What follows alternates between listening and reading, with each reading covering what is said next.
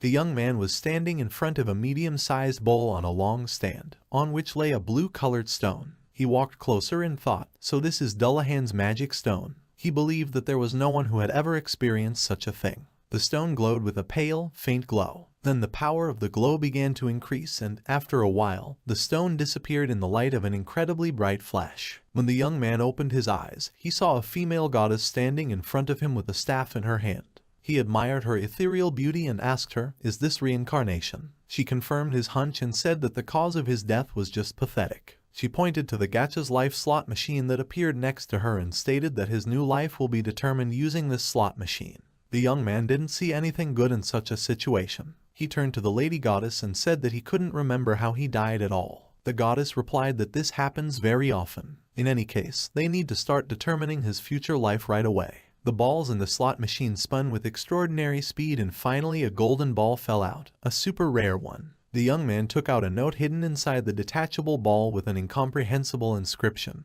Decomposition of toxins. Puzzled, he asked the goddess what it was. She replied that this skill is very strong against toxins and can easily destroy any bacteria or viruses. The young man didn't seem pleased. What is this terrible skill? Ignoring his exclamation, the goddess said that the world where he would be reborn would be like a fantasy. There will be statuses, magic, and monsters. She asked him to enjoy his new life to the fullest. After that, it disappeared. The young man woke up sitting at a round table in the room. His hands were shaking. He wondered anxiously if this was a dream or a reality. It's been 5 years. He felt that his head was splitting with pain. Then he remembered that his skill allows you to kill any viruses and bacteria. He came up with the idea to test it for mold, and as a result, the bacteria successfully died. But after using this skill, he began to have severe headaches. This was obviously a side effect. The young man pondered and thought that this was indeed a completely useless skill. He decided that he would not use it again. Then he remembered that he had forgotten about his training session with his father. He immediately left the room and ran to the training area. After the training, his father was pleased with Ein and said that he had improved his swordsmanship. Ein thanked Logan's father for the kind words, as it was a great honor to hear them from the great general of the largest kingdom on the continent. The Reinhardt family, in which Ein was born, controls the area around the port near the capital, and this has a great influence on it. The young man was sure that he was born in the family of the count only because of his rare skill. Just as the father and son lowered their practice swords, Ein's stepmother Camilla and brother Grint came to the training area with a small wooden sword. Camilla cheerfully said that Grint had already finished preparing for the training session. Logan patted the kid's head and said he looked great and looked like a real knight. Logan turned to Ain and said that he would help Green with his training, and Green should continue to repeat the sword exercise himself. Grint was the son of his father's second wife. They were only half-blood brothers, and he was 1 year younger. Ain thought with annoyance that his younger brother had a great skill. While he has the useless toxin decomposition skill, his younger brother has a skill that only a couple of people have developed in the entire history of the Haim Kingdom. It's called the Holy Knight. Ein, as he continued to practice with his sword, thought that his father wasn't exactly a bad person, but he felt that if he and Grant were compared, the younger one was more promising. This was very disappointing to Ein. The young man approached the dummy located in the center of the training field, and the guard turned to him and said that it was made of metal and he now has no way to crumple such armor. Ein decided that if he could do it, his father would definitely notice his efforts. If that's not possible, then that's why he has to do it. Ein raised his sword and brought it down on the metal armor with all his strength. The wooden sword broke and Ein fell to the ground. After training, he walked down the street in frustration and thought that he couldn't just give up just because of the difference in talent with his younger brother. If he wants to surprise his father and mother, he should try even harder than the others. Ein went to the library and sat down to read. He sat there until the evening, when his butler called him to dinner. The old man praised him, saw a mountain of books in front of the young man. He said it was commendable. Not only does he train every day, but he also studies hard. The butler expressed confidence that he could easily become a scientist, and maybe a general. Ein thanked the butler and expressed his hope that this would happen. After that, the old man informed that the lady would be released soon. The young man was glad that his mother was in the house and went to see her. He knocked on the door of the room where she was and was invited to enter. His mother's name is Olivia, but from what he remembers from his past life, she's more like an older sister than a mom. Olivia reached out and hugged her son. She said it smelled like books. She praised him for his diligence and admitted that it was very confusing for some reason. Ein said he heard that she had finished working. Olivia confirmed this and said that because she was working, she had a lot of other things to do. She laid out the documents and thought about what she should do. Ayn thought that it was obvious that her father wasn't connected to her job, but it would take a lot of effort for a girl who worked for a large trading company to deal with so many documents. Olivia told her son that she had something for him. She handed him the status card that had just arrived in the mail. It listed his name, Ayn Reinhardt, stamina, physical strength, magic power, agility, and defense skills, and also a special skill, decomposition of toxins. The young man thanked Olivia, but expressed doubts about the usefulness of his skill and asked if his status was bad or not. My mother said that children his age only had 10 stamina points compared to his 55. Then Ayn asked what the phrase gift of learning at the end of his card meant. Olivia replied that it was a skill that reduced his fatigue and allowed him to better tolerate pain.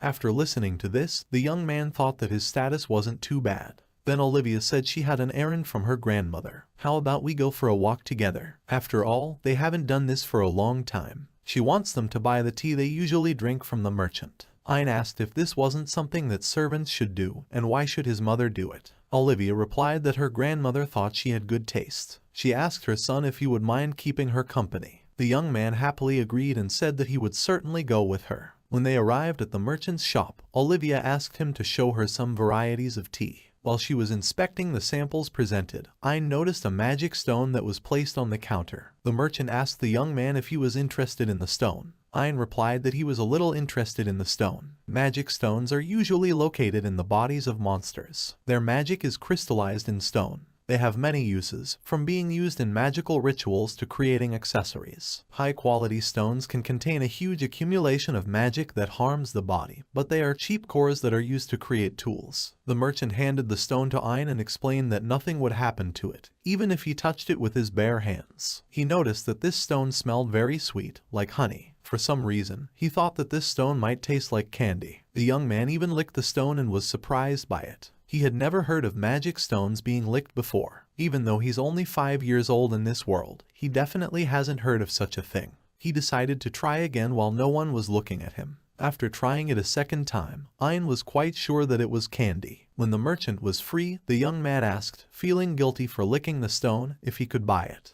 The merchant was very kind and said that since he liked it, then he would give it as a gift in gratitude for their patronage. Olivia chose 3 types of tea and they went for a walk. While walking, Ayn noticed that the yellow magic stone had turned completely colorless. The next day, he was back at the training field to improve his swordsmanship. When he made a few moves with the ball, he felt that today he had a real surge of energy. Ayn approached the iron dummy again, and the same guard warned the young master about the dangers of practicing with it. Thus, you can easily injure your wrist. Just like last time, the powerful impact caused the youth's wooden sword to break, but this time it didn't knock him to the ground. Furthermore, the iron armor broke apart and fell to the ground. The guard who was watching this event was surprised. The young master cut through the iron armor with a wooden sword. When Ayn Reinhardt returned home and looked at his status card, he saw that his stamina had increased by 10 points, his physical strength by 18, his agility by 24, his magic power by 3, and his defense by 9. Ayn Reinhardt sat primly in the padded chair of the covered carriage. His mother, Olivia, was sitting next to him. Opposite, Father Logan and Brother Grint. Olivia was annoyed and even angry. Ayn understood perfectly well why his mother was angry. She couldn't accept what was about to happen. Today there will be a meeting of the nobles, where they are now heading, where all the families will present their children. His father is about to announce that the future head of House Reinhardt will be his second son, Grint. He will also announce Grint's engagement to the Marquess's daughter, Shannon Blauenow. Olivia thought it was too early to announce the engagement now that Grint was only 4 years old. She turned to Ayn and said she was sorry that his father cared more about Grint than him. Ayn, in truth, was a little hurt, but most of all, he was upset by the sad and lonely look of his mother. He leaned on the padded back of the carriage seat and thought that for the sake of his father's recognition, he should try even harder. In the end, he still didn't understand what had happened that day when he had used the wooden sword to cut through the iron armor in the training field. Everyone says that it's just worn-out armor. Then he bound his increased strength with the fact that he licked the magic stone that day. His thoughts were interrupted when the carriage stopped at a magnificent manor where a meeting of nobles was to take place. This manor was the sole Archduke of the Heim Kingdom. My father said they should go and greet Grint's fiancée and her family. Logan asked Olivia and Ayn to wait in the lobby. After Logan and Grint left, Olivia asked the butler if Ayn didn't have the right to attend the meeting. What does it mean? The butler expressed regret and said that there must have been some mistake in making the list. Each family is allowed to bring only one child to the meeting, and the Reinhardt family is already there with Mr. Grint. Olivia said it wasn't their fault. Maybe he could let Ein in. However, the butler did not allow such a possibility. He thought it was probably Aunt Camilla's fault. She did this so that he wouldn't get in the way of Grint. Ein walked over to the small balcony that overlooked the garden and was struck by the extraordinary beauty of the view. He said it would be great if they could walk around in it. The butler immediately decided to ask his master for permission to visit the garden. When he was gone, Olivia asked the boy if he was very upset about this misunderstanding. Ein said yes, but again admired the Archduke's garden. It was really amazing. There were so many beautiful flowers in it, shining like his mother, so instead of meeting, he would be happier if they were to admire these beautiful flowers together. Olivia hugged Ein and told him that if they were at home, she would do it even harder. At this time, the butler returned and reported that the Archduke had given his permission to visit the garden, but he had ordered someone to accompany them. Accompanying them was a nice girl who met Ein and said that her name was Klein. She was the granddaughter of the head of the August house, Count August. The youth asked, "What is the Archduke's granddaughter doing here?" The girl did not answer the question, announcing that she would accompany them today and expressed the hope that they would have a good time together in the garden. They went into the garden and found that although the garden looked beautiful from a distance, it was even more beautiful up close. He was simply mesmerizing. Meanwhile, inside the Archduke's house, a crowd of nobles were engaged in bloodshed. Have you heard the news about the Reinhardt house? The next head of the house will be the second son, the one with the Holy Knight's skill. It's just a gift from heaven, considering what a terrible eldest son they have who doesn't know manners. Apparently, in the near future, the kingdom of Haim will flourish with such an heir of the great General Logan. Klein didn't think so. She thought it best not to believe any rumors. And among the other nobles, Ein gave the impression of being a true gentleman. Ein, looking at Klein, thought that this girl was very beautiful. The young man was struck by the beauty of one of the roses, and the girl explained that it was red-blue roses, a type of flower that can bloom at any time. They are known for being very difficult to grow. You need a perfect balance of water, light, and land. But Klein warned the young man to be very careful with them, because the thorns of these roses contain deadly poison. It is said that one drop can kill 1,000 people. The poison causes unbearable pain and fever, and so they are sometimes also called fire blue roses. The name has a certain meaning, but these flowers can be a great decoration. Ein asked the girl, "So these flowers are used as an interior?" She replied that she meant real jewelry. The poison of such flowers is also able to crystallize.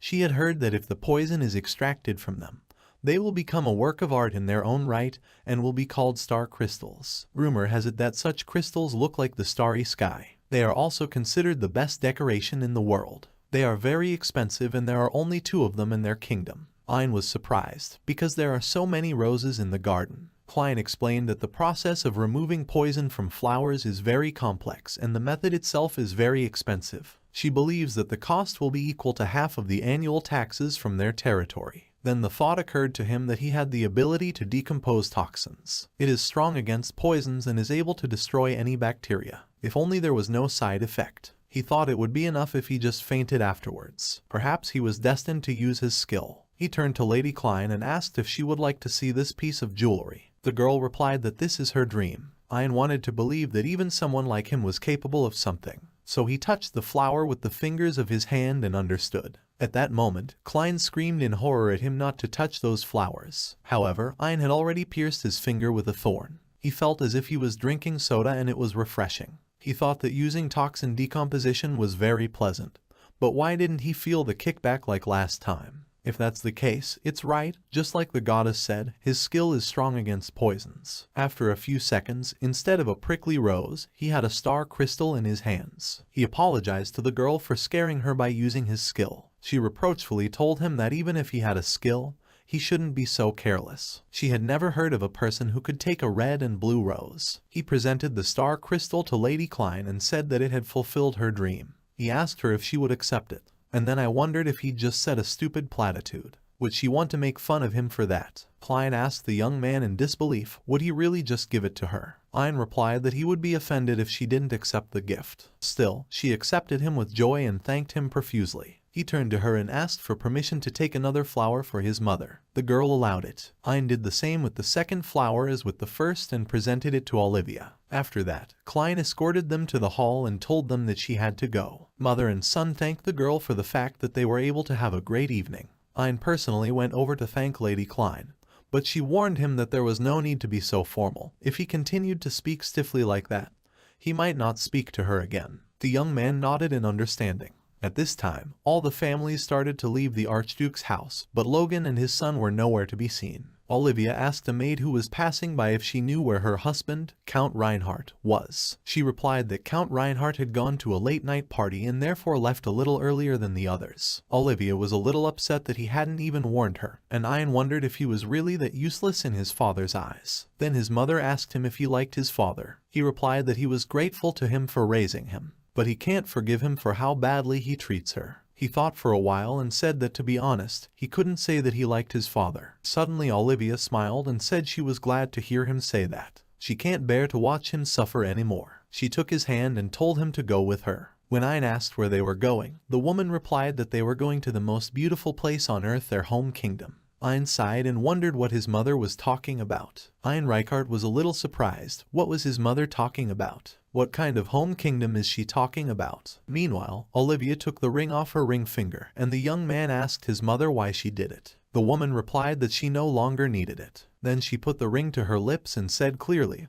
as if speaking to someone on the phone, that she was coming home and asking to be picked up from here. After that, she offered to return to the port city. They went there in a carriage and returned to the manor before midnight. However, the carriage did not stop near their house, continuing to move. Ein was very surprised and asked Olivia why they didn't stop. She said he just needed to wait a little longer. Suddenly, the young man heard an unusually loud noise outside the carriage window. Something extraordinary was happening in the city. People seemed scared and excited. Suddenly, he saw a huge warship in the port, and its length was more than 200 meters. Olivia took Ein's hand and they got out of the carriage, heading towards the ship. People gathered on the embankment and asked Lady Reinhardt what kind of ship it was. Meanwhile, the ship docked and hundreds of knights descended the gangplank, forming up in front. Olivia reassured her son that everything was going well. Meanwhile, a bare-headed girl was walking along the line of knights, helmet in hand. She walked over to the youth and knelt down on one knee. She told Ein that her name was Christina Wernstein and that it was a pleasure to meet him.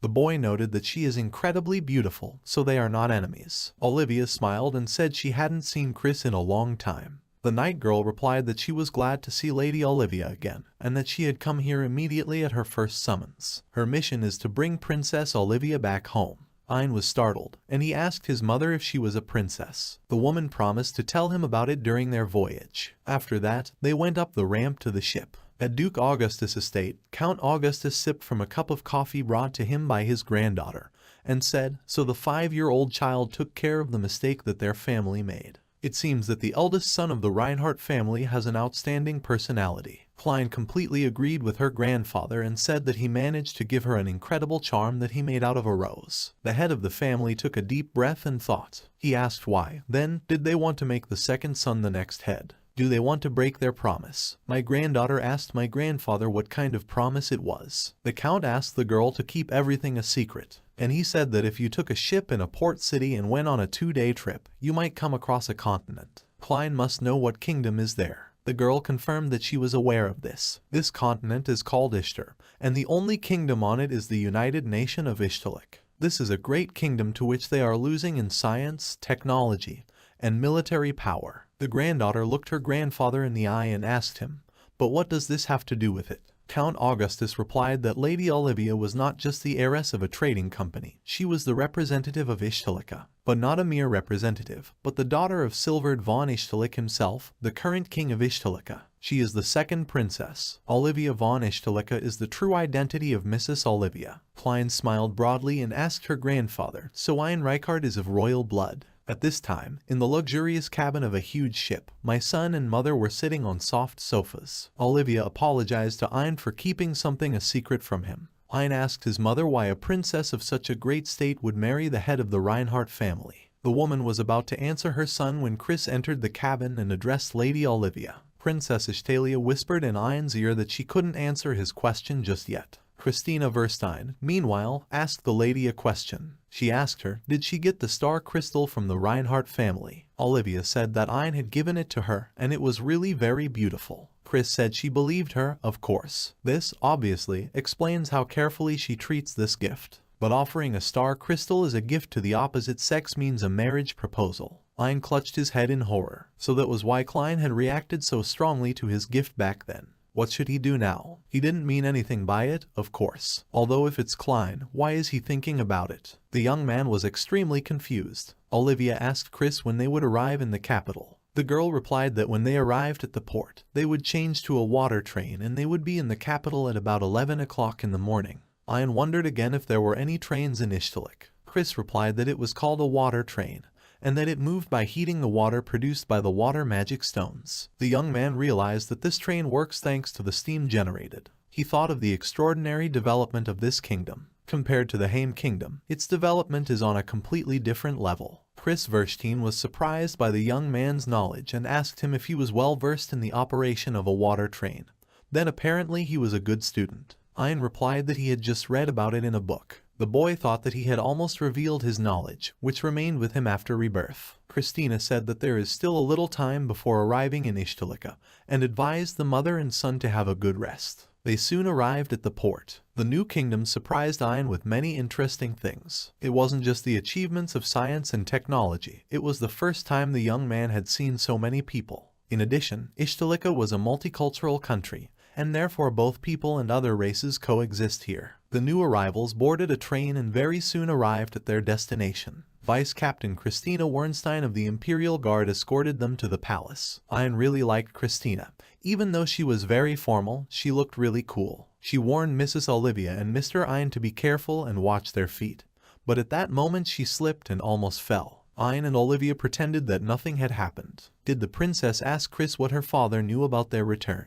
Chris said she hadn't told him yet, but Ms. Marka had told everyone to behave as usual when they met. Olivia replied that this was exactly what she expected from the brand. She wanted to make sure her father wasn't distracted from his work. Chris continued and said that if they made a fuss, they would disturb his majesty. Olivia suggested that Mark might be angry with her. Ein asked his mother who the brand was that they were always talking about. The woman replied that she was a servant who took care of her when she was little. She explained that Marka might seem scary, but she was a good person and she would introduce him to her later. Chris reported that His Majesty was in the meeting room and it would be bad if they interrupted him in the middle of a meeting. She offered to greet him later. Still, Olivia showed a desire to enter. When they opened the door to the meeting room, they saw the white-haired king at the head of the round table, and Olivia shouted loudly that she was back. Olivia's father rose from his seat, and sheets of paperwork flew off the table. It was the king of Ishtilika, a great kingdom. Ein Reinhardt was strained by the aura surrounding King Ishtilika. He approached his daughter and asked her what was going on. Why is she here if she got married on another continent? And who is this child with her? After saying this, Ein gulped down his saliva and loudly said that he was pleased to meet you and his name was Ein. He was formerly a member of the Reinhardt family. The king finally realized that this child was his daughter's son. He leaned forward and introduced himself. He is the king of Ishtilika, Silvard von Ishtilika, and he is his grandfather. At this time, a knight came up to them and said that he and His Majesty were looking forward to meeting them. He introduced himself and said that his name was Lloyd Galatia and that he was the Grand Marshal of this country. He is always ready to give his life for them. Then His Majesty asked Ein why he said he was a member of the Reinhardt family. Olivia answered for her son and said that they were divorced and she didn't want to go back there anymore. Silvard von Ishtilika asked her irritably why she had done this. Olivia replied that she was sure Ein wouldn't be happy staying there. The king turned to his courtiers and said that the meeting was adjourned. He also ordered everyone to keep what happened here a secret. After that, Silvard von Ishtilika ordered Warren and Kadima to be called in because they needed to discuss this. The king ordered Marshal Lloyd to gather his troops, and he told His Majesty not to worry. Mr. Logan may be a veteran, but in his eyes, he's just a knight. He would easily end it. Ein noticed his grandfather's unusual aura again. Olivia turned to her father and told him not to worry about it. After all, they can't attack them because of the promise of the first king of Ishtilika. The king asked Kadima von Ishtilika, the first princess and Olivia's older sister, what she thought of this. She replied that she agreed with her younger sister. At this time, she thought that the Reinhardt family had given up on the boy just because of the skill he was born with. What kind of antediluvian thinking is this? Olivia asked her father if she could explain everything to Ein now. Warren Lark, the Prime Minister of Ishtalika, said he wants to do it himself. Warren said that the main reason why Olivia got married there is because Haim has the sea crystal that Ishtalika needs. These are crystals made from the bones of monsters living in the sea. In Ishtalik, they use them to create magical items. In other countries, sea crystals are not used. They create items from magic stones that can damage the user with their power. But Ishtalik uses a special method of using the sea crystal to control this power. With this, they can allow everyone in Ishtalik to use magic items for free. However, all the crystals around Ishtalika have already been mined, and finding them has become more and more difficult. Therefore, finding no other way out, they began to request them from other countries. I nodded in understanding and asked, "So my mother married for the sake of the people of Ishtalika?" Olivia replied that it was her duty. The Prime Minister added that in exchange for the stones, they should provide protection, and Mr. Ein should become a count of the Kingdom of Haim in the future. The king said it was the best solution. He wanted to get his daughter and grandson out of the sea dragon's path. Lloyd turned to His Majesty and said that it was time for them to start looking for a new magic crystal. Olivia chimed in and said it wasn't necessary. She has already found out about possible suppliers. Even if she does what she wants, it doesn't mean that she has forgotten her duties as a princess. She collaborated with the mage and adventurer guilds to search for suppliers and eventually found one. After that, she handed the paper report to the Prime Minister and I promised to read it. He opened the report and was surprised to see that it showed a country north of Haimajira. But they should have checked everything out by now. Sea crystals from the depths of the sea began to appear in shallow waters. He thought about how it looked like Olivia had been searching while hiding her identity through the Mage Association. The results are simply amazing. It's something with something. The first princess happily exclaimed that she had expected this from her sister. The king was also pleasantly surprised. Only Ein could guess how much time and effort his mother had put into it. She perfectly fulfilled the role of the count's wife, and the inhabitants respected her and even called her a saint. But after Grint was born, everyone forgot about her, but she still continued to smile. And no matter how busy she was, she spent a lot of time with him, and he can't even thank her enough. Silverd von Ishtalika apologized to his daughter and expressed his admiration for what she was able to do. Olivia put her hand on Ein's shoulder and told him that he was the most important thing she had. No matter how hard it was, she would do her best for him. She is very happy that she has Ein. Christina noticed that Mrs. Olivia was not only prettier, but also stronger. The king announced that they now needed to take a break to reward Olivia for her hard work. He immediately signed the decree provided by Warren, and the two princesses did so after him. Then the Prime Minister officially confirmed the legality of this decree. Then, on behalf of Silverd von Ishtalik, the recognition of Ein as a member of the royal family was announced. Ein couldn't believe what he was hearing. If you tell this story to other people, they will think it's a joke. He was born into the family of a count of a kingdom much smaller than this. It didn't matter how hard he trained. No one recognized him. He was even removed from the position of heir. But that wasn't all. The king has announced that Ein von Ishtalika is being appointed crown prince. Overnight, Ein became the crown prince of a huge country. The capital of Ishtalika was agitated by recent events. Everyone was discussing the latest news that it looked like Princess Olivia was back. Everyone wondered what had happened in Jaime.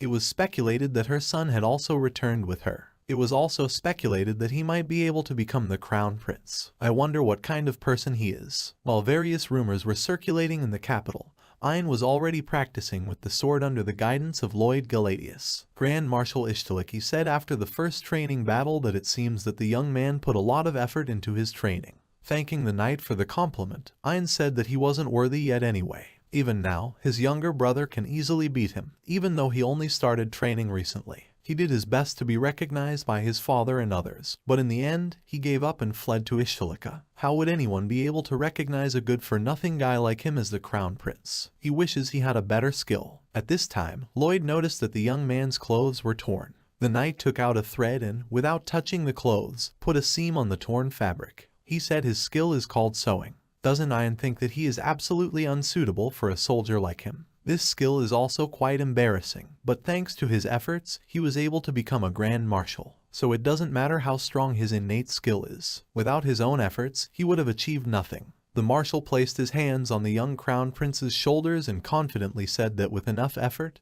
he could become anything. And if he continues to work on himself, he will soon realize that all this was not in vain. Suddenly, Kodamur ran out to the training ground and happily announced that she had finally found Ein. She grabbed his arm and pulled him along, leaving Lloyd baffled. The girl dragged Ein into the library and sat him down at the table. The young man asked why the first princess needed him. The girl replied that Olivia had asked her to check it out. Then she asked if he was ready. Meanwhile, Chris brought tea for Lady Kadima, and Ayn thought that it was easy to get along with her, because she was just an ordinary cat. The girl took a sip from her cup and turned to Ayn, asking him to show her his status. He handed her the card. The first princess took a look and wondered how with such a status, he wasn't chosen as the family's heir. Ayn looked at his status and was surprised that it had improved significantly. All of his skills had grown. In addition, the skill absorption appeared. The young man was surprised by the appearance of this skill, and the girl said that this is not surprising at all. It proves that he is Olivia's son. This is the racial skill of dryads. Ayn asked Kadima if dryads were not tree spirits. Was he one of them?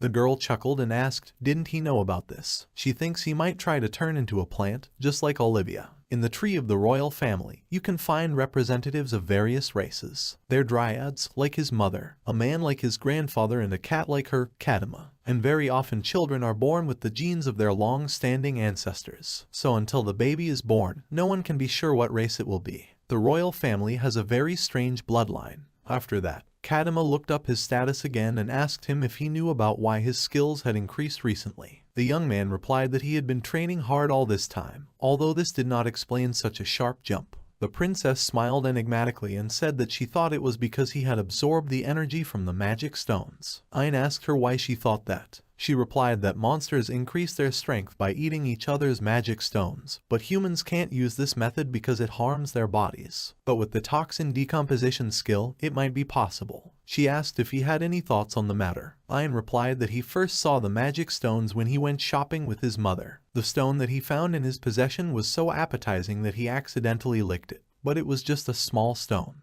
It couldn't affect him that much, and he didn't run into rocks after that. Chris, who was nearby, said that she felt like Lord Ayn was absorbing the energy of the magic stone inside her. The young man protested and expressed doubts that Chris' body contained a magic stone. The girl smiled and said that she was actually an elf, and every demi-human has a magic stone in their body. Ayn said in confusion that he must have the stone, too. Chris Verstein said that she felt it when they were heading to the capital. Later, she realized that she was very tired and almost fainted. Ayn thought back to how she almost fell down in the palace because of her clumsiness, but in reality, she wasn't feeling well. He was horrified. He turned to Chris and said, but what about her magic stone? Was she badly hurt? Chris said she was fine. Then Kadima said that they now need to test her theory. First, they should try to start with 2 boxes of magic stones. She threw off the bedspread that covered the 2 drawers on the table. The first box contained cheap stones worth 5,000 gold, and the second box contained expensive stones worth 90,000 gold.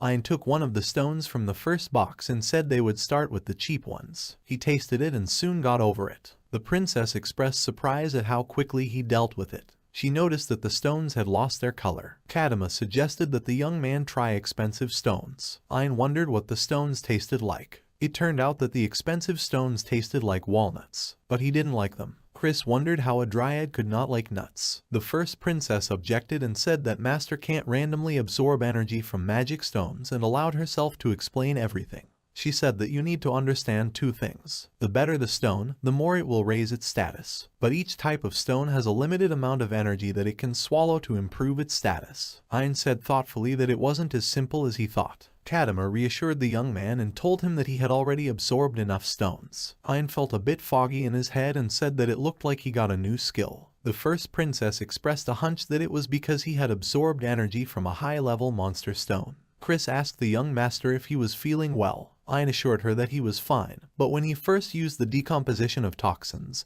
he suffered from a severe headache. Why is he okay now? Kadima replied that it was thanks to his gift of learning skill, which strengthens his body and improves his immune system. Just then, Olivia came into the library. She hugged her son, embarrassing him. After that, the older sister reported to Olivia that she did not find any problems with her son. After that, Olivia took Ayn to see the king. The 3 of them then went to the royal treasury. My grandson asked my grandfather why they had come here. Silvered von Ishtalika replied that as a reward for his achievements, Olivia asked him to give him something. This something is a national treasure of Ishtalika. This is Dullahan's magic stone. More than 500 years ago, the Demon King appeared on the continent and Dullahan was one of his minions. With his sword, he could split heaven and earth. He was a strong black-robed warrior who made it into the annals of history. Olivia added that their ancestor, the first king, defeated all the demons and founded the kingdom. He was recognized by everyone as a hero of the world. Ein couldn't contain his excitement. This story sounded like a fairy tale to him.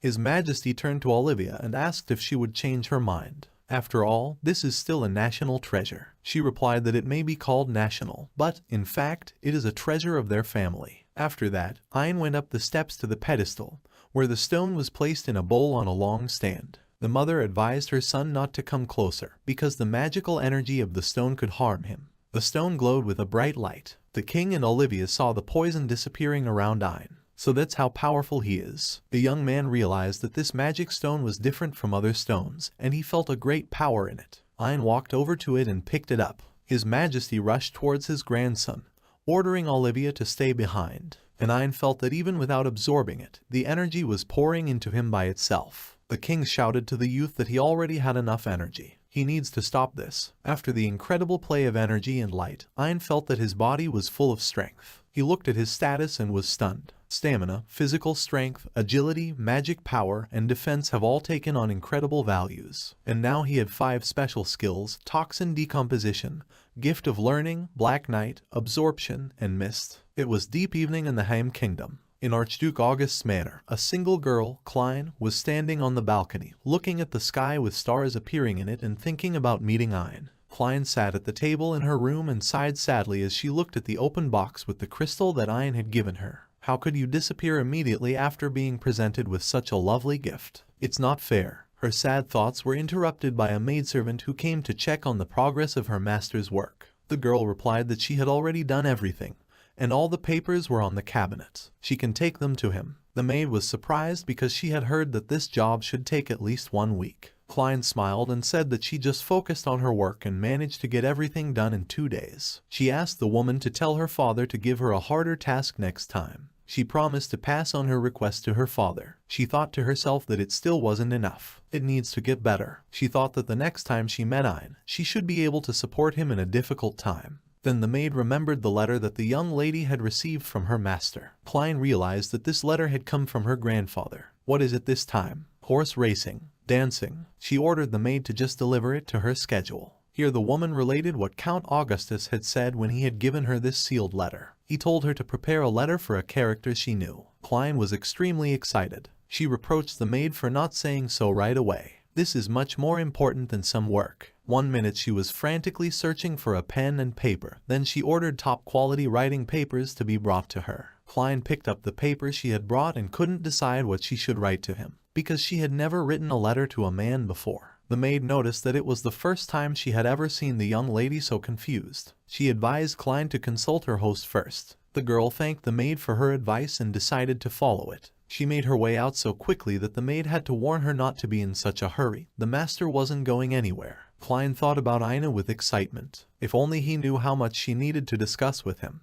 I wonder what he's doing right now. At this time, in the residence of the king of Ishtulika, Olivia was hugging her son. Silverd von Ishtulika proudly said that this is a complete success. He urged his daughter to look at his status. He just soared up after absorbing the power of the stone. Then the old man turned to his grandson and urged him not to let the numbers turn his head. He must remember to train hard so that his body can withstand all this incredible strength. After that, the king turned to the second princess and asked her if everything went according to her plan. She, the person closest to her, knew exactly what he was capable of. Why had she kept it from him? The king suspected that she had planned all this from the beginning. Olivia replied that at first she was only thinking about fulfilling her duty as a member of the royal family. However, after the death of their closest ally, the former head of the Reinhardt family, she began to feel insecure about their future, and as a result, she was unable to decide to speed up with Logan. She gave birth to Ein like a dryad. She confirmed her father's guess and said that she had planned it all from the beginning.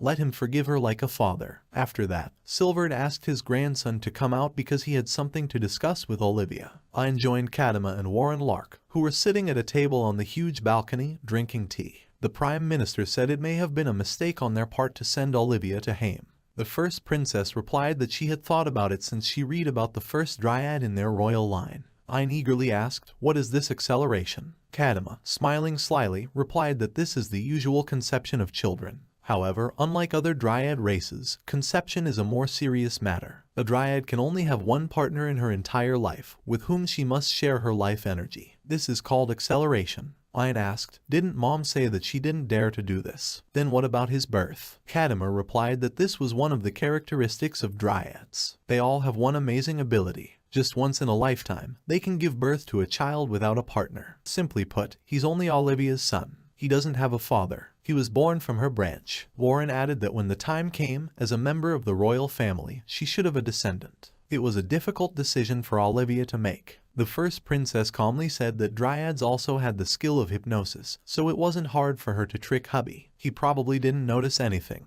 Olivia was so suddenly overwhelmed that he had to forgive her. Ian agreed with his aunt and said that he was even glad that Mom didn't take root with this Logan guy. The main thing is that her life is not in danger, and he does not care about the words of others about it. Kadima said that although this method is not often used, she is sure that Olivia went through a lot for him. The Prime Minister considered it important to add that the Reincarnated family also failed to fulfill its part of the agreement on his becoming the next head of the family. But Haim remained silent. The young master expressed the opinion that it was unlikely that anyone would blame Olivia. His spirits rose considerably, and he expressed a desire for something to eat. The Prime Minister noted that the young man's nerves are much stronger than he thought at first glance. Kadima leaned in the young master's direction and advised him not to go into the reception room, because there is another national treasure of their own, the Demon King's magic stone, as a decoration. Did the young man specify the same Demon King that the first king defeated? The Prime Minister nodded his head and said that it was true. The first princess turned to Ian and told him that there was a theory that when he was hungry,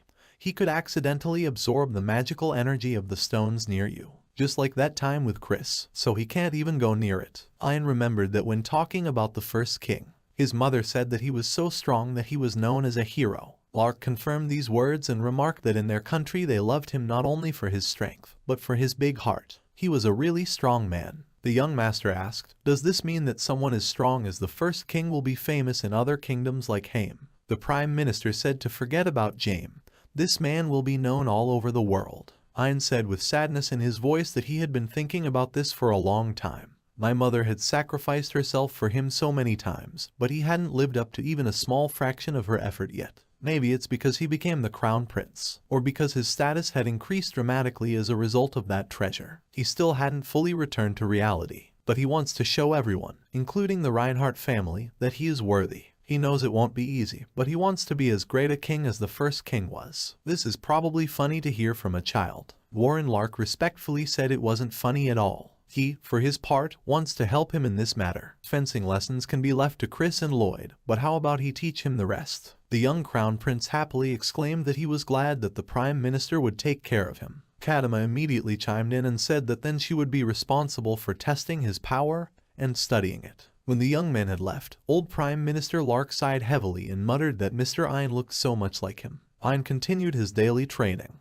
The days passed quickly, and now it was summer. He had already been in Ishtilik for 8 months. Lloyd Galatia told him that he would be fighting forest monsters in training today, and unlike the soldiers in the castle, they would be trying to really kill him. He urged the young man to be careful. Soon, the first monster appeared in front of him. Chris turned to Ian and calmly said that it was a forest rat. She wanted to explain to the young man how he could defeat her, but the crown prince said that it would be better if he could figure out how to do it himself. Everyone knew that this was the master's first fight. Ain, seeing the monster approaching, thought that he didn't want to feel its claws and fangs on him. When the rat jumped up and charged, Ain easily sliced its body open with his sword. That wasn't all. The young man had to fight a few more rats. After that, he wiped the sweat on his forehead and said that it looked like there were no monsters left in the area at all. The Grand Marshal complimented him on his excellent performance, and Chris noticed that the master could now fight with several castle soldiers, and she expected this result from him. At this time, another creature rushed at him, but the young man used a phantom hand.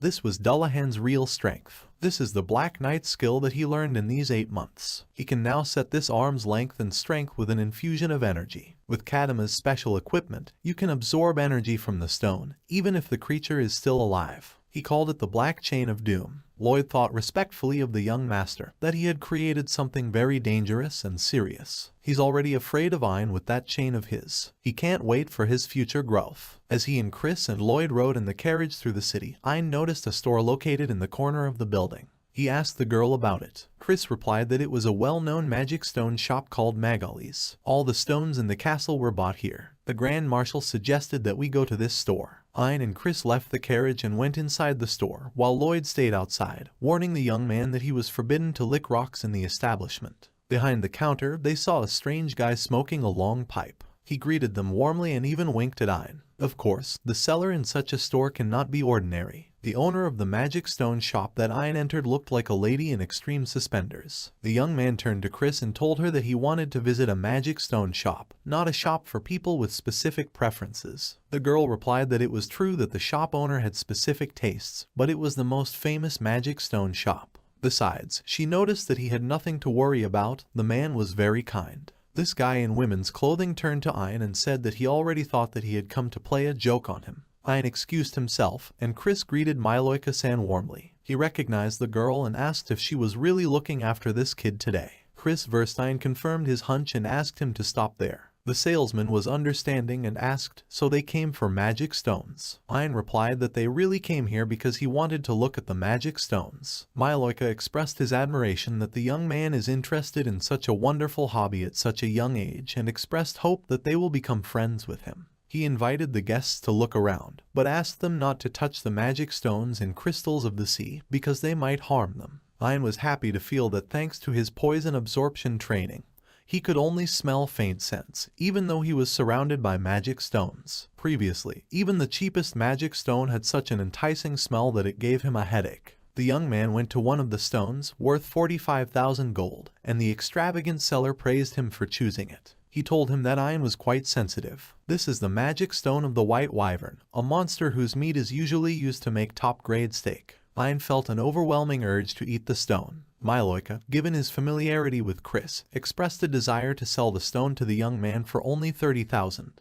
Ein thought for a while and said that he had received some money from his grandfather the other day, and it would be good if he added a few more to this stone, including for 100,000 gold pieces. The seller with special preferences expressed a desire to immediately pack them for the young man. While the salesman was packing up his purchases, Ein couldn't wait for him to start devouring them. Suddenly, his eyes fell on one of the rocks that he hadn't noticed at first. The seller saw that this magic stone had attracted the buyer's attention and said that it was known as the cursed gemstone. Rumor has it that it stalks its owners in their sleep, talking to them. And even the display case for him was made of special glass to seal his power. Ein turned to Chris and said it was a strange story. After all, magic stones can't talk, so it's true that he feels some strange energy coming out of him. But somehow he thinks she's not evil. He turned to Miloika-san and asked if he could sell this magic stone along with the ceiling showcase. Chris tried to dissuade the young man from buying such a thing. She was afraid that something bad might happen. The seller remarked that it looked as if the stone had subdued the young man.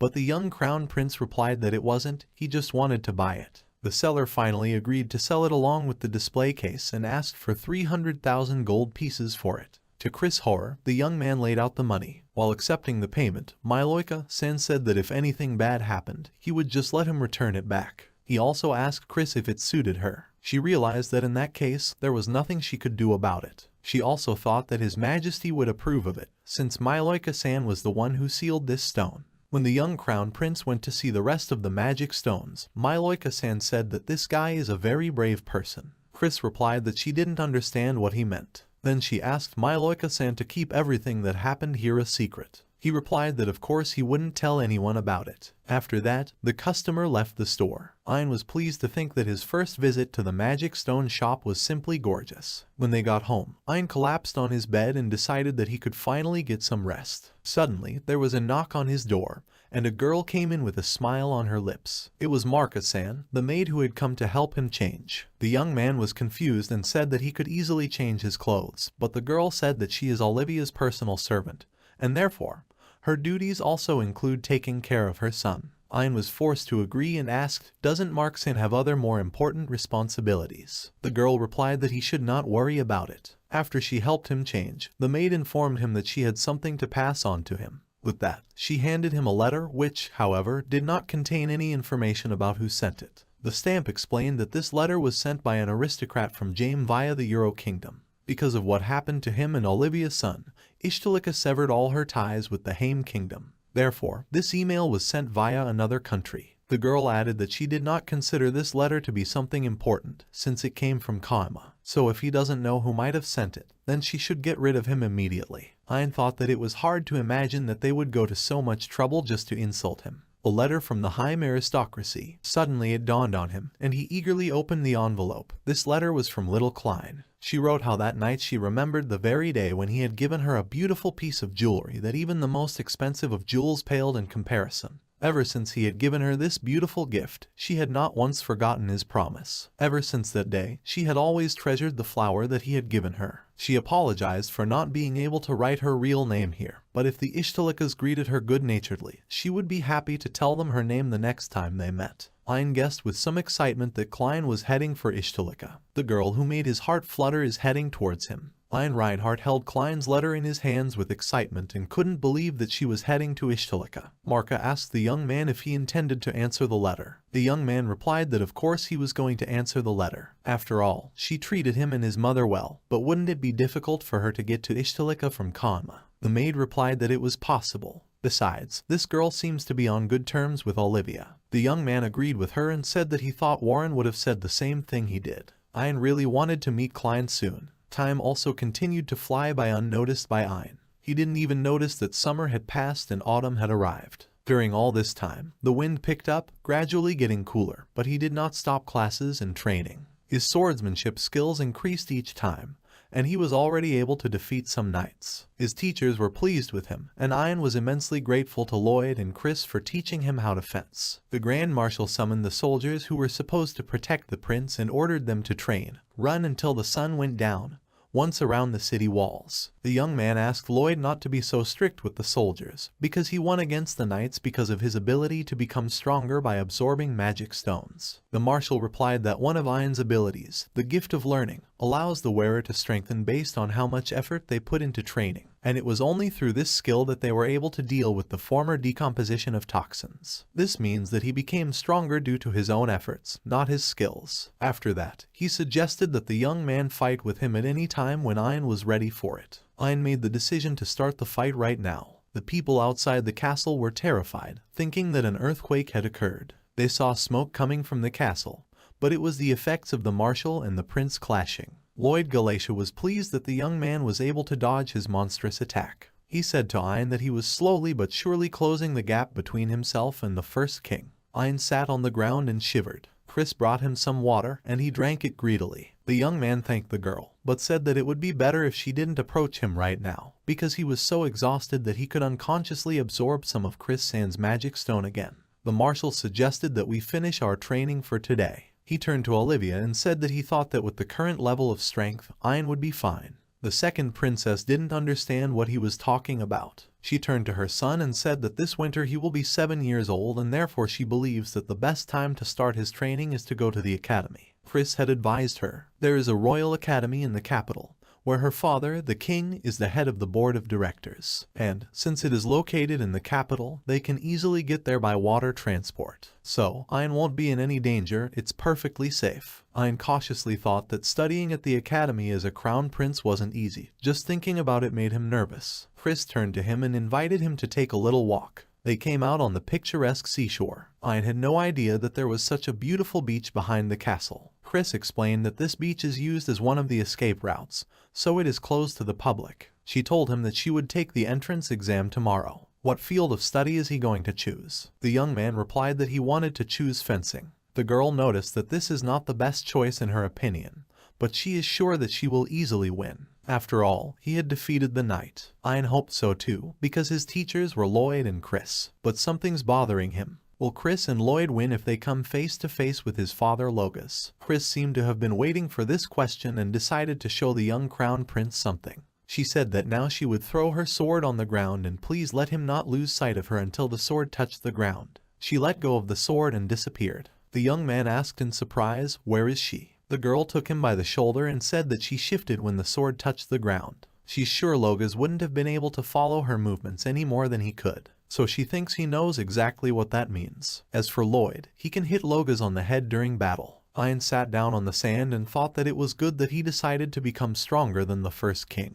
But now he understands that to do this, he needs to become stronger than Chris and Lloyd. He told the girl that he would make every effort to do so. He asked Chris did she pull him outside to help him relax before the test. The vice captain laughed and said that he had guessed correctly. They took the train to the test site. Ian was surprised by the huge number of people on the street. Chris explained that this street is called Akademicheskaya, so it is always full. But there are not only students here, but also their security guards and several researchers. After walking along the beautiful buildings, they came to a magnificent palace. It was the Royal Academy building, Kingsland. They said their goodbyes at the entrance, and Ian went on alone. Chris advised him to give it his all on the test. He went inside the building, looking for the test room. When he opened one of the doors, he saw the examiner hit the girl who had fallen hard. He told her that if she didn't have any motivation, she should just go home. He thought that the man was very rude, but maybe this was a test of their mental toughness. Holding his sword on his right shoulder, the examiner asked who was next. I knew that during the entrance exam, a candidate was not allowed to give their name. This rule was introduced to ensure that the exam was 100% fair. The examiner said that during the exam, they can certainly use their sword. He took down another student and told him that even the weakest monster would easily beat the shit out of him. Did he really think that he could serve under His Majesty with such movements? The examiner continued and said that they can also use martial arts and their skills as long as they are not ranged attacks. He called for the next test. It turned out that Ian was the last examinee. He thought that because of the unique nature of his skill, he wasn't eager to use it yet. He decided to prove his strength with his blade. He pulled out his sword and spoke to the examiner, asking him to take care of it. The man looked at him and ordered him to come to him. The young man rushed to attack and the examiner immediately said that he was quite good. Ian decided that he had to make sure that the teacher couldn't predict his next strike. He must use his speed to come in from behind and deliver his punch. The examiner confusedly said that he thought too much of himself, and he did not have even a grain of the necessary equipment. Ian realized that this man was much stronger than the knights, but that doesn't mean he doesn't have a chance to win. Besides, it's just an exam, so you don't have to win. The teacher, meanwhile, asked him if he really thought that such stupid tricks would work against him. Looking at his puny technique, he is sure that his master is just as puny as him. Then he offered to finish the exam, but Ian said that he wanted to continue testing. The examiner replied that he should not even think about holding back because he was an examiner. These are the rules. He added angrily that a non-entity like him who didn't even know how to use his ability was obviously raised in a family of scum. Let him approach him to learn a few lessons from him. Ian asked if he could use his skill if it wasn't magic or ranged. The teacher said that this is allowed by the rules. Ian thought about how he couldn't let it go. If this rude man not only insulted Lloyd and Chris, who taught him swordsmanship, he also insulted his mother. He can't forgive him for those insulting words. The young man used the Phantom Hand skill and the Dark Knight skill. The examiner was terribly surprised. He could not understand what these pseudo-hands were. He asked the young man to explain it to him. However, Ian wasn't going to do that, since he didn't have to explain it. He didn't recall such a rule. Ian stepped towards this evil man and asked him to get ready. The examiner thought uneasily that he had no idea what kind of skill this kid had. He told him that if 1 or 2 extra hands would help him become stronger, then so be it. After saying that, he charged at the young master. The teacher noticed that the youth's attack frequency had increased significantly, but he knew what to do about it. A few seconds later, Ian saw how easily he had dealt with the Phantom Hand. Isn't even that enough? It should absorb even more magic power. The man was slightly surprised. How can this kid increase his strength in the process of fighting? Ian concentrated and said that this time it would be him who attacked. After the young man charged, the examiner warned him not to use his might to smash the entire training field. He also noticed the incredible speed of his movements, but he also saw that the youth was pretty exhausted, constantly strengthening his phantom arms. The teacher was forced to defend himself with both hands under the pressure of Ian, which the young man pointed out to him. The examiner realized with horror that there was something wrong with this child. This was the first time he had fought face to face with such a person. He's still on his feet. This person is really something. And the young man was ready to continue the battle. The examiner approached him and said that there was no point in continuing this exam any longer. This was the first time he had ever destroyed an exam site so badly during an exam. Ian Reinhardt bowed to the master and apologized for not being able to restrain himself out of anger and destroying the playground like that. He thought that no matter what it looked like, he was seriously screwed right now. The man's words angered him so much that he wanted to defeat him at all costs. He foolishly failed the exam. The teacher with the broken sword approached the boy and said that he was well aware that he had angered him with his words. After that, he handed him a certificate confirming that he had passed the exam. Ein was surprised and said, but wasn't he being arrogant towards him? The master replied that it was not worth paying attention to, just that they would leave it between them. Ein, with the certificate in his hands, happily went to the exit to share his luck. However, he could see that the vice-captain was extremely angry with him, even though she had congratulated him on passing the exam. He asked her why she was angry. She replied that he had used it, but he had promised not to. She could feel his aura even here on the street. Ein replied that even though he knew it was just an exam, he couldn't just let someone speak ill of Chris and the rest of the people he cared about. Chris replied that he shouldn't have used his skill anyway. You can't just show this skill to the first person you meet. Ein boasted that he still hurt the examiner badly and even asked if he would be fine. The girl replied that the academy has a very experienced healer, so the examiner is always ready for such an outcome. In addition, the examiners are experienced retired adventurers, so they are very hardy. A poet who can personally injure an examiner will still get a couple of extra points. Then she said that an incident of this magnitude would definitely reach His Majesty's ears and warned Ein to be prepared for anything. A few days later, in the palace of the Ishtalika kingdom, His Majesty turned to his grandson and said that they had not made it public before, but he was already 7 years old and should start getting used to behaving like a crown prince. So he plans to send him to practice in the port city of Magna. This will be his first job as crown prince. Ein was both excited and anxious at the same time. On the deck of a modern ship, Silverd von Ishtalika was giving his grandson his final instructions. He asked him to try to take a good look around here. Chris, who was standing nearby, added that what he was looking at right now was the pride of the Ishtalika Navy, battleships. Ein looked at the magnificent and beautiful warships moored in the port with delight. He could feel their immense power. But in the back of his mind, the question constantly stirred, what is waiting for him next? After all, this is his first public case. Eyeing the bay filled with a large number of ships, Ein asked, so there is also a military base located in Magna.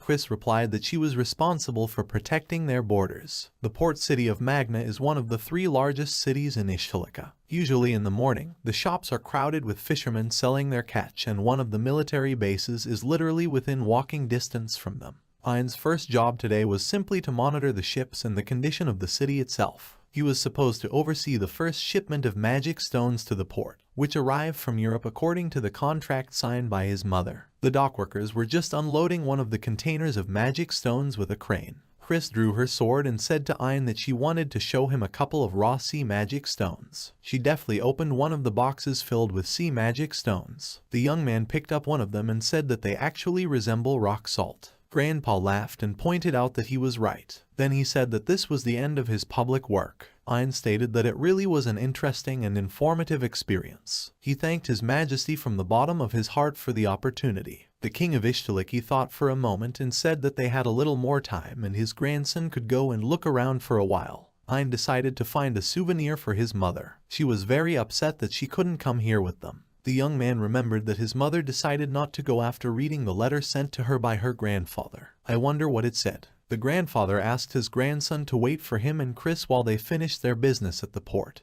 and the young man gladly agreed. Silverd wanted to arrange for a room for the crown prince, but he refused to be in it and said that he rarely went so close to the sea and therefore wanted to get a closer look at it. Chris was absolutely against it. She said that even being on a military base is still dangerous. But the grandfather calmed her down and handed the pendant to his grandson, putting it around his neck. It was a great earth ruby, a powerful magical artifact that can create an impenetrable dragon defense around the wearer. It is able to protect its host in any case. After that, Chris agreed to let the young man take a walk, but she asked him not to go too far. Ein stood on the edge of the pier and admired the calm sea and the unusually clear sky. Small fish swam serenely at his feet, and birds flew in the sky. It was already truly autumn, but today was a very warm day, and if he wasn't the crown prince, he would have enjoyed sleeping in the open air right here. Then it occurred to him that of course he could sleep here and no one would know about it. After all, no one has ever announced that he is a crown prince, so this is his last chance to do it. He lay down in the shade of the crates and found it very comfortable. He felt very good, and the sound of the waves sounded like a lullaby. As he drifted off to sleep, he thought of Roundheart, which was also a port city. He dreamed of the huge flower garden where he had walked with Olivia. The flowers smelled very nice. Suddenly, he felt like someone was tickling him. He saw the girl through his half-closed eyes, but decided it couldn't be because he wanted to take a nap on the pier. But this floral smell was familiar to him. The girl leaned over him, putting her knees under his head. The young man opened his eyes and was surprised to recognize this girl as Klein. They held hands and smiled. Klein said that she was very surprised when she found out that he was a member of the royal family. Ein laughed and replied that he was also surprised when he found out about it. The girl bowed her head and confessed that when she found out about it, she thought that they would never see each other again. Ein hugged her and said, "But they're talking to her right now." Then he asked if Klein had arrived alone. It turned out that she had arrived with her grandfather and several maids. She pointed at them surreptitiously. At the far end of the pier, he saw Duke Augustus with a strange aura. Klein explained that her grandfather is already a former archduke, because he is old and passed the primacy of the family to her father. After her retirement, her grandfather took her to the trading town of Birdland, but in the middle of the journey, they went missing. At least, that's what everyone should have been told. After that, with Olivia's help, they boarded a boat from Euro to Ishtolika. Otherwise, if anyone in James found out that part of the Archduke's family had gone to a country that had broken off all relations with it, my father would have had problems. At this time, Chris appeared on the pier, and Ian wanted to introduce her to Klein. However, she claimed that she had already met Klein and her grandfather while Ian was sleeping on the pier. Chris asked the young man never to do such a thing again. Then she suggested that they go back to the magma, and if Klein wasn't tired, she could join them. The girl agreed with pleasure and curtsied to ask His Highness the Crown Prince if he would allow her to accompany him. Klein sat across from Olivia at the round table. The girl said to the second princess that she was very grateful for the help she and her grandfather had given her and for being able to prepare everything for their journey. Olivia asked Klein not to address her as a princess because she was getting sad. Couldn't they talk the same way they did when they first met? Klein agreed and wanted to know what Olivia had to say to her. The second princess sighed and asked the girl what her future plans were. What was she going to do? Right now, it's just the two of them in this room, so there's no need to hide anything. Klein thought that before meeting Ein, Warren had asked her a similar question. She had received a gift from the Crown Prince, so she crossed the ocean to meet him again. But then she was asked what brought her to Ishtolika. Now Olivia asks her about her plans. Klein thought that Olivia wanted to know what her intentions were with Ein. The girl replied to tell her the truth. She is not sure that she has the right to do so. Then Olivia asked the following question. Is she going to live in Ishtolik for the rest of her life? Klein honestly replied that if that was her question, then from the moment she left Augustus Manor, she was prepared for it. The second princess seemed very pleased. She said if that's the case, there's no problem. She promised to put the girl in one of the academies from next spring. This academy is slightly different from the one Ein entered. This is a women's academy, where her mother Coralva works as a director. Their royal family will prepare the perfect place where a diamond like Klein will be polished to a high gloss. If it can shine brighter than other diamonds, then no one will dare to refuse or object to it. Then, taking the girl's hands, she asked her to let her help her shine. Tears welled up in Klein's eyes and she agreed. Ein Reinhardt was in the home library, and he was busy completing the tasks he received to prepare for the academy's training. Marcus-Anne, the maidservant, drew Ein's attention to the fact that it was already dark. She asked him not to overexert himself so much. The young man thanked Mark for his concern and said that he would now finish one exercise and finish it. As soon as he finished the task, someone suddenly put an arm around his shoulders. Ein started. It was Klein. She asked the young man, isn't he overdoing his studies here? In turn, Ein asked the girl what she was doing here. She replied that her classes were already over, so she decided to stop by and check on him. Ein expressed a wish that she would greet him in a more normal way because she had scared him. Klein replied that in the end, he didn't notice her coming because he was too focused on his studies. Then she said that she felt that she should put more effort into learning. They talked about various things for a while, and then Ein said that it was probably going to be a homecoming celebration soon. The girl nodded her head in understanding and reported that Baron Sama had already invited her and Grandpa as guests. The young man expressed doubts whether he will have the opportunity to attend this celebration. After all, no one has yet announced who he is. Klein said conspiratorially that there were several good ways around this obstacle. She whispered a few words in his ear, which delighted the young man. Then he asked the girl when she intended to go to bed. Klein replied that she was just about to go to the bathroom. Ein noticed that the bathroom was really big, so she should really enjoy it. The girl made sly eyes and asked him if he would like to join her. Ein was outraged by this suggestion and said that he didn't want to do it and told her to go take a bath immediately. Klein replied that then she puts it up for next time. Finally, it was the day to celebrate Olivia's return. A large number of people were gathered in the palace. Ein was waiting for Klein in the hall. Soon, he saw her fluttering around in a beautiful new dress. She apologized and said she hoped he hadn't waited long for her. She needed to keep her grandfather company and meet some people, so she stayed a little longer. The young man replied that everything was fine and this dress looked great on her. The girl, in turn, praised him for his beautiful appearance in a formal suit. When they were in the hall with the guests, Ein said that it was really a great celebration. Since his arrival, there hadn't been a single thing that didn't surprise him. Even this water train. This was his first ride, and it's not even surprising that this is the case, but that absolutely anyone can ride it. And also these city lights, they are so mesmerizing and beautiful. It feels like he's looking at some beautiful jewelry collected in one dark box. Klein added that in addition to all this, she is struck by the way magic stones are processed in this country. Just to think that magic stones can be used in your daily routine. She's even a little taken aback by how much common sense in James differs from here. Ein noticed that she didn't really have anything to worry about. As long as it doesn't touch the stone, nothing will happen to it. Then he added that this was his first experience of attending such parties. After all, no one had said anything about him yet. The girl asked the young man if he had not been told when he would be announced to the whole of Ishtilika. Ein replied that it would happen next spring. They said they would do it before she and he officially went to the academy. Klein advised Ein to prepare a special speech. She asked him, how about we take an example from the people he admires? Ein confessed that he would like to be like the first king. So, apparently, he will have to learn to speak in a rougher, older voice. The two young men were so engrossed in the conversation that they didn't notice how the guests in the hall were whispering animatedly. Many people didn't understand what the Prime Minister was thinking. Why did he invite people from Haim to this party? They only stained the floor of their castle. After hearing such conversations, Klein reassured the young man, telling him not to worry, but instead just enjoy this party. She tugged on the young man's sleeve and said that she had recently seen some delicious-looking dishes. With his permission, she would take some, and he should wait for her here. As the girl left, Prime Minister Warren approached Hein and asked where his friend Klein was. Ein replied that she had gone to get some food. Warren said that he intended to tell him that His Majesty had prepared some gifts for Ein that he would be able to see in a while. It's about that dinner party in James. It seems that His Majesty is really worried about that incident. The Prime Minister added that he agreed with his grandfather that it would be a good idea to talk about him and his status at this party. At this time, they heard the sound of a plate breaking. Ein saw Klein accidentally break a plate of food taken from the table. Some nobleman called her a hillbilly from Haim and asked her how dare she come to this party. Warren Lark glared at this noble and said that he would take care of him now. At this time, the brute reached out to Klein with a threat to punish the girl. Then Ein caught the nobleman's hand and asked if he had any business with his guest. The evil nobleman didn't let up.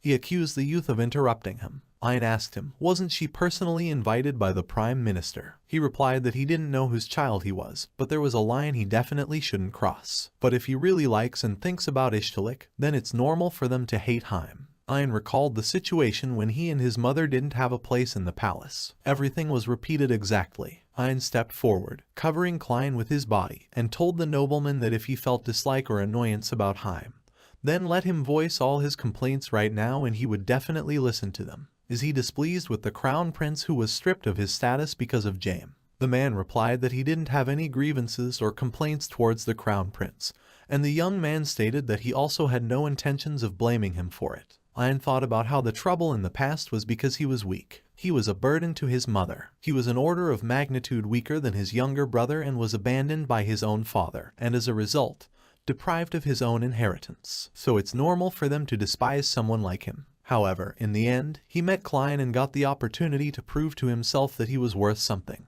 Ein apologized to everyone for his earlier weakness and insecurities, but assured them that it wouldn't be a problem for him anymore. After that, he walked over to the stone in the center of the table and picked it up with both hands. The people around him shouted that he obviously wanted to die, but the young man calmed them down. After that, the energy of the stone itself surged into his body. Everyone present at the party froze in amazement. The blue magic stone turned transparent. After that, Ein said that now he would not lose to the monsters in strength, and this magic stone would help him in this. So he wanted to ask them all something. Who here thinks that Ishtilika has no pride? Then he turned back to those present and said that if they still had any complaints directly to him, they could come to the castle at any time. He held up the stone in his hand and said that his name was Ein von Ishtilika, and as crown prince, he promises all of them that he will become a king who will rule Ishtilika just like the first king did. Everyone was in utter amazement. No one thought that this little man was the crown prince, His Highness. Then Ein took Klein's hand and said, if they can accept him, they should accept this girl too. It turned out that the unintentional announcement was successful, and was successfully accepted by everyone. Ein has officially become the crown prince of Ishtalika. A couple of days after Ein von Ishtalika announced himself as the heir to the throne at a party in honor of his mother Olivia, he was also announced to all residents of Ishtalika. The opinion of the country's elite was on his side. The nobles were saying that the prince was very bold at the last party. He hadn't even flinched at the boundless power of the magic stone. He really is a great person. The women said that he was so bold that he stood up for a lady who came from another continent. The scene really struck the female half of the population of Ishtalika to the core. The king was also pleased, even though it was unexpected, but he was glad that the announcement about Ein went smoothly. The prime minister expressed confidence that the nobles highly appreciated the prince. Apparently, there were rumors about his performance at the party. Silverd von Ishtalika would have liked to punish him for this, but he had already put him through a lot in the circle of his past family. Warren Lark noticed that Ein's speech at the party was still very similar to the first king's speech, and he'd never told him about her. But, most likely, Ein was very interested in the first king, and therefore read a lot of literature about him. The king replied that he had recently received a reply from Lady Klein. She promised to give it her all when she entered the Women's Academy next spring. And to help her out a little, he decided to give her the opportunity to choose from 3 types of training. The prime minister asked which type she had chosen. His Majesty replied that the first type is the path to becoming an official, the second is the path to becoming an erudite queen, and the third is the path to becoming a princess who will influence people's lives. She chose the path of becoming an erudite lady who has a significant influence on people's lives and is able to protect the king himself. In short, she chose all 3 types. It seems that not only Ein, but also Klein is an advanced person of the new generation. The prime minister agreed with the king. Ein told Klein that they were going to different academies, but they still had to give it their all. Olivia considered moving to the academy campus in order to see more of Ein, but it turned out that it was forbidden by the rules, and if she did, there would be an incredible amount of noise and uproar. Finally, after much fuss and chatter, Ein and Klein went back to their respective academies and wished each other luck. When Ein and Chris arrived at the academy building, the young prince felt that the place was even more crowded compared to when he was taking the entrance exam here. He couldn't even imagine walking through this street every single day. Chris told him not to worry and vowed to make sure that he could get to his school safely every day. Therefore, do not worry so much, because this road is the only difficulty on his way to knowledge. And when they got to school, he would feel really at ease. Ein again expressed doubts that he would feel at ease at the best Ishtalika school. The young man seemed excited, as he would be attending this school starting today. At the entrance, Chris said goodbye to him and again advised him not to worry. As long as he stayed in the academy, there would be another person to take care of his safety instead. Ein wanted to know who the man was. Chris called a young man to her side, who knelt down and said that it was a great honor to meet His Highness. The vice captain of the guard introduced the prince to Dil Gallant, son of Lloyd Sama and Marquis Sam. Ein was simply amazed. The marshal and the maid are a married couple. They are an abnormal couple with an unthinkable difference in weight and height. After recovering from a serious shock, Ein greeted Lloyd and Marquis' son warmly. Chris noted that even though he was still a novice knight, he was still a cut above his peers. She believes that Dil is able to protect him while he is on the academy grounds. In turn, Dil Gallant expressed his pride at being chosen to be His Highness' bodyguard. Then Chris remembered that she had a message for him from the king. She told him verbatim that the king had advised him not to be formal or modest when dealing with Dil. Remember this whenever he wants to thank him. Simply put, His Highness wants him to train while interacting with Dil. Ein turned to Gallant and said that since they would always be together from now on, he could call him by his first name. However, the young man apologized and said that, being his bodyguard, he could not afford to address him like that. Chris said that when his classes were over, she would be waiting for him at this very spot. And don't let him go home with Dil without waiting for her. Let him never forget it. With that, she left. As Ein headed to the classrooms, he asked Dil if this school had an official reception for new students. The bodyguard replied that there was no such thing in this academy. He added that classes would end at noon, so he would give him a tour of the academy after lunch. Ein informed him that in that case, he would be waiting for him in his classroom. The door to his classroom was very large, as expected of the Royal Academy. The young prince asked, "Doesn't it stand out too much compared to the other classes?" Dil replied that only the best students can study in the first class, so the academy shows the difference between them and the rest of the students by using the size of the door. This class is a place for those whose abilities and skills will be used for the benefit of the nation in the future regardless of their origin.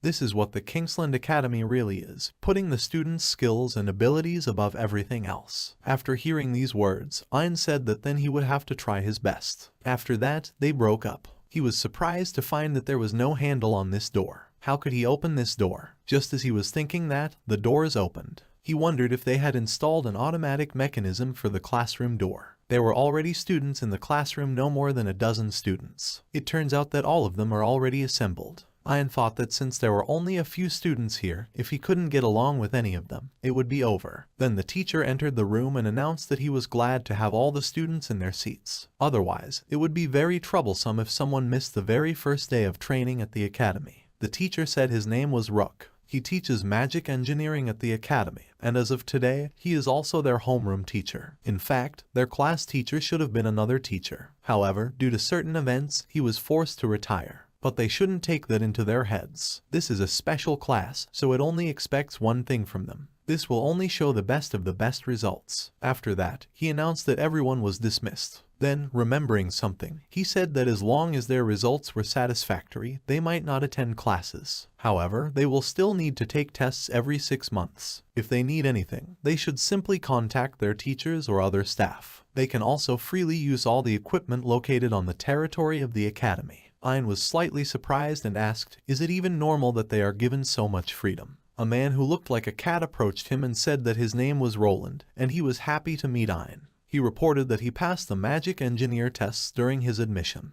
Then he asked what tests he had taken. Ein, looking at the face of the new acquaintance, assumed that it was a half-human or a werewolf. The young man replied that he had passed fencing. Roland jumped on the spot and exclaimed, "So he's the guy everyone's talking about." The examiner who took his swordsmanship test is known for his extensive experience as an ex-adventurer. And now there are rumors that one of the examinees not only defeated him, but also destroyed the arena. Ein thought about how if he didn't do something, they would all think of him as someone who could get mad because of a bad mood. He replied that they could laugh, but that time the examiner's words made him give it his all. Roland objected and said that no one would laugh at him in any case, because he is incredible. At this time, everyone whispered that a 6th-year student, Dill Gallant, had entered the classroom. Roland looked in the direction of the entrance, where Dill was moving along the corridor, and said that this is the Grand Marshal's son. Why did he come to their class? Everyone noticed that he was walking towards them. Dill Gallant approached them and addressed His Highness. He told him that he had completely forgotten that this year they had introduced a free education system for those who entered the first class. Everyone in the audience flinched. Gallant then invited the prince to come with him and show him around his academy. Ein asked Roland if he would like to join them because Dill was going to show him around the academy. Roland excitedly declined, saying that he still had some paperwork to do. When Ein and Dill left, Roland plopped down in his seat and stammered, "In that case,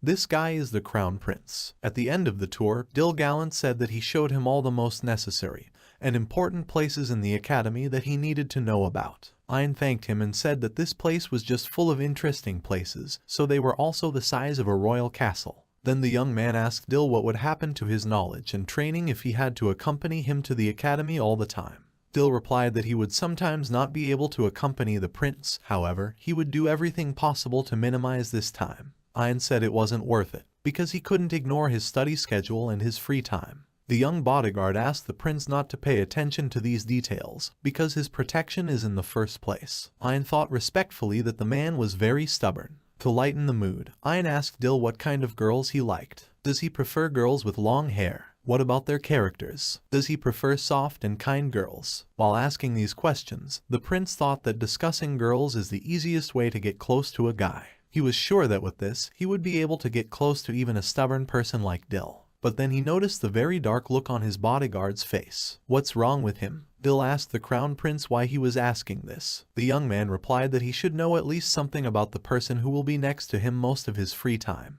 Dill nodded in satisfaction and said that in that case, he would prefer a girl who was stronger than him. Ein thought about how Dill is several times stronger than any of his peers, so the only thing that comes to mind is Chris Sam. The youth continued to speak. She must be at least about the same height as his father, and also have a developed physique. Ein happily exclaimed that in this case it would be very difficult for him to find someone matching his description. but he is sure that Dill will succeed. The young man thanked the crown prince, but said that every time he tells his friends about it, they start laughing and say that it's impossible. Therefore, he is very grateful to His Highness for such words. At that moment, Ein realized that the distance between him and Dill had narrowed. This may be just a small step on the road to their friendship, but it is a very important first step for him. He calmly asked Dill to have lunch with him, because there was something else he wanted to talk to him about. When he sat down at the table, Dill did not sit down next to him, but stayed to make sure that no one interfered with the crown prince's enjoyment of his lunch. Apparently that step was too small, and at the Leva Klein Women's Academy, female students were attacked with offers to meet their brothers. Klein thanked them for their invitations, but said that she was just a commoner's daughter. She has no right to have a relationship with someone from the nobility. The girls objected and said that it was recognized by the Prime Minister himself, and this is very, very valuable. Every noble would fall to their knees just by seeing her beauty. Klein replied that she was flattered by their concern. However, if she gets into any trouble, the Prime Minister will be responsible for it. The girls understood what she was driving at and apologized for their inappropriate suggestions. Klein expressed her appreciation for their appreciation of her. She said they could get along. Klein thought that she should do her best to gain the knowledge that Olivia Sama had left behind in the past. She can't waste time on seconds. Right now, she needs to give it her all. There was a commotion in the dungeon on the outskirts of the Ishtalika kingdom. A prisoner escaped from custody. He escaped by breaking through a special magic door that cannot be opened without the necessary magic device. None of the knights on duty at the camera noticed anything suspicious. The warden ordered that the incident should be immediately reported to the castle, and that the lists of the knights on duty in the dungeon should be brought to him. A dangerous serial killer who kills people for money has escaped. Adventurer freed Sloth, a member of the rarest, even for Ishtalika, race of demi-humans, vampire. Ein waved to his new friend Roland and left the academy after saying his goodbyes. As always, Dill met him on the street. He said to His Highness that it had already been a week since he entered the Imperial Academy. Does he feel any dissatisfaction? The young prince replied that he liked everything here. However, if there is one thing to highlight, it is excessive freedom, which sometimes makes him think about what he should learn here at all. He also noticed that there was a rumor that the first grade had recently changed teachers. Ein turned to Gallant and asked him if by any chance he knew anything about this. The loyal bodyguard flinched at that. He grudgingly replied that the matter could not be opened to the public, but the former first grade teacher was fired because he had some problems with his ideals and actions. His name is Wolf Magnus. He is the third son of a Marquis family, and his relationship with the Gallant ducal family is more than friendly. Wolf is very well versed in medicine and alchemy, and is familiar with the so-called monster poison firsthand. In the past, he was caught discriminating against commoners who entered the academy, which goes against the academy's own policies. Since Ein had decided to enroll in this particular academy, they began a thorough review of all working personnel, at the time of which numerous violations on the part of Wolf Magnus were revealed. He, Dill Gallant, had also taken part in this inspection, and after reading some of the papers, he realized that this man did not have even a small part of the dignity of a noble aristocrat. After hearing this story, Ein asked Dill, "Where is Wolf Magnus now?" The bodyguard replied that, despite all his violations, he was still staying with the Marquis family members, so instead of being severely punished, he was sent out of Ishtalika and assigned to the post of knight in a border castle. Dill Gallant felt that for all his actions, he should have received a more severe punishment. As Ein listened to the young man, he became more and more convinced that he undoubtedly had a very strong sense of justice. Meanwhile, Gallant continued. Even though he was a member of the royal family, it never even crossed his mind to humiliate or discriminate against people of lower status. He thinks that very soon everything will change,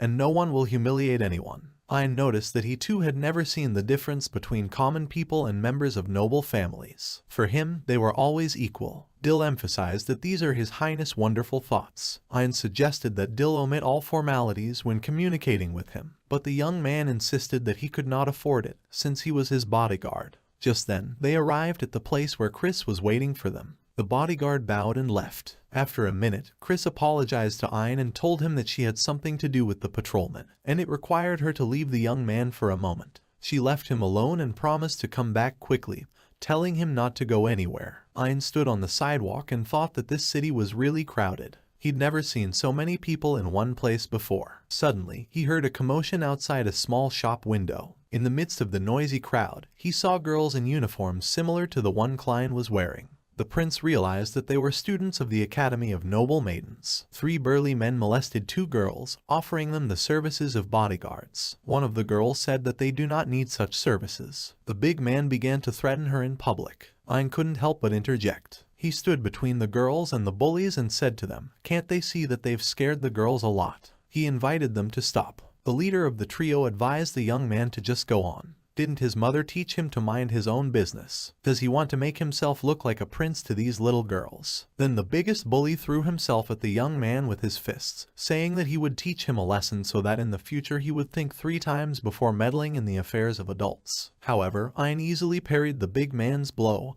and twisted his arm back. The man screamed in pain, and the prince noticed that he was the first to attack him. The bandits noticed the uniform of the Royal Academy that the young man was wearing.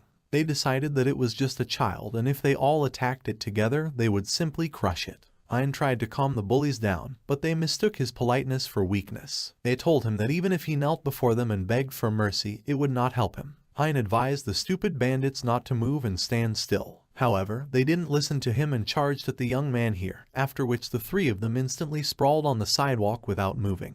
At this time, Chris came back and said that although it was a noble thing to do, couldn't he warn her about it first? Why does he always get into such trouble? Ayn, embarrassed, replied that he just couldn't stand by and watch them bully the girls. He promised to report the incident to His Majesty himself. After Ayn reported everything to his grandfather, he was panting as he regained consciousness in the hall of the palace. Chris calmed him down and said, "Isn't he glad it ended with a 50-page essay and a little scolding from His Majesty?" Olivia, patting her son on the head, admitted that this time she was really worried about him. Ayn replied sheepishly that he must have been a little hasty this time. At this time, the Queen of Ishtalika, Laurel, came up to him. She gave Ayn a cheeky wink and said that it might be the right thing to do, but she thought that the young man had done a very cool thing, which was to be expected of a prince. However, at the same time, she agreed with His Majesty and Chris Sama that his actions were too ambiguous as for the crown prince. But today, his grandmother wants to give him something, not punish him. After that, they descended into the treasury,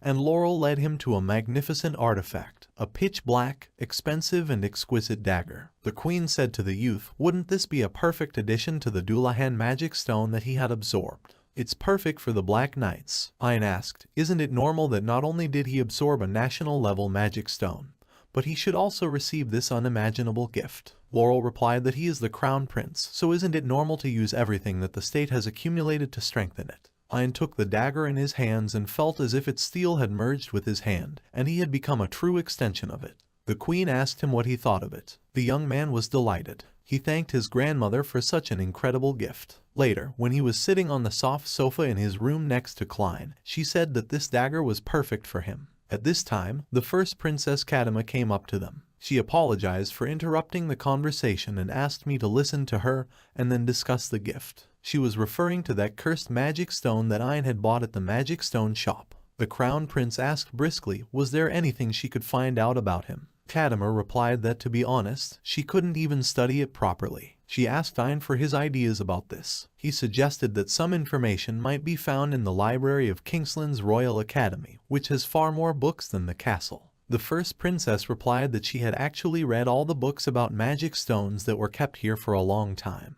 but she did not remember that at least one of these books wrote anything about this stone. Ayn agreed that they would probably have a problem with this stone. Kadima sighed and said what a useless crown prince their country had. Ayn flinched at these words and grabbed the princess by the ears. She screamed loudly and asked me to let her go, because she has very sensitive ears. Afterward, she told him, not unkindly, what a hot-tempered nephew she had, and Klein expressed her displeasure with the young man for immediately resorting to violence. Ayn excused himself and said that this was how unexpected things usually happened to him, and this time, things got out of hand. Kadima advised to stop these conversations and said that she had one way. She pointed to a rock on the table in front of them and asked Ayn to suck on it lightly. The crown prince looked at his aunt suspiciously and said, didn't she want him to do this as soon as she called him here? The princess noticed that he was not as hopeless as she had thought. She believes that nothing will happen if he just tries, but if something happens, they can easily seal the magic stone. The prince sighed and said, well, if that was the only way to find out,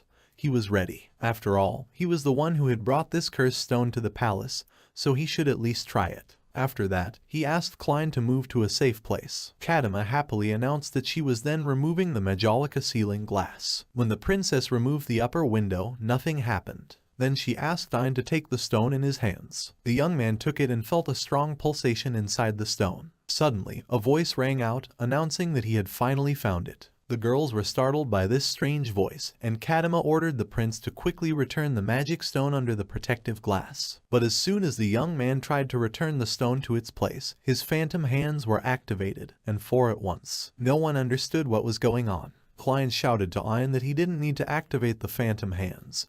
He just needed to put the magic stone back under protection. The prince replied that he did not summon the phantom hands, they appeared on their own. His body is absorbing this magic stone by itself. Right before his eyes, the stone was shrinking in size. Kadima rushed to her nephew, and the young man warned her not to touch the stone. At that moment, the stone dissolved. Ein was surprised that his body felt very heavy to him. The princess said that he used his phantom hands at the same time as absorbing the stone, so it's quite understandable. Klein stared at him in horror. Then she pointed out to the young man that something had happened to his arm. Sure enough, his right arm took on the fantastic appearance of an armored mechanical monster. Ein looked down at his steel hand and asked, "What's going on here anyway?" Ein exclaimed in surprise, "What is this armor on his arm?" Kadima turned to the prince and said that he had consumed more than she had asked for. "She only asked me to absorb a little of it." Ein replied that he actually just wanted to hold it. He had no control over his body as it tried to absorb the magic stone's energy. Now he understood what Majolica-san meant. This is the resonance of magic stones. It is only possible between special magic stones, because even creatures with magic stones inside have some kind of connection with other creatures while they were alive. Majolica found it very romantic. He realized that the magic stones of Dullahan and the Demon Lord had a strong resonance between them. In the past, 24 people had witnessed an incredible burst of magical energy when these two magic stones were placed side by side. The release of energy is a sign of resonance between the stones. According to witnesses of this release, the stones seemed to be trying to get as close as possible to each other. It looked like the stones had their own consciousness. That was why the magic stone seller had asked him to be extra careful. At this time, an excited Chris knocked on the door of the room and asked Kadima if everything was all right here. She had just heard a loud sound from inside the room. The first princess whispered to the young man that Chris would be very angry if he saw him like this. She asked him to quickly make this armor disappear, but he didn't know how to do it. The first princess then asked Klein to try to apprehend Chris. Klein went to the door and spoke to Chris-san, saying that the room was a bit messy right now, so she couldn't open the door. But the vice captain of the guard herself opened the door and said that this room is always a mess. When Chris entered, the armored arm disappeared. How it happened, no one knew. Everyone suddenly noticed that Chris was holding a box. Kadima curiously asked her what kind of box it was. The girl replied that the package was addressed to Kadima personally. The first princess threw herself passionately at the box and tore the packaging apart. After that, everyone stared inside it. There was a book. Kadima happily announced that the book she ordered a month ago had finally arrived. Then she reached out and asked her to send something in the mail. Ein admired the beautiful cover of the book Kadima had taken out of the box. He asked his aunt how much it was worth. She replied that the book was worth a year's salary. Klein asked what was so interesting about this book. The first princess replied that this book was written by an elf who had devoted his entire life to writing it. Kadima opened the book and offered to see what was so interesting about it. The princess's smile changed to a grimace of displeasure. It turned out that she couldn't read anything.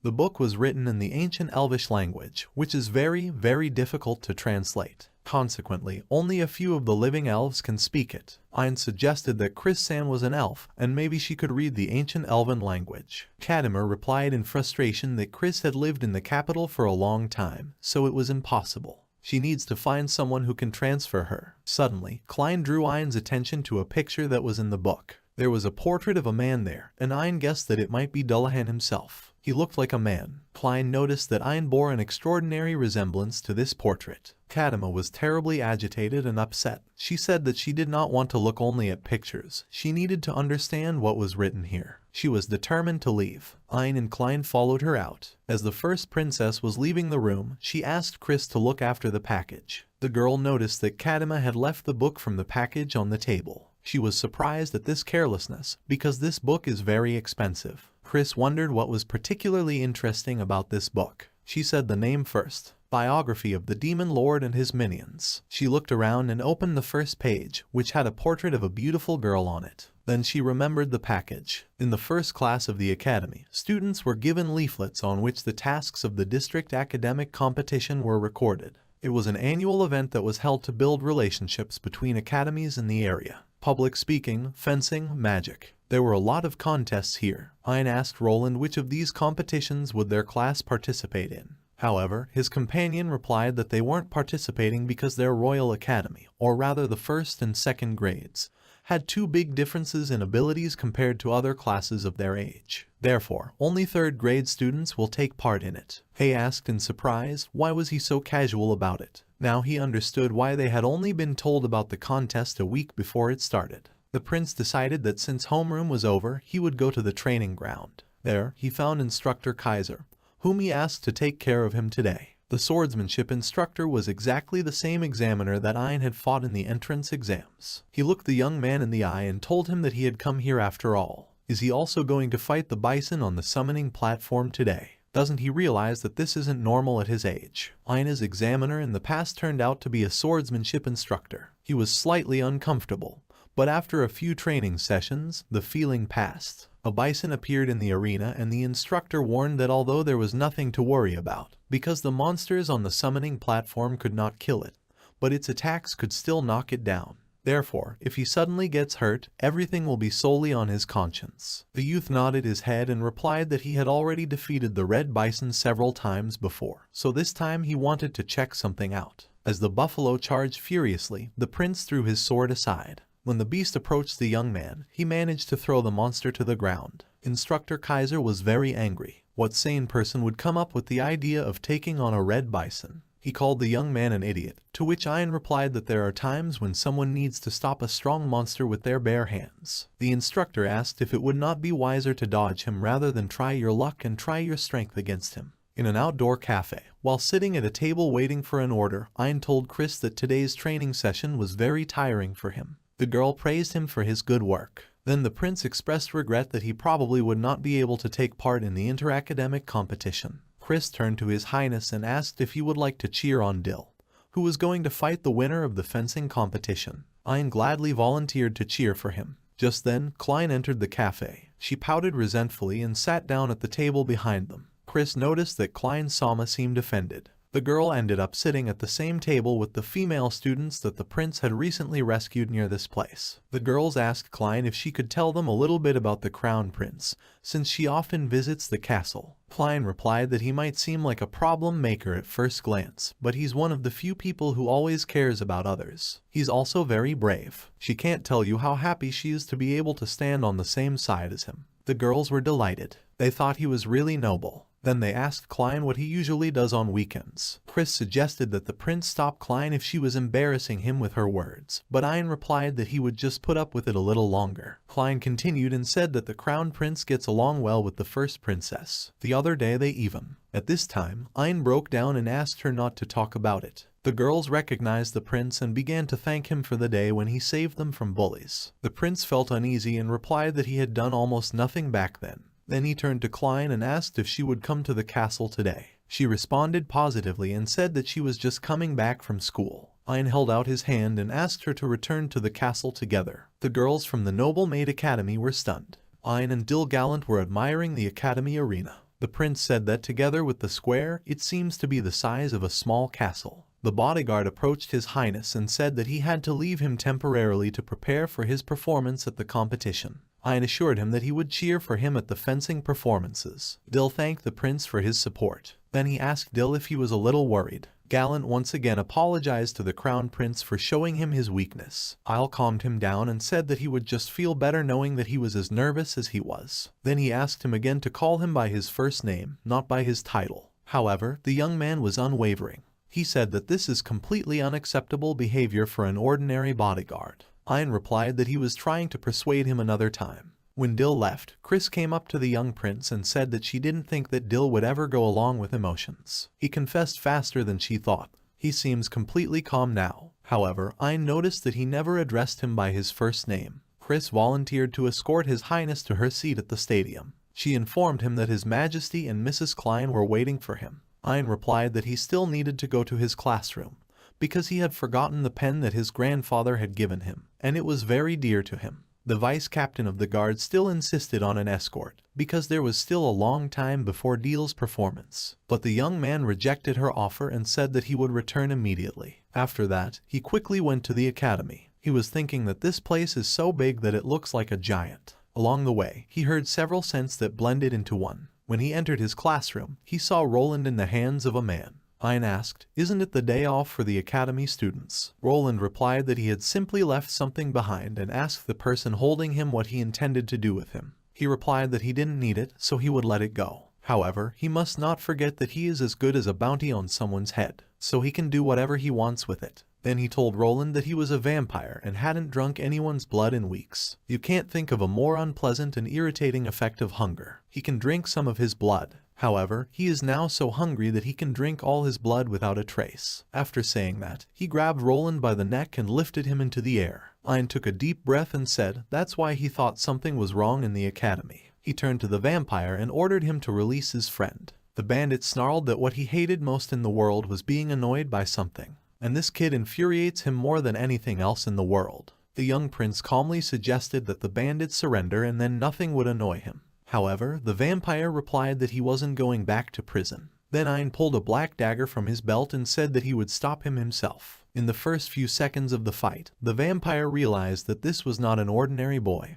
He was quite fast. The prince asked the monster who he was and why he was trespassing on the academy grounds. The vampire replied that they were simply ordered by one of the aristocrats who had a grudge against the academy. He wondered who it might be. Meanwhile, the bandit suggested that he leave it at that, because if he stayed here any longer, he would get into trouble again and get even more irritable. After that, he threw a smoke grenade, and nothing was visible in the room. The invisible vampire laughed and said that he was a former adventurer, and that his useless kids, like him, had already warned him recently. The prince received an unexpected blow. He still couldn't get used to this vampire's fighting style. In addition, there was very poor visibility. Then he remembered Chris's advice, always telling him not to show off your strength unnecessarily. However, this scoundrel wants to kill his friend Roland. Suddenly, a vampire appeared from behind the smoke screen with a sword in his hand and shouted that he would cut off his head and suck all his blood until his corpse dried up. Ian had to use his ghostly hand. The smoke instantly disappeared and the prince told the vampire that he had treated Roland very cruelly, so he had to neutralize him. The bandit chuckled and said that he only managed to get it once and was already so sold out.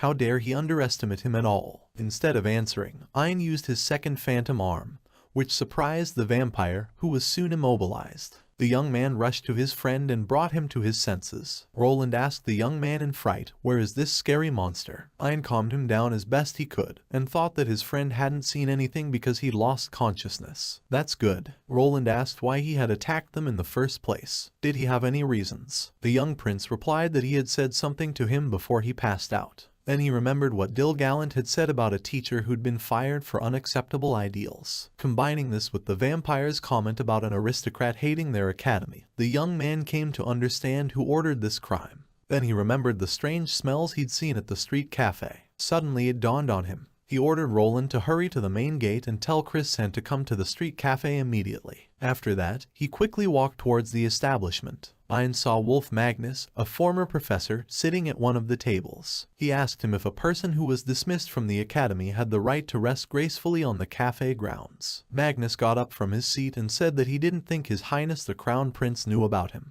He wouldn't remember them discussing it with him. Ian replied that he had only confirmed his guesses. It's just that he can't imagine any other aristocrat. Wolf Magnus asked the young man what he was up to. The Crown Prince replied that he could smell them. He had come to the cafe not only to meet him, but also to make sure that there was a large amount of magic stones at the bottom of this lake. Was he trying to detonate a magic device powered by magic stones? Among his acquaintances there is one person who often arranges explosions during his experiments, so it's not new to him. The former professor was surprised at how quickly His Highness realized exactly where the bomb was. Magnus then asked the prince if he thought the current academy and the monarchy itself were rotten through and through. Mere, worthless mortals infest their lands. The line between them and the blue-blooded aristocrats was almost blurred. Who knows, they might one day make a gentleman like him stoop to their level. Isn't it time for them to protest against the monarchy? They have to prove to them who is really worthless. To my father, my brother, and the director of this academy.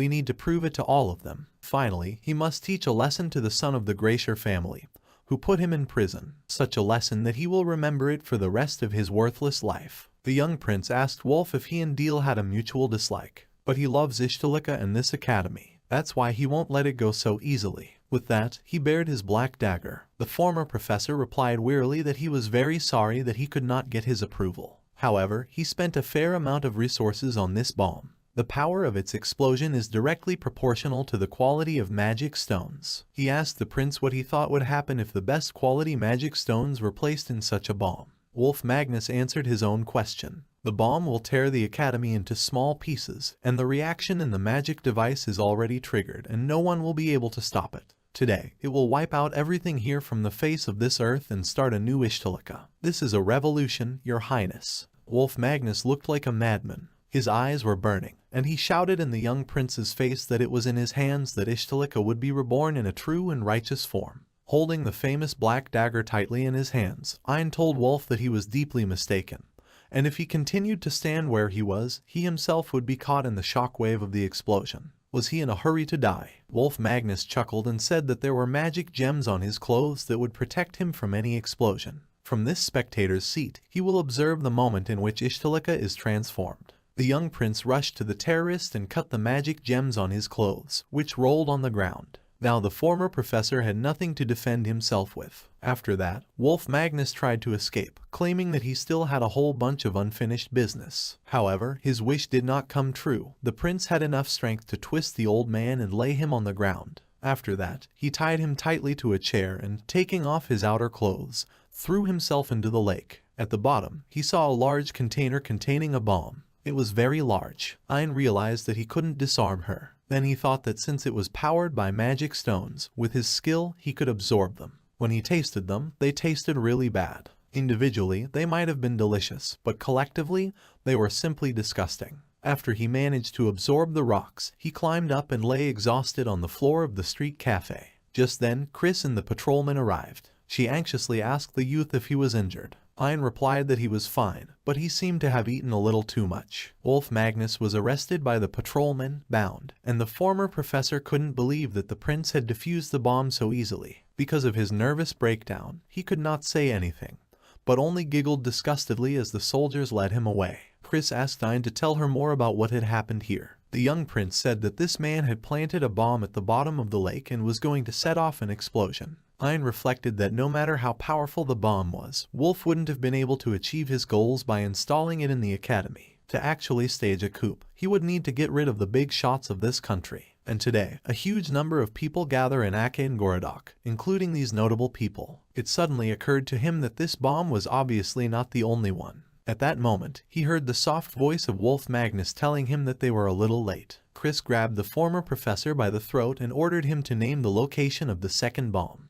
Ein guessed that maybe she was in the arena, so they needed to hurry. When they reached the arena at a run, there was a lot of fighting going on. The round that Dill Gallant participated in was just taking place. The opponents just exchanged 1 point each. In the box sat His Majesty and the Prime Minister. Dill glanced around the podium and realized that His Highness wasn't there, even though he had promised to cheer for him. However, the bodyguard knew that the prince wasn't someone who didn't keep his promises. Something must have happened, but Christina must be there to protect him. At this time, the third round was announced, and Dill took up his sword. Meanwhile, Chris and Ain were running towards the main gate and frantically wondering where the terrorists might have planted the second bomb. Most of the people were at the main gate, so the bomb must be there, but where exactly no one could know, and this was a problem. Ein asked Chris what was near the back gate. The girl replied that since the station appeared in Akengorodok, the rear gate is practically not used. Only a large park and a statue of the founder remained there. Ein saw the statue and smelled a strong smell from under the bushes behind it. He told Chris about it. The girl could see that they were running out of time. In desperation, she turned to the prince and asked him to do something.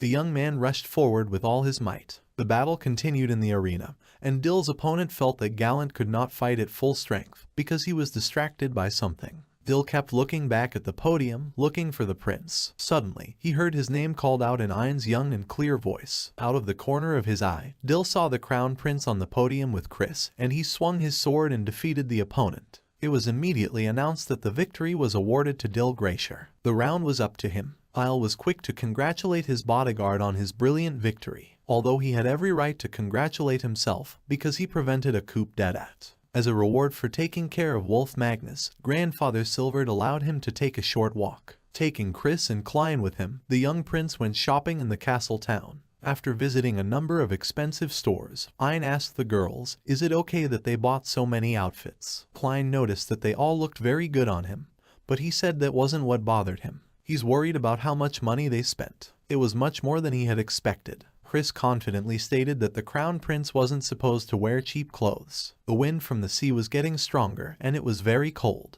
Chris expressed concern that Ein might catch a cold, and he didn't even have a scarf with him. The young man agreed with her and said that it was really quite cold. A scarf would be very useful to him. The trio stopped at the embankment railing, where they had a beautiful view of the port and the sea. Klein noticed that the capital's port is very crescent-shaped and very beautiful, and Chris said there seemed to be an awful lot of reefs out at sea. When their country was first founded, its shores reached all the way to these reefs. This is exactly the shape the harbor took after the monster attack. Ein wondered how big the monster's army was. The vice-captain of the guard replied that he was alone, a sea lord with a gigantic power that could control the waves. His body was larger than Ishtalika's warships. It was a sea dragon. The young prince was surprised and asked, could it be that just one dragon could change the shape of the mainland? Chris confirmed this and said that he sank countless boats and claimed the lives of several tens of thousands of civilians. The sea dragon has caused harm second only to that of the Demon King in the entire history of Ishtalika. It has been subdued, but still it continues to appear once every 100 or 200 years. Chris looked at the horizon and said with a tremor in her voice that she wouldn't be surprised if he showed up in the near future. She turned her gaze to her young companions and assured them that their country's technology had advanced so far that it was no longer a big deal, and they were still looking for ways to counter the sea dragon. Now Ishtalika will definitely protect herself. Then the girl caught herself and said that they were on a walk and her stories completely distracted them from this activity. Klein noticed that this was very valuable information. Ein asked the girls if they wanted to go out again. Klein said that she actually wants to visit one store. Chris also expressed a desire to buy something. Then they immediately went to the place where Klein dreamed of going. It was an expensive store with a wonderful atmosphere. Ein knew that Laurel herself, his grandmother, the Queen of Ishtalika, often came here. The girls expressed a desire to go up to the second floor, and the young prince wanted to look around on the first floor. He wanted to buy something. The castle was incredibly fun and festive. Gorgeous tables were set and guests were invited. His Majesty was completely relaxed. He was in a great mood, because it was his grandson's birthday. He was 8 years old. Olivia gave him a pen engraved with the Ishtalika coat of arms, and Klein gave him a silver bracelet. The prince thanked them both profusely for their gifts and asked if they had seen Chris. She wasn't there at the beginning of the ball. Where is she? Klein noticed that she is a very shy girl. What can I take from her? After a while, Klein asked Ein to come out on the balcony. When he did so, he found Chris standing there looking confused. She had come to the birthday party after all. Just then, it started snowing. It was an amazing coincidence. Ein asked the girl where she had been all this time. Chris replied that she needed to help Marcussan with all the household chores. The young prince was surprised. Isn't Marcussan at the ball today instead of the work shift? He noticed that the liar with Chris was a lousy one. The girl was embarrassed and put a magnificent scarf around the prince's neck, congratulating him on his birthday. She apologized and said that she had never given gifts in her life and was now looking for the right moment. But she couldn't find a place out of excitement and so she hid. Ein realized that the girl had bought the scarf from that store. He smiled and said that in truth he also bought something from that store. After that, he pulled a box out of his pocket and presented it to Chris. Inside this box was a beautiful necklace. The young prince said that he was very grateful to her for everything she did for him. He also bought separate gifts for Klein and his mother, but decided to give the first one to her for all her help. The girl said that she couldn't accept such an expensive gift. Ein asked her sternly, how dare she refuse the crown prince's gift? After that, she accepted the gift with dignity, and Ein said that he would wear her scarf every day. Ein noticed that Chris was flushed. The girl replied that it was because it was cold outside. 4 friends, students of the Royal Kinsland Academy, were making great progress on the lonely island. They honed their movements and speed while battling the magical beasts that lived here. The 4 of them had come to this lonely island in the coastal waters of the Ishtar mainland as part of an event at the academy. One of the 4 young men was the Crown Prince of Ishtalika, Ein von Ishtalika. A month earlier, their homeroom teacher had handed them documents indicating that a hike would be organized at the academy in the new year. The teacher said that for sure some people already have the wrong idea about this. However, the training in their academy is somewhat different from the usual ones. To participate in the campaign, they will need to create teams of 4 people from students of both classes. Each squad will be assigned an island. Their task is to complete it in 3 days. He further encouraged the students to listen carefully. The island is home to monsters in large numbers. In addition, they will get their own food. It is forbidden to bring food, beverages, magic artifacts, or weapons with you. They must distribute themselves among the units independently. Ein carefully examined the document given to all the students in their hands and was surprised. Already in the lower grades, they were offered something like survival. Of course, this is the Royal Academy. He wondered where he could recruit people for his team. Just then, 3 students approached him. They asked the prince if he would like to join their party. Their names were Butz, Leonard, and Roland, who was already familiar to Ein. The young prince happily agreed. He was just looking for allies. So their group of 4 people got to one of the islands. Dilgracier was assigned to accompany Ein's squad. Leonard arrogantly stated that they had an excellent team, so the victory was already in their pocket. Ein shook his head in disbelief, and Dill said it was too early to relax. The threat on the island is not only monsters, and his carefree attitude is very frustrating. It was already getting dark on the island at this time, and it was necessary to make camp before nightfall. This was entrusted to Leonard, who, using his special skills, quickly did it. Ein praised him and said that he was very good at creating barriers that could protect them from monsters. And the rabbit he caught on the way will do for dinner. Unfortunately, they don't have any water. It was necessary to find out if there was a reservoir with drinking water somewhere nearby. It turned out that around the water is only dirty. Then Roland offered his services. It can purify water with artifacts. Leonard was surprised and said that it was forbidden to bring artifacts with you. However, Roland smiled and said that he would just create them. It will adjust the magic stone vector of the monster killed along the way and change it to purify. Soon the artifact was created. It was enough to dip it in dirty water to clean it. After they experienced this artifact in practice, the water seemed very tasty to them. In addition to cleaning the water, Roland also softened it and added minerals to it. It was brilliant. Ein turned to Dill and asked him if it was really possible to create a magic artifact just like that. He had to admit that this was the first time he had ever seen such a thing. Ein thought of his team with respect. He and Bats are fighting monsters on the front lines, with Leonard and Roland supporting them. They seem to have made a great team. Butz opened his backpack and said he'd found something recently. His companions saw at the bottom of the backpack some exotic fruits dotted with thorns. They looked unrealistically poisonous. Leonard noticed that they didn't look very good, but they were actually fruit. But this fruit has a poisonous, similar analog. Bats firmly stated that first we need to find out if they are real, and then they are already. Ein thought that then, with the help of his skills, quietly so as not to burn, with the help of improved poison analysis and absorption, he would find out. The young prince touched the fruit and felt nothing. He said that everything is fine and they can be eaten. Leonard asked Ein in amazement, can he really tell them apart? The prince replied that he had just remembered what the fruit looked like in a book he had recently read. Butz was very proud of himself, because thanks to him, they now had one more dish. After that, they built a fire and roasted the rabbit. Everything looked very appetizing. Leonard called Dill to the communal table,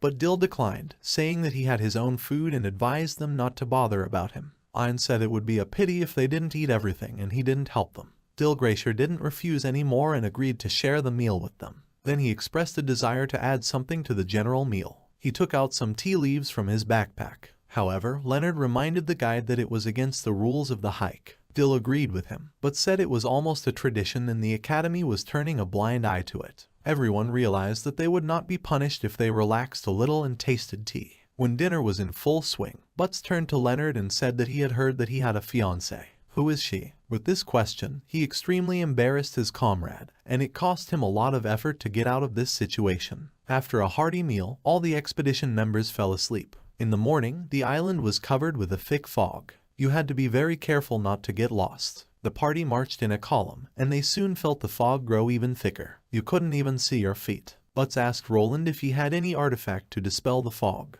He replied that he could create it, but not now because he didn't have any materials. Just then, he stumbled and fell over the edge of the chasm as Ein grabbed him by the arm. After Roland was pulled up, he thanked Ian profusely for saving him, and the prince remarked that this fog was even more dangerous than previously thought. He wanted to say something to Deal, but suddenly everyone noticed his absence. No matter how the squad members shouted and searched for Dill, he was gone. Suddenly, he didn't sense a hostile presence. Ian and Bats took up battle crouches, drew their swords, and the prince ordered Roland and Leonard not to stray far from them. The attackers were crow butterflies, monsters that were not found on this island. Leonard anxiously asked Bats how strong were these crow butterflies. He replied that he was much weaker than the red bison they always fought at the summoning ground. However, they attack in packs. He noticed the sheer number of them. Ian thought about using the phantom arm as a last resort, but not now. Bats warned the prince, who was already waving his sword, to watch out for their tentacles. If they catch him, they will immediately paralyze his body and lay eggs in it. The easiest solution was to escape before they surrounded them.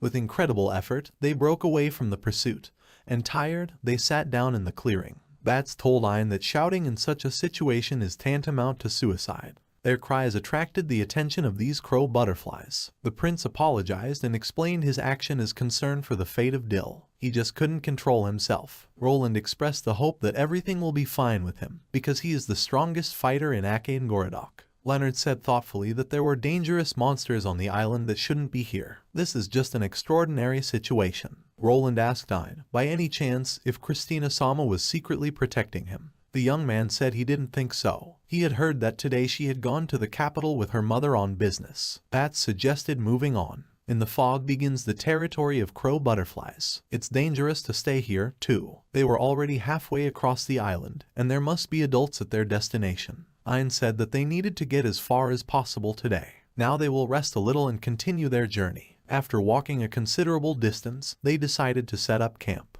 During the day, they ran enough, fighting off monsters. Ian, exploring the area, found a cave and offered it to his friends as a shelter. However, Bats, after examining the pebbles in front of the cave entrance, noticed that it was purple and melting, exuding miasma. In such a cave, old mana is mixed with the corpses of monsters. This place might add to their troubles. This miasma is poisonous to everyone except those who originally lived there. For both humans and monsters. Roland asked Bats how he knew so much about monsters. He replied that his dad had fought monsters in various dangerous places and taught him all sorts of things. His father is Baron Klim. When they all lay down to rest, Ian sat thoughtfully in front of the fire and thought. Still strange. Dill can't just get lost. After all, even Warren Sen had guaranteed that the trip would be safe. They wouldn't have missed such dangerous creatures as crow butterflies, if it wasn't the island itself that was strange, but the situation they were in. Suddenly, he understood. He quietly woke Roland up and asked him to spare him a moment of time. He thought it was time for the changing of the guard.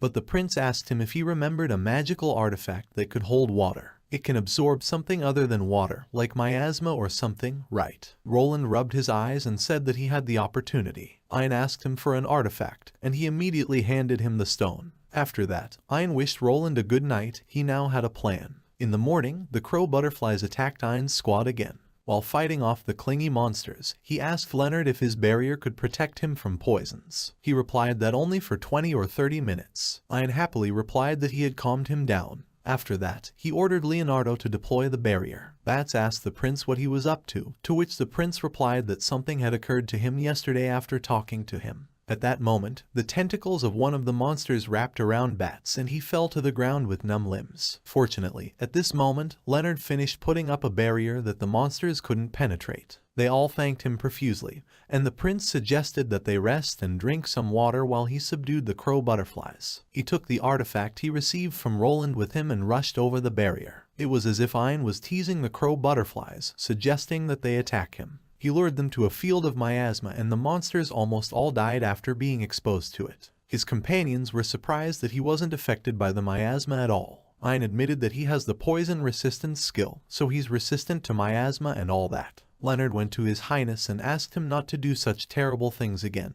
because they were all very worried about him. Ian suggested that they move on as quickly as possible. They soon arrived at their destination. They saw the sea ahead of them. They were met alive and unharmed by Dill Glacier and Christina Verstein. Dill got down on one knee in front of the prince and told him that his intelligence and the way he dealt with his enemies was amazing. The other guys also clearly showed their personal qualities. They have a wonderful squad. Ein was struck with a hunch and asked Dill if Grandpa and Warren-san had set this up. He confirmed the prince's guess and said that it was for the sake of further developing his abilities and with the permission of the families of his comrades. They went into hiding with Christina to ensure their protection. Ein turned to Dill and said that he made him very worried. If he did this again, he would rush to his aid no matter what. Dill Gracia replied that he would not allow it, as he was the one protecting the prince. Ein replied that he was not yet old enough to divide people by chain of command and did not want to become one. So he demanded a promise that Dill wouldn't make him worry like that again.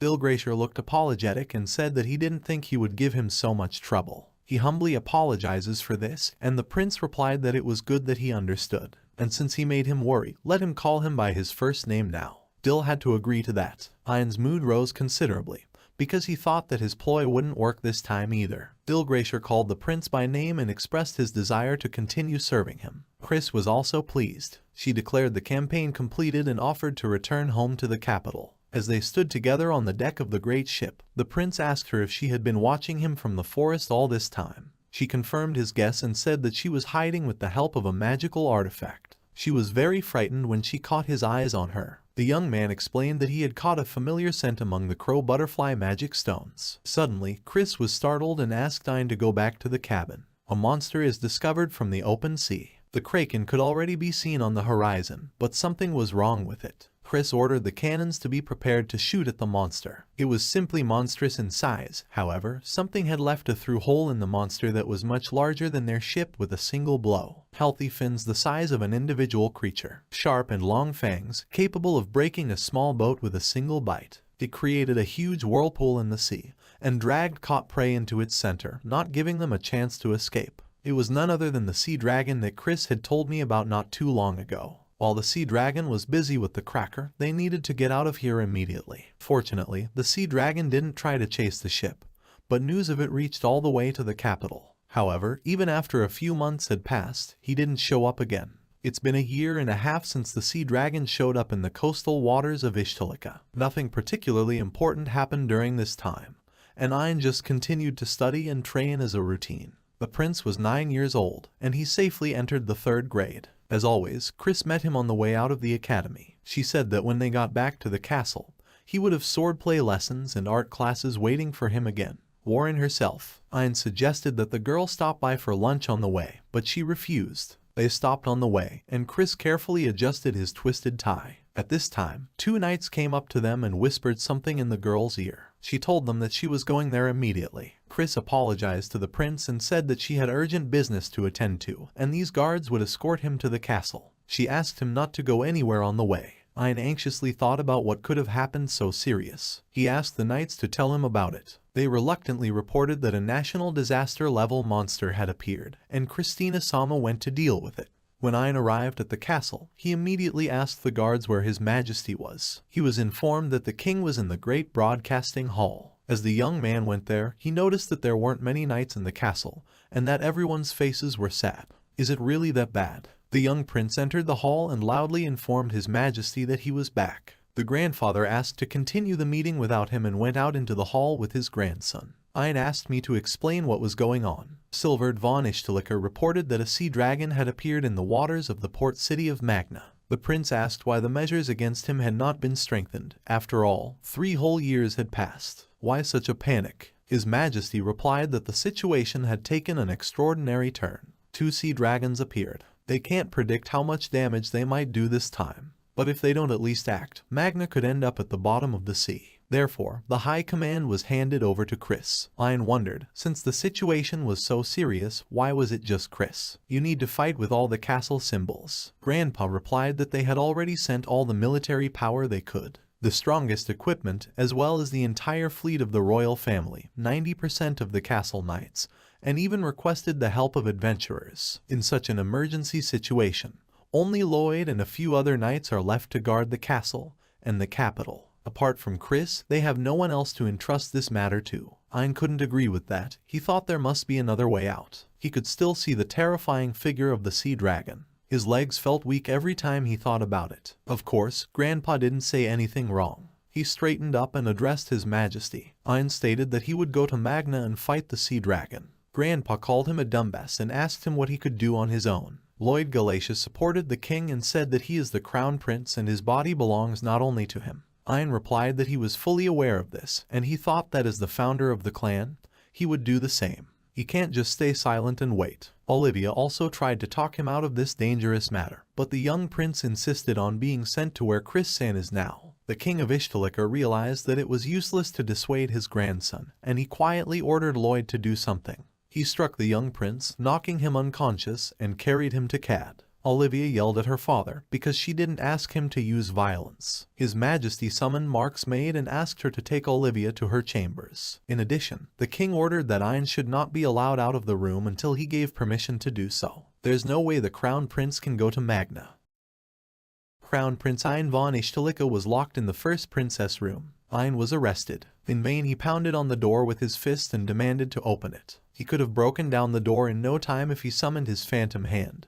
But somehow he couldn't do it. He was thinking that there were 2 sea dragons, which meant that Chris-san and everyone else might get hurt. He told himself to calm down and think carefully about this problem. Kadima, who was in the room as a security guard, was also thinking about this problem. She was sitting on the sofa directly opposite the young prince. A powerful seal was currently placed on her room, blocking the magic energy. Only a Demon King-class power holder can thwart it. She turned to the young man and said that she understood perfectly well how he felt.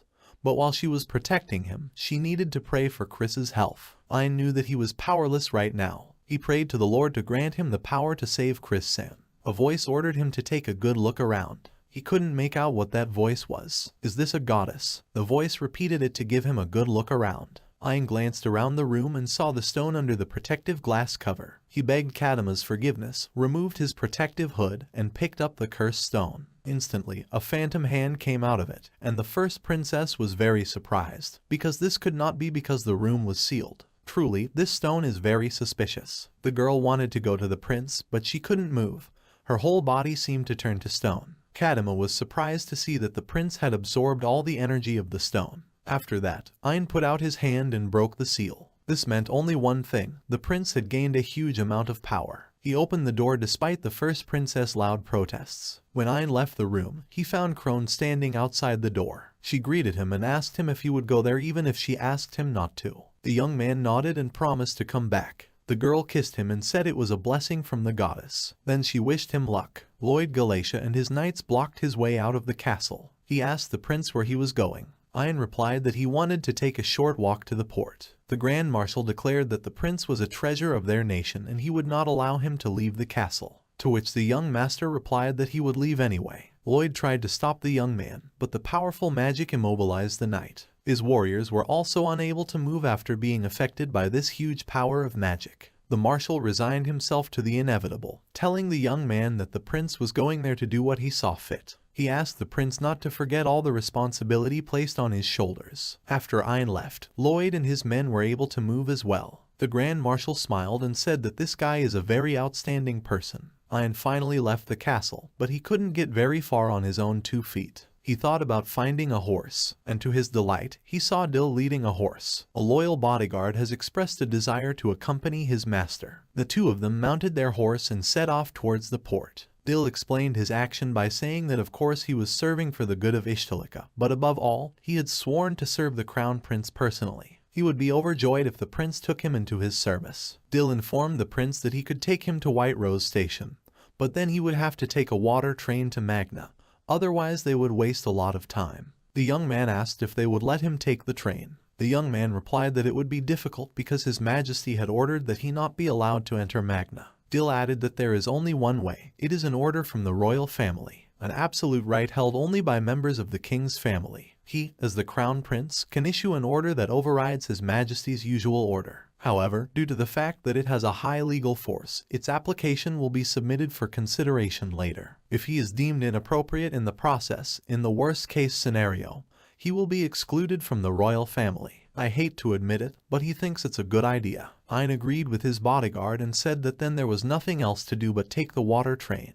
Then he thanked Dill for the helpful information. Soon, they were racing on the train to save Chris as soon as possible. On the sea, Chris fought a tough battle with 2 incredibly strong and dangerous monsters. She was standing on the deck of the command ship, watching one of the dragons that had a magic stone embedded in its forehead. All it took to win was to smash it. However, this task was not an easy one. Already, more than half of Ishtaliki's fleet had been lost, and only one dragon brought them such losses. Chris knew that if they dragged on, there would be nothing left of them. You must first stop the first dragon, and then proceed to the second task to deal with the second. Chris turned her binoculars out to sea and saw the dragon rise to the surface again. She ordered everyone to prepare for an attack. As the dragon approached, the fleet ships opened up cannon fire. One of the projectiles landed squarely on the sea monster's forehead, breaking its magic stone. Chris, seeing the joy and jubilation of the sailors, advised them not to relax and keep the formation. The sea dragon, even with a broken magic stone and on the verge of its death, created huge water waves that caused problems for the remaining fleet. Suddenly, a thick fog appeared around the dragon.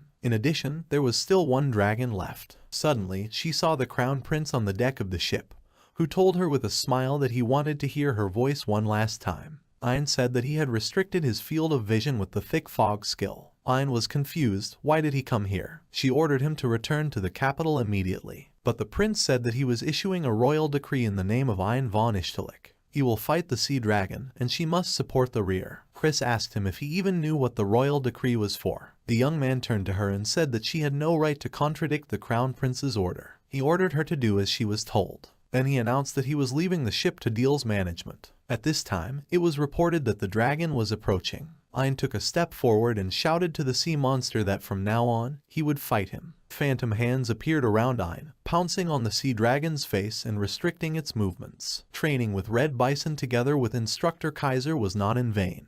With the help of his phantom hands, the young prince was placed on top of the dragon's head. The magic stone was embedded in his forehead, but he didn't know where exactly it was. If he knew that, he would simply devour it with his black chain of doom. Suddenly, the dragon dived into the sea. Ein followed him into the depths. He thought that a normal monster's magic stone would be absorbed into him in a matter of seconds, but no matter how much he absorbed this one, it wouldn't end. He turned to the dragon and said that he would continue to fight it even underwater, until the very end, and he will undoubtedly win. Ein felt that his defense, mana, and oxygen were already at their limit due to the phantom arm. He decided to convert the energy of the absorbed magic stone into mana. He didn't have much time left. Then, he pulled out his black dagger and stabbed the sea dragon's head with all his strength. A monstrous roar rang out over the ocean. The sea dragon ceased to exist. There were smiles from the crew and hugs from Chris waiting for Ein on deck. Ein was so exhausted that he couldn't even move his arms. He was badly battered. He had a strange feeling in his hands. So, sooner or later, he will be able to move them.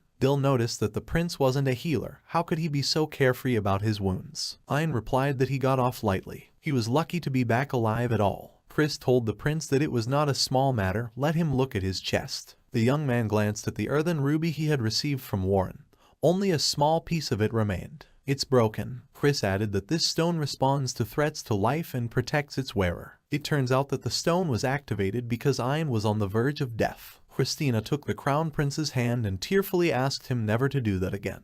Ein apologized to her and said that the sea dragon magic stone was very delicious. He was able to taste the seafood properly. After that, the young prince was put to bed to rest. After a while, Chris reported to His Highness that the ship would be arriving in the capital soon. Ein got out of bed and found that he could walk. After he got dressed, Ein thought that when he returned to the capital, he might be executed for going against the king's wishes. However, he had done his duty, so he has nothing to regret. Chris asked the prince if there was anything she could do to help him. Ein was met by the prime minister himself. He congratulated him on his return and asked him to visit his majesty, who was waiting for him in the castle. In the great hall, Sylvid von Ishtalika sat on a high throne surrounded by courtiers. Ein walked in and reported that he was back. The king turned to him and said that he had a lot of thoughts going through his head. But first, he, as the king, must announce that the prince has accomplished the feat of defeating the sea dragon. The king expressed a desire to tell everyone what he had achieved. Of the 2 sea dragons, one was neutralized. His remains cost the same as their state's budget for 20 years. The city of Magni, of course, received almost no projected damage. In addition, most of the pacification squad and Commander Chris Dono managed to return safely from the battlefield. The king declared to the crown prince that he had truly done a heroic deed. However, at the same time, his actions brought harm of a different kind. The royal water train and the Glacier family ship were almost destroyed. The king expressed a desire to listen to the person who was complicit in his actions. Dill Glacier was called. There was a determination in his eyes to accept his fate. At this point, Ein asked His Majesty to wait. He confessed that he was the one who gave Dil the royal order to help him. If anyone is to be punished, it is only him. Immediately Lloyd interjected and said that the first thing to do was punish him, because he was the one who failed to stop Hein. The king held out his hand and said that there was no need to worry so much. He turned to the crown prince and said that since he had used the king's order, Dil really wasn't to blame. At the same time, he sees no great sin in his feat. Therefore, his punishment will be house arrest in the castle for 2 months. Ein thanked his grandfather for such a generous punishment. Then His Majesty turned to Lloyd and relieved him of his position as admiral. From now on, he will be the head of his personal guard. Chris was promoted to the rank of admiral as a reward. The king then announced that the trial was over. As everyone began to disperse, the prime minister approached Ein and said that it was too early for him to relax, because he was going to be punished by Olivia and Crone. But they had nothing to do with him. Ein stepped out onto the balcony and saw Crone standing there. He noticed her tear-stained eyes and asked her if she had been crying.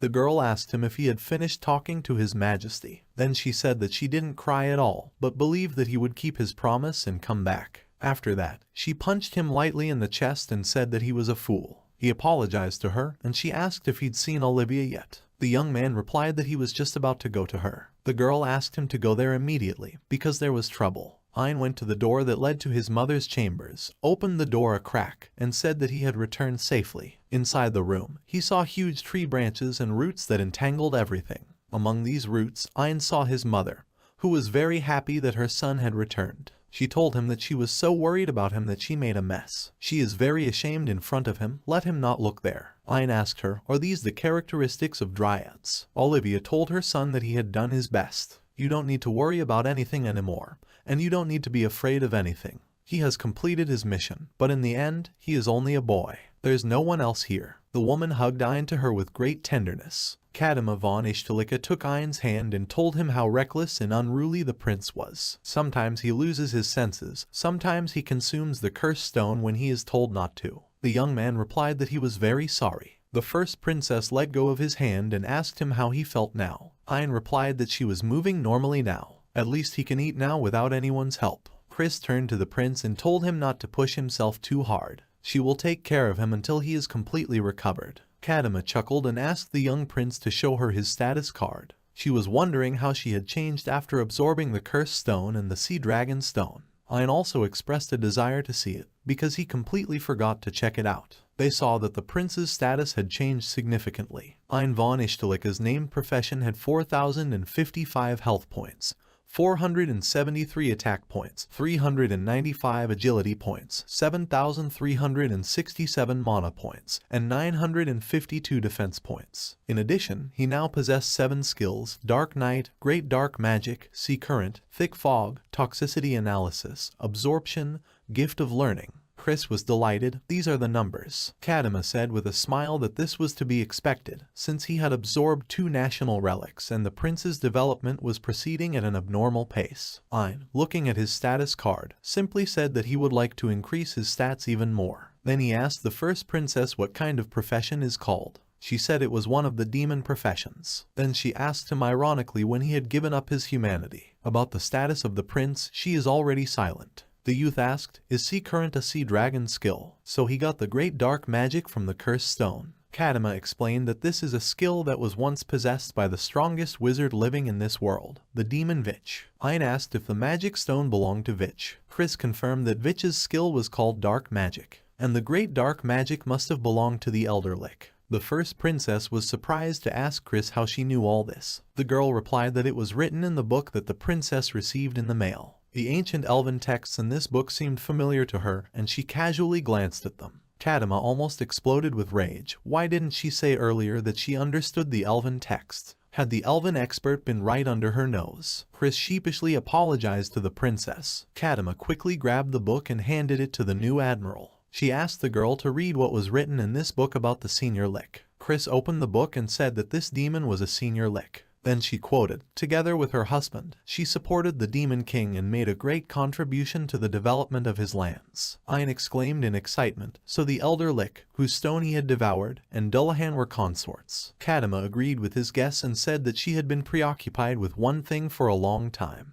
This dagger in the picture in the book is exactly like the one that is in the prince's possession, from the royal vault. Chris, reading the text of the book, said that it was probably the elder Lick who created this dagger. She built it from her core and then gave it to her husband. That's what the book said. The power of this dagger was so great that it could only be compared to the might of the Demon King. And at that moment, she delivered the final blow to the sea dragon. Kadima said that everything was now clear to her. The young prince also understood. A dagger and a cursed magic stone. Dullahan's power brought them together. Magic stone of two lovers. These were the words that Ein heard when he absorbed the cursed stone. What do they mean? At that moment, Crone entered the room. She apologized and asked if they were probably treating Ein, and she interrupted them. Chris replied that they were already done and asked the girl how she could help her. Crone said that Grandpa sent a messenger from the August Trading Company. He wants Chris to go with Lloyd Samo to the port immediately. Augustus Trading Company is currently busy butchering a sea dragon. Unfortunately, she doesn't know all the details, but something that looks like eggs was found in the remains of the sea dragon.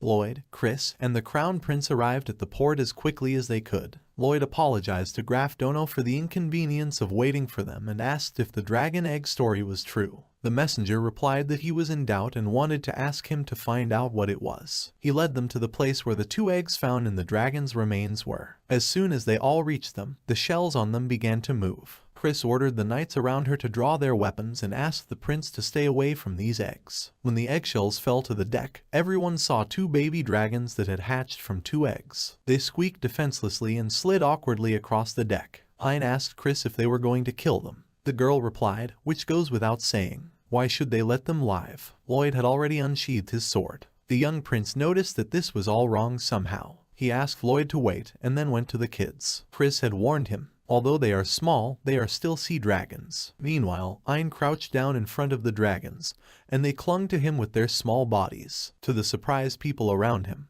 the prince said that they must have mistaken him for their father, because he had absorbed their parents' magic stone. Ein raised his head and asked Lloyd if it would be easy for him to kill these little ones. The warrior replied that he would put an end to them in one blow. Then the young prince asked the same question to Christie's, San, and Dill. Ein stood up and said, it seems that not only they, but the castle guards are ready to deal with these little ones in 1 or 2. Lloyd asked the young prince what he was up to. Ein, holding the little dragons in his arms, said that he wanted to ask his grandfather for permission to keep them. The dragons had an excellent appetite. After that incident, Ein brought the sea dragons to the palace. He had to argue with his grandfather, but in the end, he allowed them to stay. The king, of course, was greatly shocked by the news. The young prince even gave the dragons names. My sister's name is Nauel, and my brother's name is Owl. Crone also loved these little sea lords. They seemed cute to her. The girl was happy to feed them. Crona came up with an idea and asked Ein to take part in her experiment. She gave him a magic stone, which the prince licked and said with satisfaction that it tasted very good and had a sweet and sour taste. The dragons watched greedily as the prince devoured the magic stone. His injured arm was almost healed.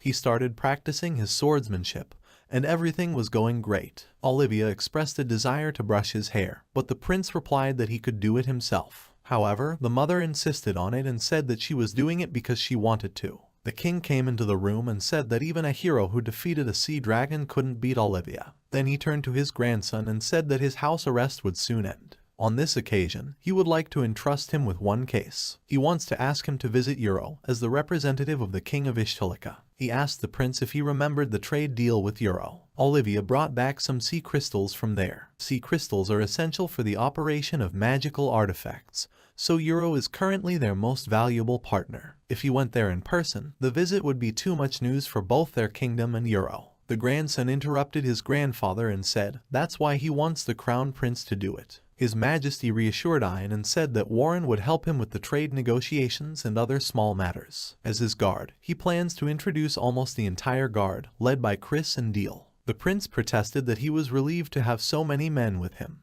but if he sent almost the entire guard with him, would the remaining guards be enough to defend the castle? The king replied that there was nothing wrong with that. Most of all, he worries that he may start acting rashly, as in the case of the sea dragon. The prince swore to his grandfather that he wouldn't do it again. Ein was very proud to be given his first official job. He will now have a huge responsibility as a deputy grandfather, but he can't wait to see this country faster. In the castle library, the first princess of Kadima sat over a book, engrossed in reading the translation Chris had made. At the moment, she was looking at the portrait of the demon lord girl. Looking at her portrait, it was impossible to tell that she was a heartless demon lord. As written in this book, the demon lord possessed incredible power, and battles with her resulted in countless casualties. In the end, the story ended with the subjugation of the demon lord, Dullahan, and the Elder Lich. However, the two people closest to him sensed suspicion towards Dullahan and the Elder Lich. Why did Dullahan know his enemies and do nothing? Why didn't the senior Lich attack, but instead concentrate on protecting the humans? Since the beginning of the battle, they had made no attempt to kill people, so much so that they were ready to face death. If they had wanted to, Ishtalika would have been crushed and destroyed, so why didn't they want to? One more circumstance is worth mentioning.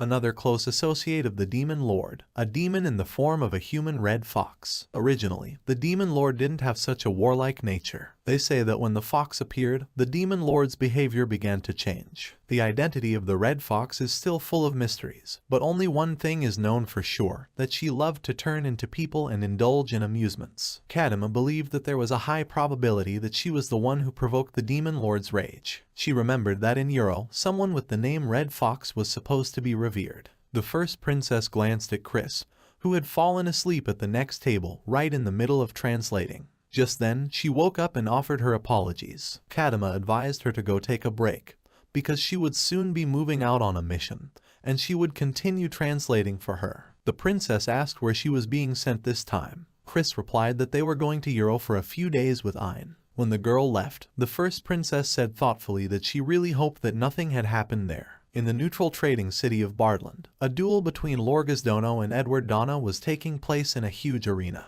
Edward said that Lorgazdono was once again stronger than he had been 3 years ago, barely able to parry another attack from his opponent. The knight replied that it sounded like a mockery. Edward noticed that it would be hard for his decrepit body to directly deflect another one of his blows. However, these words turned out to be a simple disguise. It was soon announced that the winner of this battle was Edward of the Euro Principality. The two men shook hands, and Edward said to Lorgaz that it was a great fight. His opponent replied that he always wondered how he could beat him. In the box of honor in the arena, Knight of the Kingdom of Jame Grint Roundheart told his mother that his father had never lost in Jame, and then he lost to that bastard. He assured his mother that one day he would definitely avenge his father. Camille nodded her head and told her son that she would look forward to it. He is the chosen one and has the power of a holy knight. His fiancée Shannon will also help him. The third prince of the Heim Kingdom, Tiger von Heim, slammed his fist against the wall of his chambers in frustration. It was never found. Harley, Father Crone has asked His Highness to calm down, as they are waiting for a report to clarify the situation any minute. The tiger asked him how he could calm down if for 3 years he could not find traces of his beloved crown. He's surprised how Harley can be so calm when it's about his father and his daughter. Harley said that he and his wife, Alina, had been sad for a long time.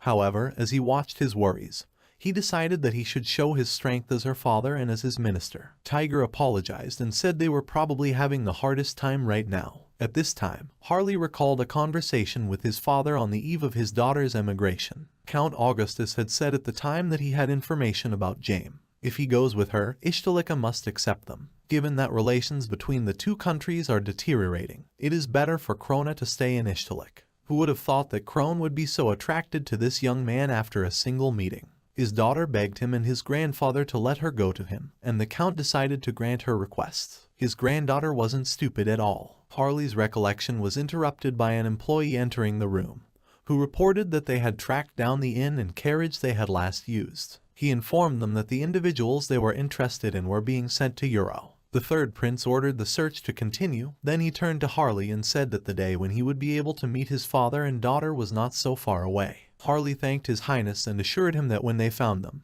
he would make his father and Krone thank him. Tiger smugly exclaimed that then he wanted Krone to be his wife. Harley replied indifferently that his help was invaluable, and that Krone would give him her heart. Tiger von Heim sat down in a chair and said that they would expand the search for Krone and his father, and in the meantime they would go to Euro. Then he told Harley to call Grint. The son of Lorgaz is so talented, so he will become his guardian. When Harley left to do his bidding, the prince closed his eyes and introduced her. Her pretty and cute face, sparkling eyes, and soft hair. He swore to himself that he would find her. He was sure that by going to Euro, he would succeed. At the port of the Euro Duchy, everything was ready to welcome the honored guests. Cupid von Euro, the duchy's ruler, and Edward were standing on the pier and admiring the giant destroyer mooring. It was a white king created specifically for the needs of the lords of Ishtalika. Cupid asked Ed if he was okay with his appearance. Would he offend his excellency? Edward replied that there was nothing wrong with Duke Amor's clothes. Soon the gangplank was thrown down and Prince Ein von Ishtalika descended, accompanied by Chris and Dill. The young man introduced himself and said that he had come to Euro on behalf of His Majesty. The Duke also introduced himself and expressed the hope that their meeting would bring great results. And then he suggested that the young prince take a break from the road, accompanying him to the castle. Cupid noticed Ed's strange appearance and asked him what was wrong.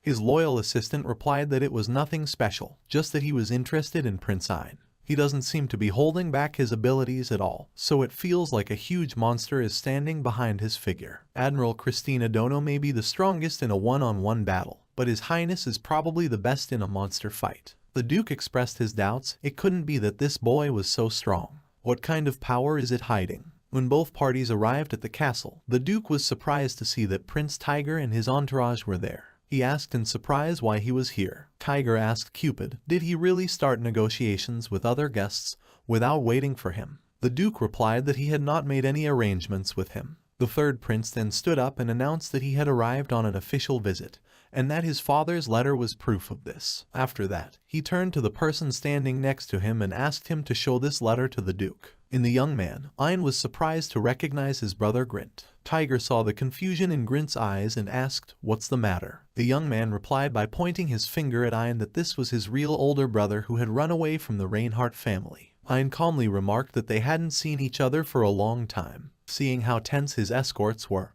he ordered Chris and Dill to keep their swords with them. He told them that preemptive attacks were unacceptable. As the crown prince, he shouldn't go against the words of the dynasty's founder. Ein turned to Duke Amor and said that now was not the right time to negotiate. He understands that they have arrived on an official visit, but apparently the matter is urgent. He asked the Duke's permission to listen to them first. He didn't mind. Grint shouted at his brother and told him to watch his mouth when talking to His Highness Tiger, because he was the third prince of the Haim family. Ein calmly replied that he was the crown prince of Ishtalika. Even small children know who is higher in rank, the third principal or the heir to the throne. Ein told everyone to be quiet and asked Tiger what his urgent business was. The third prince replied that he had only one reason for coming to Euro. He came for his promised future wife Krona August. She ran away about 3 years ago, and at the same time, the Euro Duchy began official relations with Ishtalika. He didn't believe it, but the Euro Duchy sold Archduke Haim and his granddaughter, and ingratiated itself with Ishtalika. The Duke of Amor was outraged by such accusations and said they were not involved in human trafficking.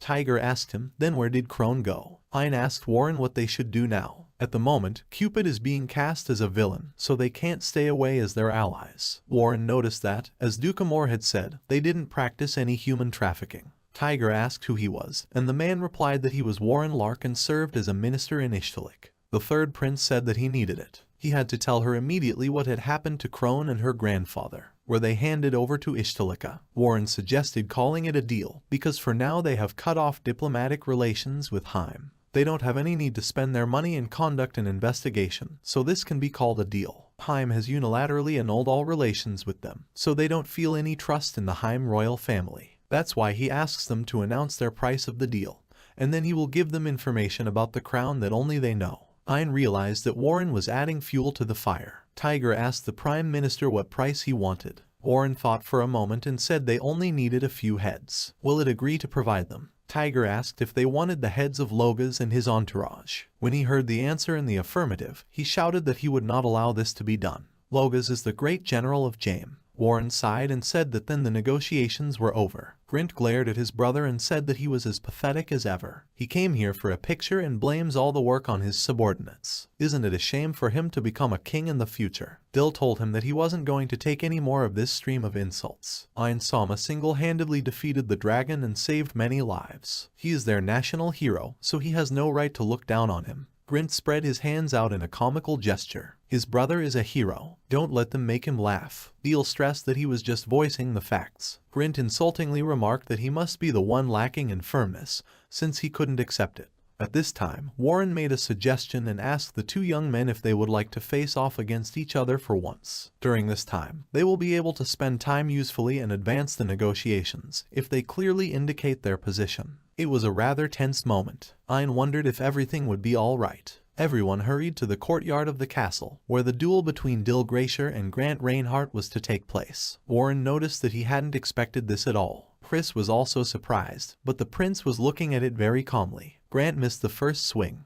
Ian said he knew Dill would be stronger. Chris agreed with him and said that he was still one of the best swordsmen in Ishtilika, but it seems that his skill level has become even higher. The prince noticed that Dill took into account the age difference, and he was very worried about this. Tiger cheered up his henchman and asked him to give Dill a hard time. The opponents met once more. Grant now used his Holy Knight skill, thinking that by doing so, he would ensure victory. However, Dill easily stopped this attack and knocked Grant to the ground. After that, he turned to Ian and said that he dedicated this battle to him. The prince thanked him, and Dill said he hoped Grant regretted insulting him. He also noticed that this boy was not as strong as their guards, but despite his age, he was undoubtedly very gifted. No wonder he has the strongest skill for any swordsman, the Holy Knight. Ian asked him, "Isn't the Sky Knight stronger?" Dill replied that the Sky Knight has a very destructive effect, but you need to ask your father for more details. Warren came up to them and said that his heart was beating like crazy as he watched them fight. After that, he turned to Duke Ammer and offered to continue their meeting. He also asked the tiger, noting his age and poor memory, which he completely forgot about Lady Crone, and he should know her well. Tiger agreed to send the documents with all the details to the Prime Minister within a day. When the prince was alone with Warren, he asked him what he was going to tell the third prince. The old man smiled slyly and replied that in addition to being the most respected people in Ishtilik right now, he decided to add that they were on close terms with Crone. Warren added that he hoped the third prince wouldn't take these words the wrong way. Ian and Chris were standing on the castle wall, and the girl asked the prince why he suddenly wanted to see the city of Euro. Ian replied that he would like to understand what this country lacks. He told Chris that Warren-san had also told him that they should start trading wheat with Euro. Due to the sea winds, there is very little arable land in Euro, and agricultural goods are brought to them from abroad, especially wheat, which is imported here from Koima. And Haim produces the most wheat on the entire mainland. Expensive, but there is no other choice. Knowing that other countries are in need of wheat, he sells, strongly breaking the price on the whole continent. He wondered if they could sell Euro wheat at a reasonable price. In his opinion, this will be beneficial for both sides. I wonder if they can save them more wheat than they consume in a year. If Euro continues to sell surpluses to neighboring countries, then Haim will gradually be left without its trading partners. The prince said they were just thoughts. Still, he can't do it, and they won't be able to export that much. Chris pointed out that if he had carried out his plan, he would have put almost all the farmers in Haim into poverty. The prince had to admit that he really hadn't counted on it, but exporting wheat seemed like a good idea. It would be wonderful if the price of wheat in Euro also fell, and everyone would live happily ever after. Finally, Crown Prince Ian von Ishtilik's visit to Euro has come to an end. Before the delegation left for their homeland, Ed thanked Ian for the fruitful meeting and conveyed the words of gratitude of the Duke of Ammer. After that, he gave a gift to Ian, a statue of the guardian god, which they all worship in Euro. This statue is called the Scarlet Fox. It, according to Edward, attracts and protects the inhabitants of the mainland from misfortune. When the statue was shown to Warren in the cabin of a ship bound for Ishtilika, he unfortunately said that he was afraid it was one of the Red Fox's guises. Chris noticed that according to Kadima Sama's research, her henchman probably caused the Demon King's wrath. Then why is it revered on this mainland? The Prime Minister responded to play with his opponents. Ian held his head and said he thought she was just lonely. How wrong he was. His biggest mistake was believing her and taking her in. Suddenly, Chris couldn't move. Some sort of restraining magic descended on her. She was shaking all over. Ian said that this woman had been trying to get close to him from the very beginning, to break their bond. Suddenly, the prince was holding his dagger, which had been enlarged by a mechanical steel hand. He forcefully chopped the statue apart. The white ship's armor burst, and there was a monstrous explosion. The incredible power is out of control. Ian fell and lost consciousness. Ian was slowly recovering. He couldn't figure out where he was or what had happened to him. The prince heard a pleasant singing sound and the touch of gentle hands on his cheeks, but he still couldn't move. A voice told him that everything was fine now. The woman who owned that voice apologized for causing him trouble. She said that she would take care of everything from now on. Ian wanted to ask the girl who she was, but the stranger disappeared. The prince found himself in bed in his room. He remembered going on a mission to Euro, but what happened next, he didn't remember at all. He saw that a restraining spell was placed on his right arm, otherwise he didn't feel anything strange. Ian decided to call someone first. Just as he sat up in bed, Mom and Chris came running in. He told them that he had absolutely no recollection of returning to the castle. Perplexed, he noticed that the women were crying. My grandparents also entered the room. The king said he was very happy to hear his voice again. Ian was at a loss. He didn't understand anything and asked him to tell him what was going on. Olivia told her son that he had been unconscious for 6 months since he returned from Euro. Chris said he was about to start 4th grade. Laurel suggested that we talk about it tomorrow, because her grandson needs to rest. When Ian was left alone, he realized again with confusion that he didn't remember anything since he saw that gift, the red fox. What the hell happened? After a while, Ian got into the wheelchair with Chris's help, as he couldn't move on his own yet. The whole family was gathered in the hall. His Majesty suggested that we go to the throne room. Ian asked Kadima, who was walking beside him, what they would do there. The first princess replied that he would find out soon enough. Suddenly the carriage stopped, and the prince asked Chris what was wrong. She replied that it was as if a wall had appeared in front of her. Kadima said she needed to make sure of something, and Chris should try to force her way forward. The girl tried unsuccessfully to push the stroller, and the prince asked the first princess what she needed to make sure of. Suddenly, a voice rang out in the air, warning them not to approach. Kadima told Chris to get out of here as quickly as possible. After that, there was an explosion.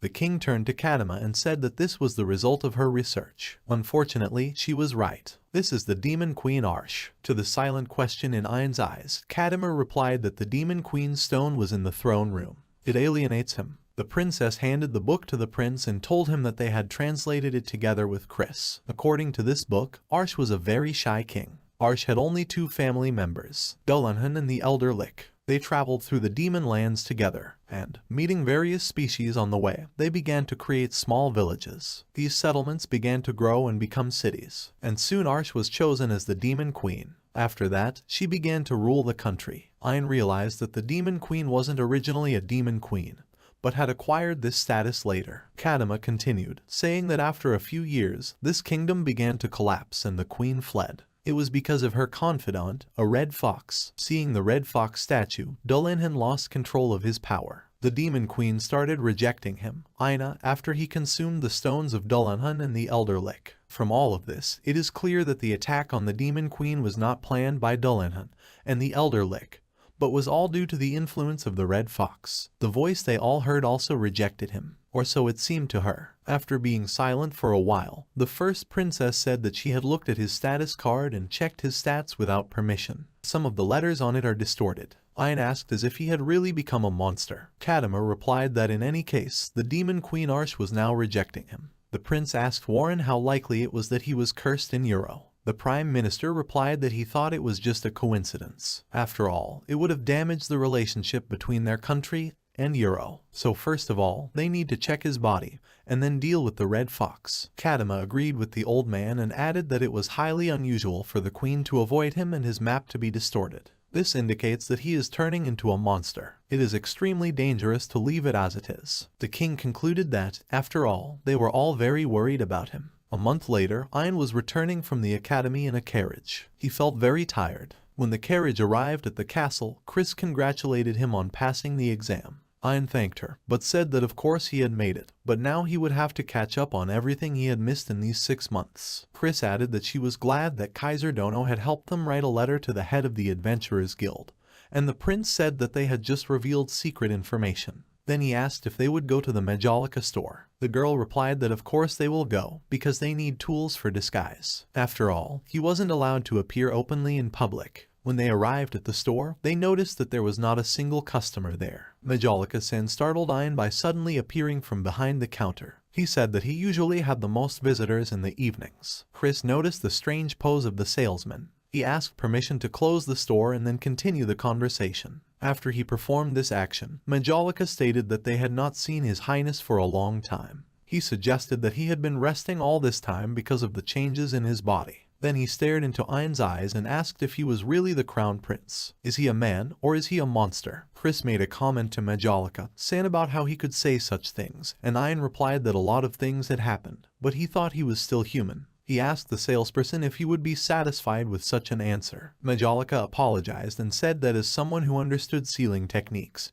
he could see that the crown prince's aura was just like a monster's. It was as if he ate the magic stones of monsters and became one of them himself. Ian stated that he was not mistaken. He really has that kind of power. Chris warningly raised her hand, but the prince said that he thought it was okay to tell Majolica-san about it. Ain told him about his new home and what had happened in Euro. After listening to the prince's story, Majolica declared that he was, in fact, like the world tree. They say the dryads are descended from the world trees. It protects nearby creatures and eats monsters, absorbing their power, something comparable to God. Majolica added that he understood everything. If they want to know about the Red Fox and the Crown Prince's body, then they should go to Magic City East or Adventurer City Bard. Ain asked why it was there. The magic stone vendor replied that East is a sacred land for researchers of magical devices. There you can find a lot of information on this subject. Bard is located near the Demon Queen's old domain. A long time ago, one of the first rulers killed a huge monster there, and now its remains serve as an ornament for the city. Chris immediately stated that she was against the prince going to Bart because she had been there several times to do research. She could sense the presence of a mysterious monster there. She admitted that she had never felt anything like this in her entire life. The prince said that in this case they will go to Ist. Majolica added that Ist also stores a lot of information about the Red Fox. He even volunteered to write Ain a letter of recommendation. Chris turned to Majolica-san and asked, since it was already mentioned, if he could find some kind of hiding device. The seller replied that, of course, he has something similar. He just got special robes. How much do they need? Chris thought for a moment and said they needed 3. For Ain, for her, and for Dill. Majolica charged them 15 million gold pieces. The prince asked Chris if the robes were too expensive. The girl protested that since they were special robes, they would still be cheap for such a price. Majolica noticed that this was a special order from Chris, so he tried to provide the best service. The prince asked if they really knew Chris for a long time. Majolica approached the girl and asked if she hadn't told him yet. Chris looked down and whispered that it was a little difficult for her to talk about it. In truth, her older sister, Majolica-san, and Kaiser Dono used to be in the same group. The prince was surprised and asked Chris, does she have an older sister? You said that she had a rather problematic older sister. Majolica confirmed Chris' words and said that it was true that she was always difficult to understand. She was much stronger than Lloyd-sama. Ain was even more surprised and asked Chris where her sister was right now. She apologized and said she couldn't tell him about her sister yet. Ain and Crone were sitting on the beach behind the castle, and the young man said that soon he would go to East. He asked the girl if she was mad at him. Crone answered, because he'd been busy all the time since he'd woken up, and there was absolutely no time for them to meet. While he was unconscious, she, Chris, and Olivia sat next to him, taking turns in the morning, afternoon,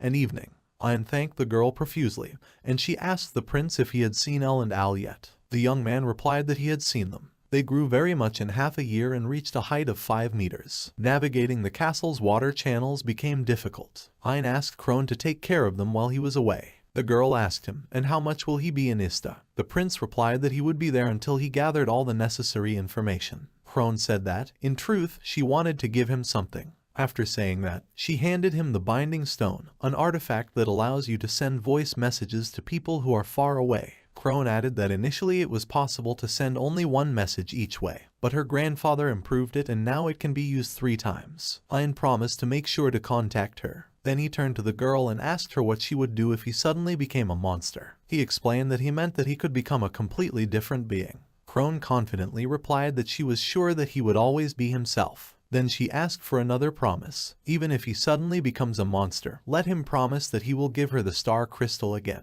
Ain replied that if this happened, he would definitely do it. After taking a new oath, Ain left the capital and went to East. The water train to East was already ready to leave. At the train station, Aina saw Crone off. As the train pulled away, Ain was surprised to find the first Princess Kadima in his luggage. She quietly hid among the things. The princess stated that this time, she also decided to go and use the knowledge gained from the Demon Lord's book. Chris noticed that they had one problem. Kadima doesn't have a robe to hide her identity. Dill offered the first princess his robe, but she declined and said that she had brought something of her own to disguise herself. Then she said that she couldn't wait for the train to get to East, because this land was sacred to explorers. The crown prince asked her not to be happy ahead of time. They would only arrive in the city tomorrow morning. The princess asked me not to treat her like a child. She knows that very well. The next morning, the travelers arrived in East. Of course, this was not the capital, but they were amazed at the height and grandeur of the Tower of Wisdom that was in this city. The Ista train station used magical automatic turnstiles. Kadima, with the air of a connoisseur, said that the most advanced magical technologies were concentrated here. East is the heart of magical research. The representatives of Ishtalika never ceased to marvel at the beauty of the Tower of Wisdom. It was huge, even taller than the royal castle, 50 floors above the ground. Pipes running from the tower stretched all over the city. They supply it with electricity from magic stones. Ein asked his aunt what was in the tower. Kadima reported that there was a laboratory in the Tower of Wisdom, but the maintenance costs are incredibly high, and the selection process is very strict, and only a few people can rent it. The Tower of Wisdom is a special object. Even the state has no right to interfere in its activities. Of course, the research of magic items involves the use of sea crystals. They are the best in this business. Ein emphasized that his mother got married to get the sea crystals. He knows it's the duty of a member of the royal family, but he's not comfortable with them being wasted like money, even for research purposes. Dilgracier suggested that His Highness go to the inn first and leave his luggage there. He said he would take them to a place approved by his father. At this time, Ein wondered if it was time for him to contact Krone. He took out the amulet he had received from the girl and made a connection. He informed Krone that they had finally arrived in East. It was colder than the capital, and the Tower of Wisdom was bigger than he had imagined. He shared with the girl that he is looking forward to interesting meetings and discoveries. The guests from Ishtalika were all wearing hooded clothing, because the stealth mode only works when the hood is on, and if it is removed, the wearer will be revealed. Finally, they came to the address that Majolica had written in his letter of recommendation. This was the Great Academy of Magic, as evidenced by the huge signboard at the entrance of the two-story building. It was a school attached to the institute, and the main laboratory was located at the end of the building. However, the guards stopped them and explained that no outsiders were allowed to enter the laboratory. This building is only accessible to adventurers. Chris provided the guard with a letter of recommendation. He studied it carefully, explaining that adventurers often brought fakes. When he tore open the envelope and looked inside, he loudly ordered Head Professor Oz to be called here immediately. Then he apologized to the guests from Ishtalika and asked them to wait a little longer. Ein noticed that the guard's attitude had changed dramatically after reading the letter. I wonder how influential Majolica is here. A professor of the Isto Academy came up and introduced himself. The prince apologized for the sudden visit and explained that he wanted to check something out. That's why he's here. The professor said that he was very grateful for their visit, and he did not expect that they would be sent to him by Professor Emeritus Majolica. Seeing the surprise on the faces of the guests, the professor found it appropriate to explain something. He said that Mr. Majolica was an honorary professor at their institute, and then he invited the guests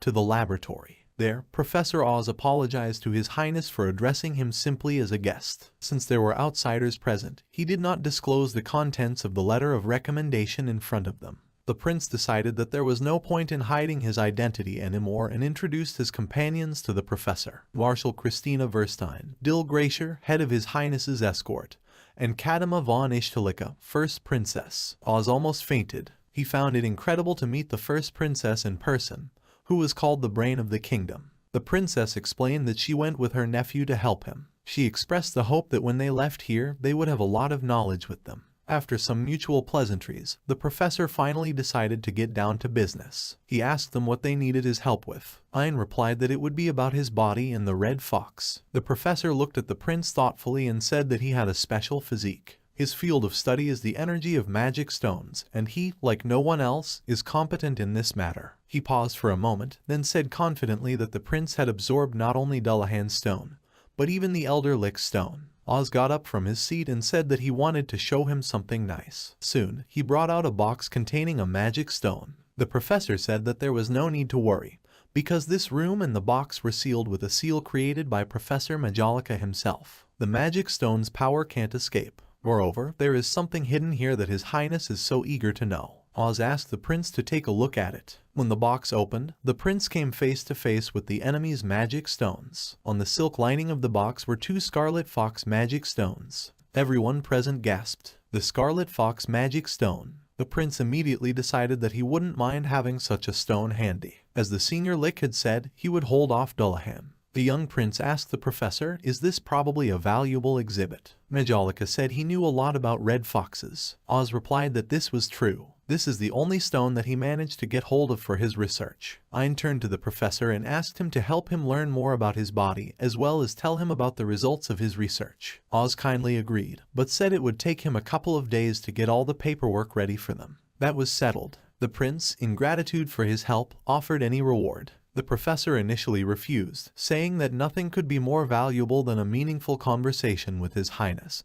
But then he finally gave in to Ein's insistent requests. Oz asked the prince if he could ask for payment of anything other than money. Ein assured the professor that he could ask for anything. Oz said there were several cases of young children being abducted here in Ista. The victims were orphans from the slums, so this case wasn't taken seriously, but his heart aches for them, regardless of their status. The professor asked His Highness to give the order to send more knights to search for the assassins. Ein thought respectfully that the professor was truly a worthy man. He would rather help the orphans in the slums than accept the reward he deserves. After that, he told the professor that he would personally search for the culprits and make sure that his decree was passed to the knights. The professor was profusely grateful. Chris grudgingly told His Highness that no matter how many guards were around him, it was impossible. Princip replied that he didn't want to just give out orders. After all, they have free time while the professor collects the material. What would she say to that? Marshall replied that it should be so. It's better to be in league with him than to try to contain him. The professor then said a warm goodbye to His Highness and said that he would contact him as soon as he had gathered all the information. The prince, in turn, thanked him and assured him that he would make every effort to catch the criminals. The professor called the security guard to escort the guests and asked them to put on their hoods. Then he remembered something and said he had something for them. He pulled a large envelope out of his desk drawer and handed it to the prince. Ein asked what was in the envelope. Oz replied that these were old materials from secret research conducted in Ista, which were best taken to the grave. Perhaps the prince will find some clue in them. At this time, the security guard arrived, and before escorting the guests out, he handed the professor a letter. When the guests had left, the professor opened the envelope and read the letter. Then he walked wearily to the table and whispered softly that it was time. When the Ishtalika representatives were outside, Chris suggested that everyone go back to the hotel and take a break, because it had been a long journey, and they must all be tired. The prince agreed with her words, and Kadima said that she would go shopping. Gil volunteered to see her off. When Ayn and Chris got back to the hotel, they found a fat man standing in the lobby, who was annoyed that the room he usually stayed in was currently occupied. The hotel employee apologized to him and said that another guest had checked in from today. The fat man shouted that he was willing to pay extra for them to evict this guest immediately. The girl replied that they couldn't kick him out. Ayn and Chris realized that the man was referring to the room they were staying in. Chris told the prince that even if that was the case, it didn't seem like this person had reserved her, so they have nothing to worry about. Meanwhile, the fat man lost his temper and slammed his fist down on the counter. He declared that he would never set foot in this hotel again. He turned around and walked towards the exit, ordering the two knights to follow him. He threatened that they would regret losing a client like him. After all, he is the conqueror of wyverns and kraken. Chris remembered that the fat man's name was Sage. He's from a Viscount family. They have a well-known family with a long history. His predecessor was an outstanding man, and she thinks Ayn would have liked him.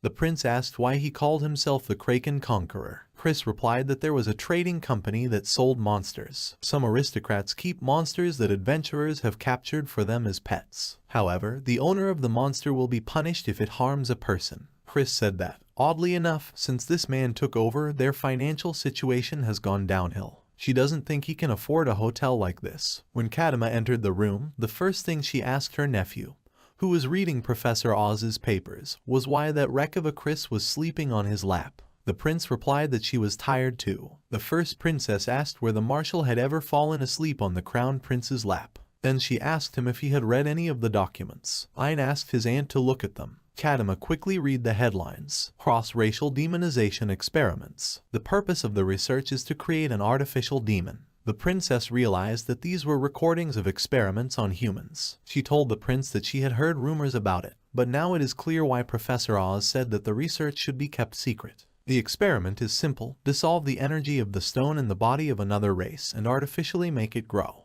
There were times when other races were considered demons. People believed that if demons could become stronger by eating a magic stone, then other races could too. The prince said sadly, that's exactly what he's doing. Similarly, it absorbs the energy of stones and becomes stronger. Almost 100% of the test subjects are dead, and if there were survivors, once they gained their power, they got out of control and got rid of them. If the demonization continues to progress, then one day he will kill the people dear to him with his own hands. Kadima looked her nephew in the eye and told him not to let that happen, so they set about their research. She asked Ayn what he thought were the disadvantages of turning into a monster. Did he assume that he wouldn't be able to speak human language later? Kadima shook her head. No, I didn't guess. If he suddenly evolves, he won't turn into a brainless fish that doesn't even know the language. Let him remember Dullahan and the Elder Lick. It's impossible to tell if they're demons when they're wearing normal clothes. If it comes to that, they'll just register him as a new race when he evolves. The prince noticed that she was going too far, to which the princess replied that a backup plan would not hurt. But don't get hung up on it. Ayn cheered up and said that he felt much better now. Then he got up cautiously and said he was going to the bathroom. When the young man had gone, Kadima sipped her tea and told Chris not to say a word to anyone about what she had heard. Chris asked her in surprise, did the princess notice her waking up?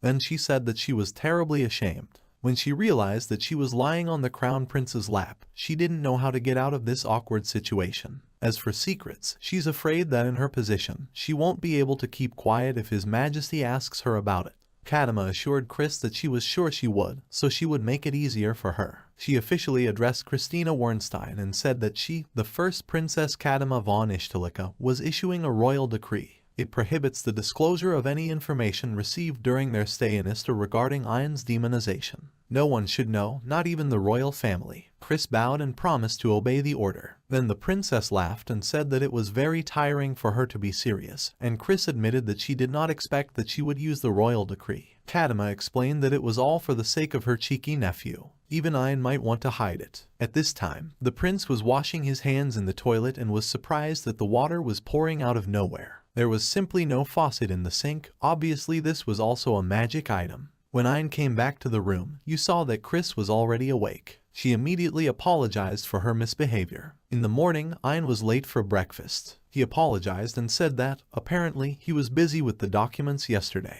Chris asked him not to overwork so much, and the prince said that he should try harder to catch the criminals. Then he asked where Dill and Kadima were. Chris said they'd gone to the grocery store and she was going to make something. When the girl left, Ayn received a text message. Crone said she was glad that he was able to get there safely. She's only worried about their cold weather. She asked me to take care of my health and not catch a cold. Then she told me that she thought Grandpa was there, too. She asked Ayn to talk to him if she met him. At the end, she asked Ayn to call. She'll be looking forward to it. After breakfast, Ayn and Chris set off for the city. There were a lot of people on the streets of East. There were also many tourists here, but it was very difficult to find information here. After a while, Ayn and Chris found themselves in a strange place and realized that they were lost. There were so many alleys here that it must have happened sometime. Ayn looked around and told Chris that he thought there must be a Tower of Wisdom nearby. Suddenly, on a narrow street, they saw a girl running away, being chased by 3 bandits. One of them caught up with the girl and grabbed her by the hair. He pulled her roughly to her knees and told her that she would now be held accountable for what she had done.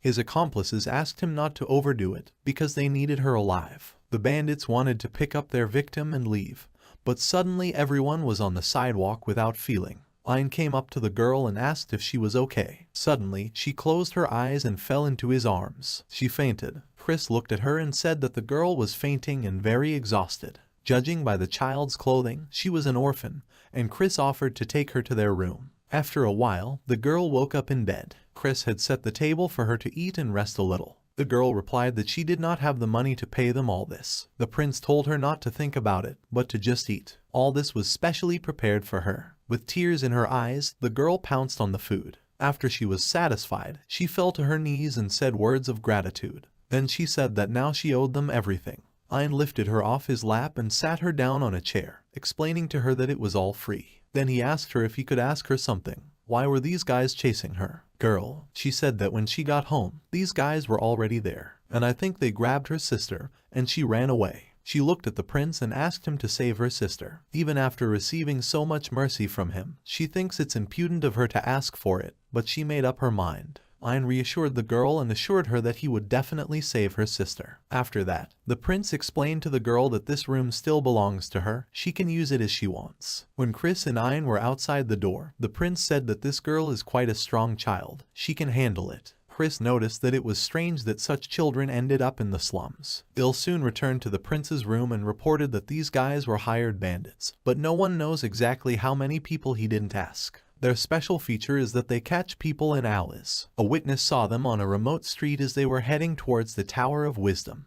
Chris guessed that the Tower of Wisdom was where they were hiding. There's clearly something wrong here. Ian and Chris were sitting in an outdoor cafe near the Tower of Wisdom, talking tiredly. The prince remarked that they probably wouldn't find any new information. Chris suggested that Warren Sama leave the matter to her. Ian agreed, but said that he had promised that child something. Marshall suggested that they go to the hotel room. Maybe they can find out something else in addition. The prince suggested that it seems to him that these bandits go out to hunt at night, although they can be found during the day. Chris expressed her regret that when they arrived in East, they didn't even see any sights. After that, they went to watch the beast show. They looked at the stone monster and the small dragons. There was also a huge dragon and it looked very dangerous. It was the first time Chris and Ian had seen such a wyvern. They decided to go down to the arena and take a closer look, because they were sure that no problems should happen. Up close, the beast was even bigger than they'd seen it from the stands. They were surprised by the power of this magical beast. Chris offered to leave because he seemed to sense their power. Suddenly, they were approached by Viscount Sage, who had caused a row in the inn about the room. He was surprised that his wyvern was scared. He introduced himself to the young people and thanked them for coming to see his show. Then he asked his assistants for his whip. After that, he ordered the animal to fight with him. He hit him with his weapon and asked him what he thought, how much money he gave for it. However, the beast was very timid. It was afraid to fight. The assistant thought it was suspicious. He shouldn't be so afraid. Sage threatened to ask who gave him the medicine. He turned to Chris and Ian and said that they were looking at his wyvern. When the prince confirmed this, the Viscount ordered his men to open Chris' hood. But the girl roughly pushed away the hand of the man who was trying to remove her hood. Sage told them that if they obediently left here, they would be safe. Ian stated that this girl is a close friend of his, so she is with him. The fat man was indignant and said how dare he raise his voice at him. He is ready to turn a blind eye to this rudeness, so he asks them to leave this place again. Then he ordered his assistants to return the magical beast to its cage. The prince took Chris's hand and led her home, telling her that there were very strange people here. The prince asked Chris if she was right when she said that Viscount Sage's finances were getting worse. Is it possible that the wyvern's condition worsened because of this? Chris thought about it and said that if you count it, then the nutrition and care of this animal will come out about 5 million. She thinks that if you still pay for the performance, it will be a little more. Ian thoughtfully concluded that if that was the case, then where did this fat man get that kind of money? Suddenly, they saw bright and beautiful lights above the Tower of Wisdom. Chris said that when the time comes, the aurora borealis is automatically created and the sky is colored. The prince asked the girl if Viscount Sage could be related to this tower. Chris replied that the creator of this miracle was a very intelligent and educated person, and if someone like the Viscount owned it, it was unlikely that this tower would still exist. The prince was still in doubt. He believed that all these kidnappings were done in order to trade people and make money from them. Chris remembered that horse-drawn carts always headed in the direction of the tower, so the abducted children are delivered there by someone who can enter. For example, a nobleman who can afford it. Perhaps it is as Ian suggests. Kadima sipped her cup of tea and told Ian that he was suspiciously trying to get inside the tower. The prince asked her, isn't it logical that he would do it? The princess remarked that it was better not to do this. If the evidence is destroyed, the royal decree used will be revoked. If he sneaked in, he would be mistaken for an enemy. Ian objected, because the Tower of Wisdom is a secret mass. We need to think of something. Kadima smiled and said that she had something that he needed to see one way or another. She showed him the inside plan of the Tower of Wisdom. It is held up by the stone inside the furnace, and if he destroys it, the tower will collapse. Kadima ordered him to be quiet. If he breaks it, then the city will start a real chaos. He'd better listen to her. Then the two of them went to the room where the orphan girl was staying and informed her that her sister was obviously in the Tower of Wisdom. They taught the girl how she can save her sister, whose name is May and she is only 6 years old. The prince gave his name and introduced Kadima, who, however, asked to be called Ketsi. Ian said he had to leave, and Ketsi would look after her. When the boy came out, the orphan asked Kadima if they could really save her sister. The first princess was surprised that she was so incredulous. She said the guy who just left was Ian von Ishtalika, and she was Ketsi von Ishtalika. The girl threw up her hands. Is it really Ishalik's family? The first princess confirmed that everything is correct. This child is the crown prince. Ketsi happily informed Dil that they were ready. The young man was surprised that it had happened so quickly, and Ketsi added that Ian had done a good job. He must have been very interested in these kidnapped victims. First of all, they need to contact the station and warn them. In case there are unforeseen circumstances, you need to stock up on clothes. Dill assured them that he would help them in any way he could, so he asked them not to hesitate to ask for help. Ketsi asked him to write one letter as a member of the Leibniz Duke of Niai, so that no one would recognize the sender. Dill promised to do it. At this time, Count Augustus hired a cart. He did not believe that he agreed to this. When they were all seated in the cart, Chris said that she would like to go back to her room, and the prince remarked that it was not such a dangerous task. Nothing to be afraid of. Ein said that the count was saved by the fact that they met him. The fact that August expanded its sales channels made things worse. The count said that as soon as they found the stone, they should immediately hide it in a box. Prince understanding nodded, and Chris said that she would do everything herself. Ein should not risk himself. The prince replied that he simply could not sit idly by. The abduction of the child, the way they separate the family, taking the sisters away from each other, they seem to be laughing at him. He, as the crown prince of this country, must administer justice. Chris assured him that she would do everything in her power to protect the prince. They need to do everything to destroy this tower. In the palace of Augustus, Cronus sat alone, holding an amulet. She thought about telling him something before it was too late. She felt that she was jealous of Chris. Then she checked herself, because Ian had an important task and she shouldn't be thinking about it right now. I wonder if I can tell him later. First, she'll talk about going shopping with Oliver. Crone tried to calm down and lay down. She couldn't even control her feelings. She told herself to think straight and not let her emotions get the better of her. She really wanted to be close to him because she missed Ian so much. Suddenly, Crone realized that she had said all this while recording, and it was automatically sent. The girl was terrified. What had she done? What should she do now? She needs to come up with something. The tower guard reported to his commander that all was quiet at the post assigned to him. The chief listened to the report and told him to continue monitoring. Meanwhile, Ian and Chris crawled out of the narrow box they were hiding in, covered in rocks, and entered the tower's underground stone furnace. The girl asked the prince if he was sure that their plan would work. The young man replied that everything should work out. According to Kadima, the tower's energy is stored here, and it is created in 2 stages. They shuffled the magic stone to get more magic power. After that, they converted the magic energy with the help of a turbine into a central device. Therefore, first you need to overheat this central device. Ian used swirl magic. Although it was very dangerous, he wanted to raise the power, and when it reached the limit, the device would collapse. Soon, they saw that the turbine had stopped. It looks like their plan worked. The prince said that this is not important now because it can restart. During this time, they need to go higher. He ordered Chris to move faster. They went upstairs and stopped at the door, which was steeped in magic. Due to the shutdown of the turbine, it seems to have stopped working. Chris cast her magic and the door opened.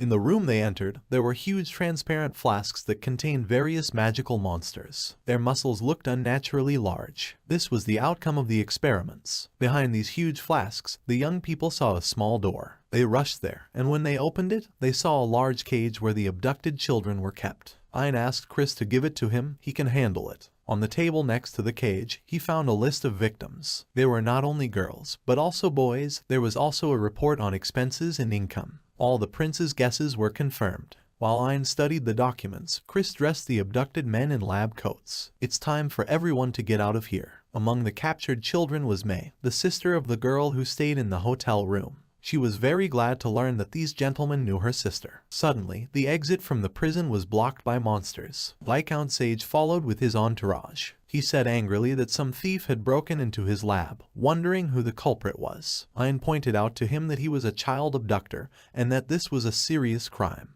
The fat man smiled wryly and asked the prince, is this the only reason why he decided to destroy his precious laboratory? Soon after that, he ordered his henchmen and magical beasts to kill everyone. However, Ian and Chris quickly dispatched these animals. The Viscount was extremely upset that he had invested so much money in them. Sage couldn't believe what had happened. His accomplices were scared because these people instantly killed strong monsters. At this time, Chris pointed her sword at the fat man and said that she rarely does that, but she wants to chop him into pieces. The Viscount begged not to kill him and offered to negotiate. Unexpectedly for everyone, Sage sneakily used a toxic chemical that was in his ring. Taking advantage of the momentary confusion, the Viscount freed the dragon trapped in the flask, straddled it, and the dragon broke through the wall, taking the fat man with it.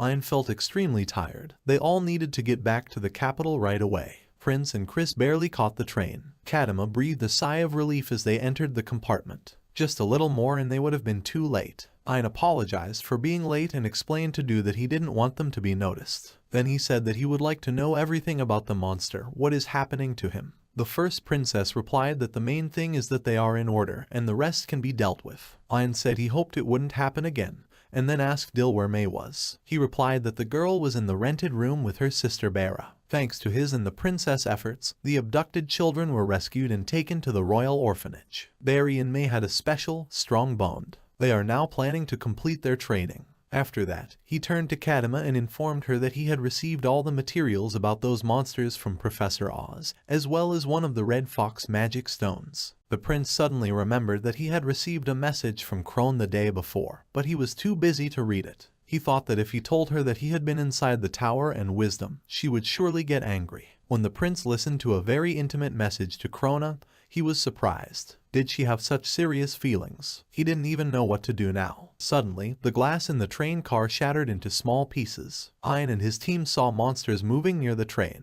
They were on the loose and there was something wrong with them. The passengers couldn't leave the carriage because the monsters blocked the road. Ian realized that the monster's target was him, the Crown Prince of Ishtalika. He ordered Chris to head for cover, leaving it up to him to deal with the monster. The marshal said that she would not leave the prince. Together they would do better. Together with Chris, they went up to the roof of the train and saw the dragon approaching from the sky. From the time they saw him in the arena, he became even bigger. Sage was sitting comfortably on his back. Chris tried to chop off the dragon's leg, but the monster's skin was too strong and the blade only knocked out sparks when it came into contact with it. In addition, even the scratch that appeared after Chris' attack on the dragon instantly healed. It seemed to have become even stronger. They realized that if they couldn't defeat him now, he would definitely kill them. I knew that the dragon's weak point was its magic stone. The prince used the thick fog skill and the monster lost sight of them. Ian's phantom hands swung towards the beast, entangling its legs and wings. The prince saw that the magic stone was embedded in the dragon's forehead.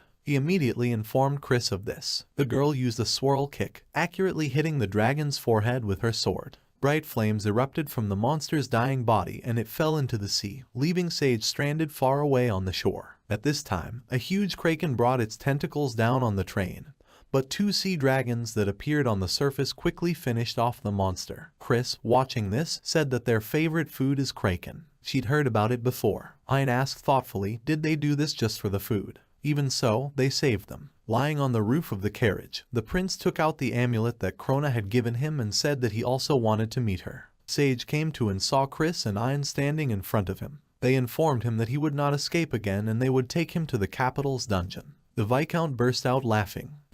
To the dungeon. Marbles hiding their faces behind hoods have no right to judge him. Ian took off his hood and asked, what if he's the judge? If he's an aristocrat, he should know about it. The Viscount confessed that he recognized his highness. The prince told Sage that he had committed many crimes and that he had better tell them honestly. Why did he kidnap people? Really for the money? Sage replied that it was the master's wish. He kidnapped people on his orders in exchange for a reward. Ian wanted to know the name of this gentleman, but suddenly the Viscount became ill and died instantly. While the employees repaired the destroyed tracks, Dill suggested that the prince rest in his car. But Ian couldn't sit still. He went into the bar and saw Chris there. What surprised him was that the girl was wearing an evening dress. He asked her why she was dressed like that. The girl explained that he had misunderstood everything. She only had this dress as a change of clothes, so she put it on. Ian said it suited her very well, and there was nothing to be ashamed of. Then he confessed that everything didn't end up as he would have liked. Therefore, he is tormented by many doubts and cannot sleep at all. Sage said he was doing it on some master's orders. In other words, someone is pulling the strings from behind the scenes. Chris agreed with the prince's words and noticed that they didn't have a single clue. He dropped his tail like a lizard. Ian suggested that the Red Fox might be behind it. According to Kadima, he has the power to evolve and control monsters. He is most likely related to the Demon King. The monsters that the Viscount controlled gave a clear understanding about this. Ian promised that when he felt better, he would investigate the Red Fox case. Chris asked the prince again, is he talking about the fox? Ian replied that when he studied Professor Oz's material, he found interesting information. According to her, even after evolving, monsters no longer lose their will. I asked him if this meant that despite the appeal, he would still be himself. The prince replied that he probably would, if the evolution and appeal can sit for the same thing. Chris expressed her gratitude to Professor Oz and said that this was at least some good news. Ayn noticed that he was an incredible person. He cares about the orphans and the city more than he cares about his own interests. He's glad he came to East. Chris thoughtfully told the prince that he was getting stronger and stronger every day. Even in Ista, there are so many things. He's becoming more and more like the first king. Ayn asked her not to say that because it would embarrass him. The girl smiled and suggested that they go on a trip together again. At this time, incredible events were taking place in Professor Oz's laboratory. He stood among the many books and objects with a rock in his hand. He said it was a beautiful day. This pathetic little man was drawing on his strength, trying to make himself look bigger than he really was. Predictable results and punishment for him. Moreover, he managed to get rid of the dirty fox magic stone. What a wonderful day. The crown prince is majestic and beautiful. As beautiful as he is, father. It excites him immensely. After saying that, he licked the stone and said that it was the same feeling when he killed the fox that was hanging around him. It was the same feeling when he was drenched in his blood. His appetite was whetted. He longed to see the crown prince's twisted grimace. Then he leaned down, held his head in his hands, and whispered that he shouldn't do that. He should appreciate such a beautiful creature. Just then, there was a knock on the lab door. The guard left and said that several knights would like to discuss the matter of the Tower of Wisdom with the professor. Professor Oz asked the clerk to tell the knights to come to their appointed place tomorrow. The crown prince's carriage was approaching the bridge, and Chris happily informed Ayn about it. He said he hadn't seen him for a long time. Half a year had passed since Viverina's attack on the sea train. Ayn was 11 years old. Spring came and nature began to come to life. Today, the prince must attend the grand opening of the bridge once destroyed by the late Viscount Sage's monster. Ayn, sitting inside the carriage, noticed that today's journey was surprisingly quiet. He mentioned this to Krona, who was sitting across from him, and added that it was all thanks to his talented assistant. The girl smiled at the compliment. Krona is a graduate of the Lieb Women's Academy. Also, she was the only one who received a satisfactory score on the exam for the position of an official. And finally, she distinguished herself by becoming the prince's personal assistant.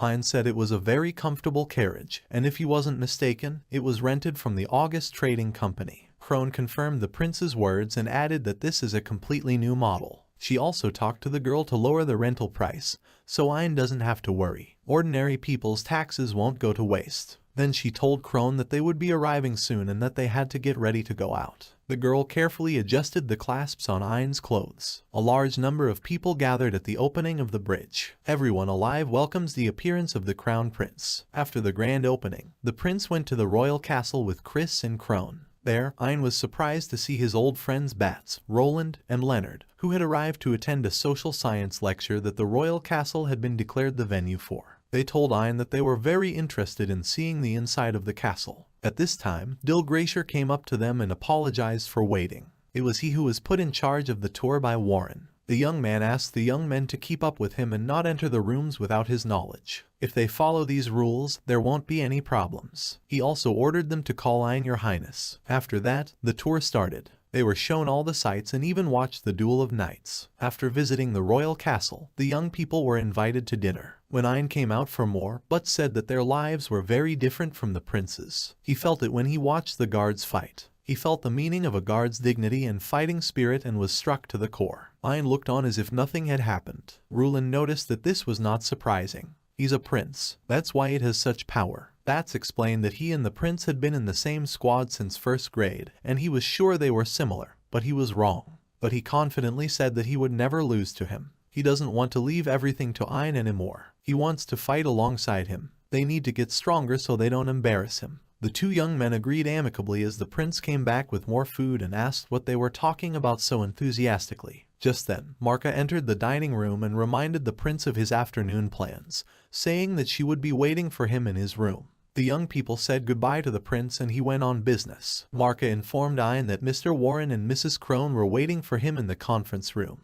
On the way there, they met May, who greeted the prince warmly. She was now in charge of the castle's food supply, and Mark was assigned as her supervisor. Ayn noticed that the girl had grown a lot during this time. He asked the maid, "What about Bera?" The woman replied that the nurse works in the infirmary near the training ground. She asked for the position herself, and the knights are very appreciative of her work. When I entered the hall, the Prime Minister and Krona were already at the round table. Warren greeted the prince and invited him to sit down. The Prime Minister suggested that we start a discussion. He wanted to talk about the mission in Bart, the adventurer city. Ein suggested that this is an investigation about a red fox and turning into demons. Warren confirmed his hunch and said that based on the results of the investigation into the previous Viscount Sage's actions, he had also visited Bart in the past few years. Crone asked if it was the red fox who was behind Sage's missing people. The Prime Minister replied that this was apparently the case. Mrs. Kadama came up with the same results. Professor Oz suggested relying on the adventurers. In addition, they had done research on the Demon Lord's old territories. They check a huge number of books to find information about technologies unknown to them. They were looking for information about the Red Fox, as well as about turning into demons. After all, the lands of the past Demon Lord are dangerous. They plan to entrust the expedition to Mr. Lloyd so that the prince can concentrate on his research in Barth. Ein said with satisfaction, so Lloyd will help them this time. He is a very reliable person. Then the prince asked Crone if she would also go to Barth. The girl firmly replied that she would go. After all, she doesn't want to just wait and pray for his safety. She's His Highness' personal assistant. Warren said that he would leave the care of Mr. Ina Crone, and the girl assured the Prime Minister that he could count on her. The prince was happy to announce that Dill, Lloyd and Crone would be going with him this time. Chris will stay in the castle. After a while, Chris was crying in his office. She asked him how he could have left her. Ein apologized and said that if she didn't stay, he would be very worried about the guards and their country's subjects. Chris knew that if Mr. Lovett was going with him, then I didn't need to. The prince assured the girl that he was also sad that she was not going with them. Chris wondered with a strange feeling, why did her heart hurt so much? She found the strength to say that she was keeping a close eye on the castle, and would do her best to protect the kingdom in the prince's absence. Ein patted the girl's head and said that he could rest easy now. He smiled and promised to bring her lots and lots of souvenirs from Bart. Chris admitted to herself that she loved Ein's smile very much. In the midst of a blizzard and a terrible cold, the vague outline of a castle could be seen on the horizon. Drowning in the snow, a knight was walking to the side. He muttered that the owner of the vessel was here. It's close. Has it really been several hundred years? Time flew by in the blink of an eye. He understood that it was not right for him to go to this castle, but he would still carry out his task. He will wait for him to return. A blizzard echoed dully across the snowy plain. Finally, it was time for Ein and his team to leave for Bart. The time of the trip was in the middle of summer. It was very hot. You're always thirsty in this weather. Crone made him some iced tea. Ein thanked the girl for her concern and said that he was not worthy of such a wonderful assistant. Then he asked about Lloyd and Deal. Crone replied that they were in the front car, but this time it was decided to split up the guard and put them in the first and rear cars. Ein realized that it was just the two of them in this carriage. The girl asked the prince, does he really need someone else? Ein laughed and said that she was enough for him. They sat and stared out the window. Suddenly, Ein saw a bird that he had never seen before. Not only was it huge in size, but it also had 4 wings. Crone advised the prince to sit still. They were only a short distance away from Bart. Ein agreed with the girl's words. He really has been very energetic lately. I got involved in that incident with the terrorists, escaped from the castle to fight the sea dragon, broke into the Tower of Wisdom. Then Crone added that they were going to the first Demon Lord's land. Knowing how much he respected him, she shouldn't be surprised by his enthusiasm. She is also interested in the lands of the first Demon Lord. They are said to be worth quite a few secrets of creating a country. Did the Demon Lord oppress Ishtalika when it was created? Or was it founded as a single nation after the conquest of the Demon Lord's lands? Historians still argue about this. She also cares about one more thing. For example, why do members of the royal family have atavisms? Moreover, these atavisms are signs of a wide variety of races. Did members of the royal family marry representatives of other countries? Ein suggested that it might well have been. Monsters and other races have a core and magic stones inside them. But one thing distinguishes them from each other. This is the ability to talk to other people and prevent violence. By the way, the chronicles don't even mention the race of the first Demon Lord. What race did she belong to? Maybe she was a pixie, or maybe she belonged to the fairy family. Ein thought about it. Royal Gacha, what will his children be like? He told her that she knew more about the creation of Ishtalika than he did, and it probably took a lot of effort to become the person she is now. The girl confirmed his guess and said that it was very difficult. Every night she prayed to the stars, and since she was here, her efforts weren't in vain. The conversation of the young people was interrupted by a sharp push and a train stop. Immediately, there was a discreet knock on the door. Deal said they had to make an emergency stop because of the earthquake. As soon as they are sure that everything is in order, they will continue on their way again.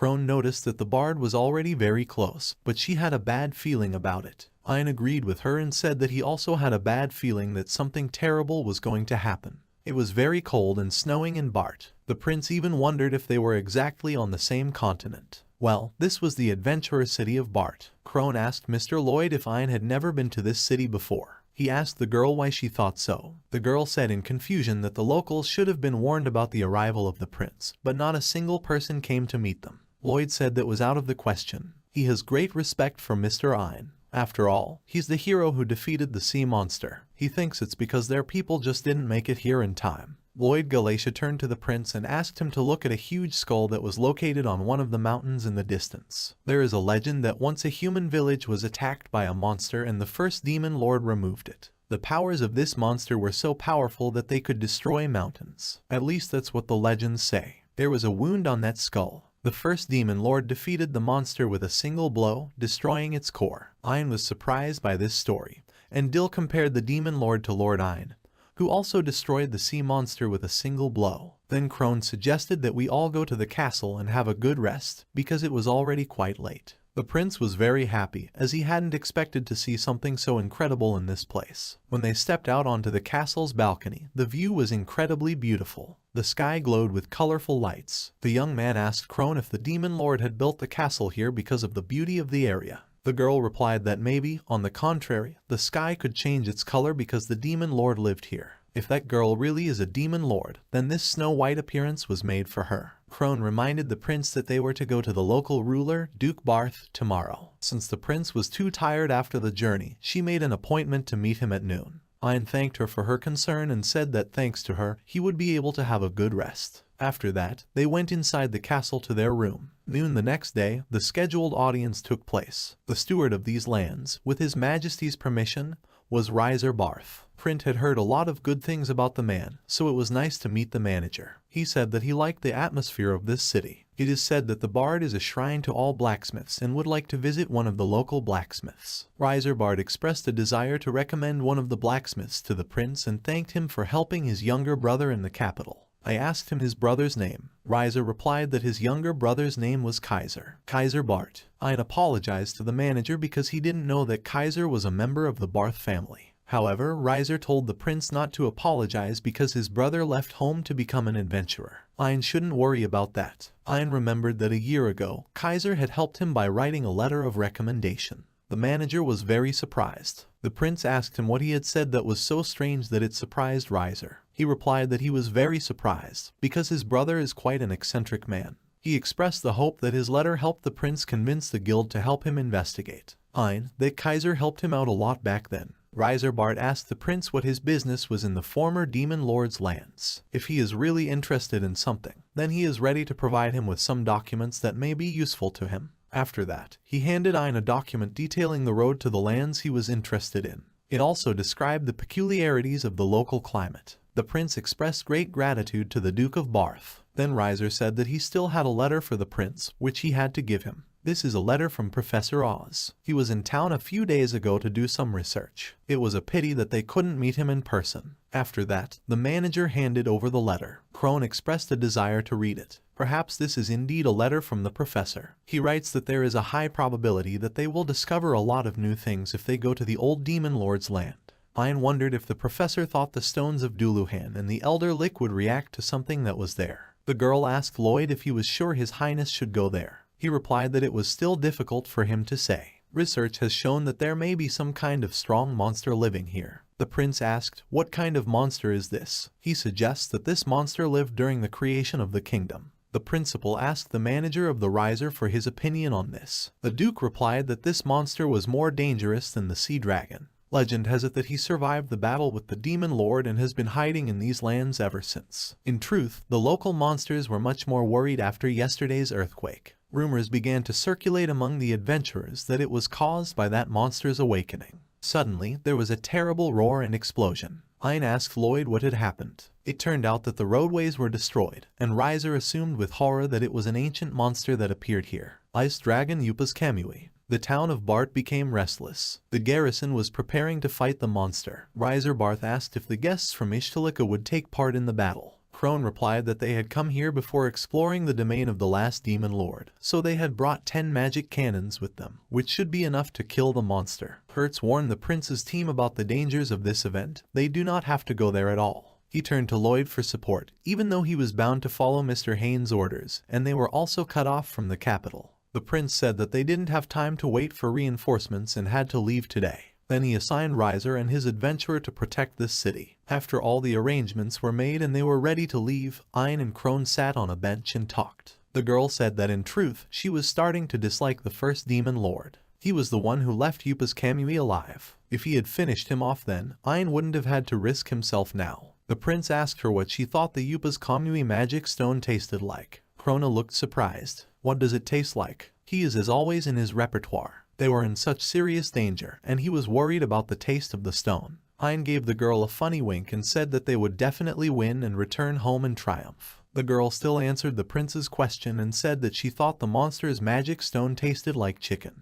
When she saw him, she immediately thought of it. Ein laughed and said that after her words, he really thought that Yupa's Kamui was a big chicken. City manager Bart Duke Reiser reported to Ein that the gunners had already moved to their positions. Crone asked Ein not to worry about the city, she would do everything in her power to protect it. After that, Hay gave the command to leave. During the journey, the prince noticed that it was very difficult to walk in the snow. Warren said that maybe he should have trained more in the snow-covered areas. Then he asked the prince if he would keep his promise. Ein replied in the affirmative and said that if Yupa's Kamui's target was not him, Thawne would humbly return to the city. However, he doesn't think he needs anyone else. This is too much of an unusual coincidence. First the earthquake at the entrance to Bardu, and then the sudden return of Yupa's Kamui, which has not been seen since the founding of the kingdom. And besides, he had the impression that he had deliberately destroyed the railroad to cut off the escape routes. Warren agreed with the prince that this is one of the most unpleasant scenarios. At the edge of the forest, they didn't meet an 8-eyed rabbit of very large size. Warren said that 2 guards could easily deal with this beast, and these rabbits have very tasty meat.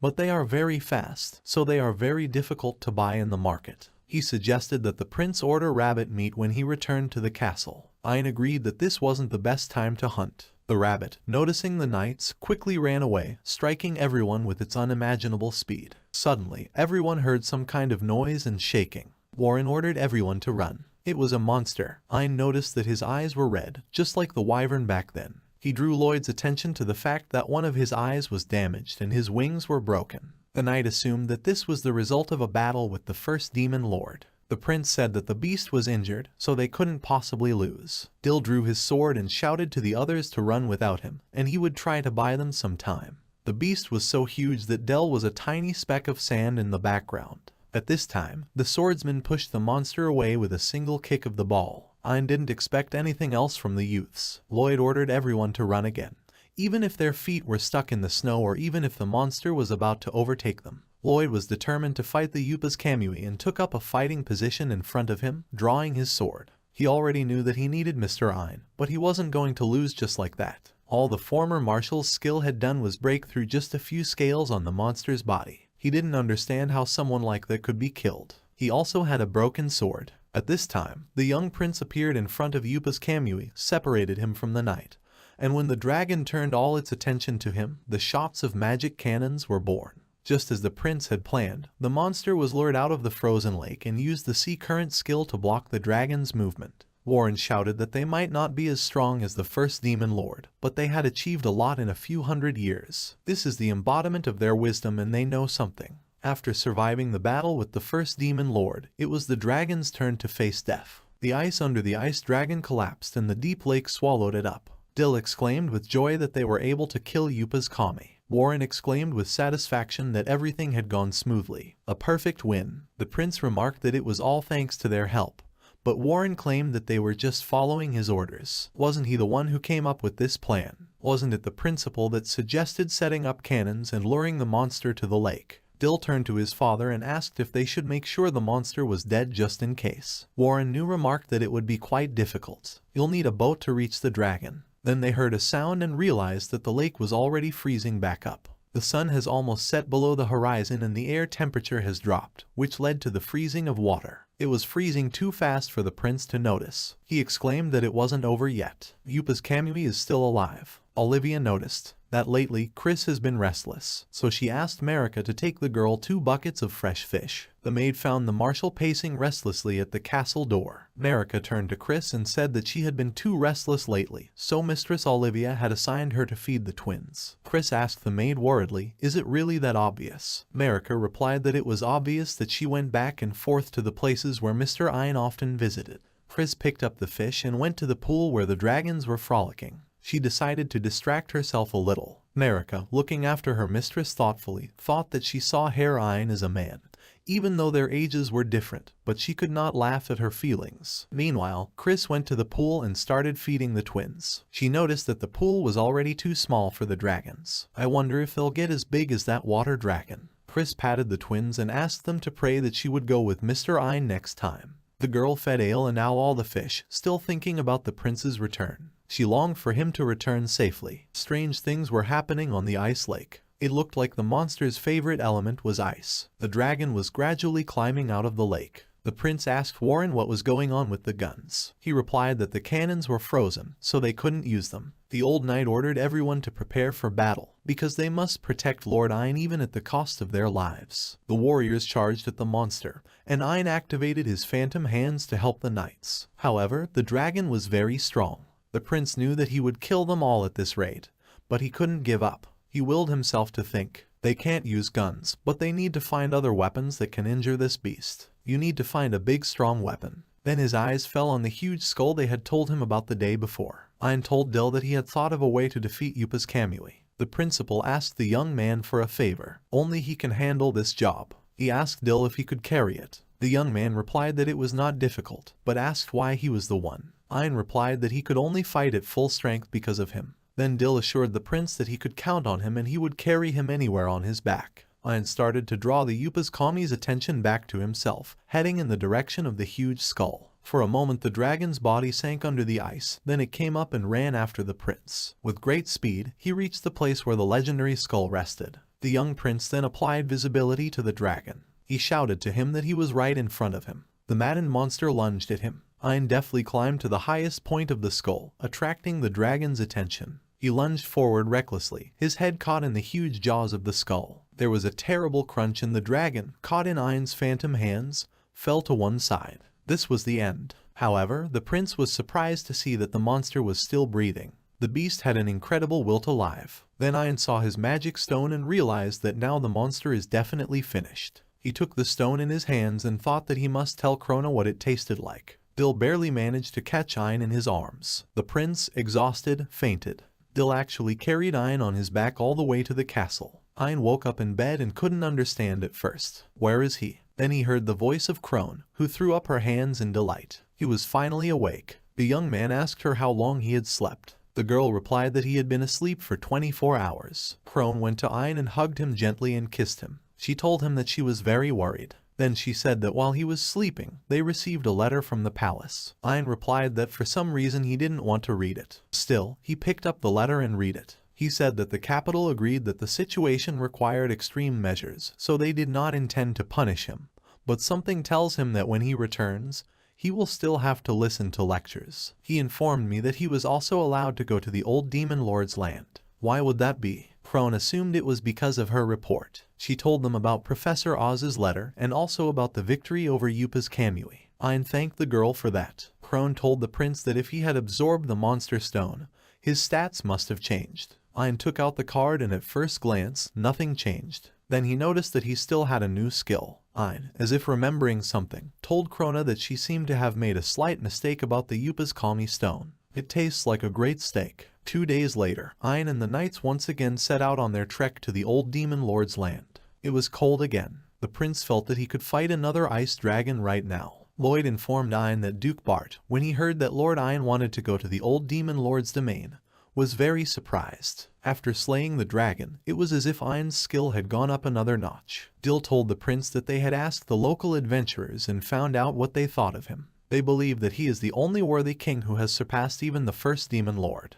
Lloyd noticed that no matter how strangely they expressed themselves, he understood their feelings. The prince said they would be ashamed to say such a thing. At the edge of the forest, they met the eight-eyed rabbit again, and the prince thought about hunting it. Ein led the rabbit hunt. Lloyd suddenly felt that someone was watching them. Ein objected and said that it looked like no one was going to attack them. Lloyd reported that they were already close to the old demon lord's land. When the party reached one of the mountains, Lloyd held out his hand and said that this was the domain of the old demon lord. There in place, the prince looked around at the panorama before them. He said that this city is like a human city, and it's just unbelievable. Only he thinks it's too warm in here. Lloyd noted that there was also no wind blowing, no snow falling, and no sense of monsters. These lands have been abandoned for several hundred years. The prince added that it was as if time had stopped in this place. Then he asked Lloyd what kind of castle they could see in the distance. The knight replied that it was the demon lord's castle. Ein got a good look at the structure and exclaimed that it couldn't be. Why does this one castle look like their family's castle? The prince was also surprised by the feeling that came over his body. It was his first time in this place, so why was there both melancholy and joy raging in him at the same time?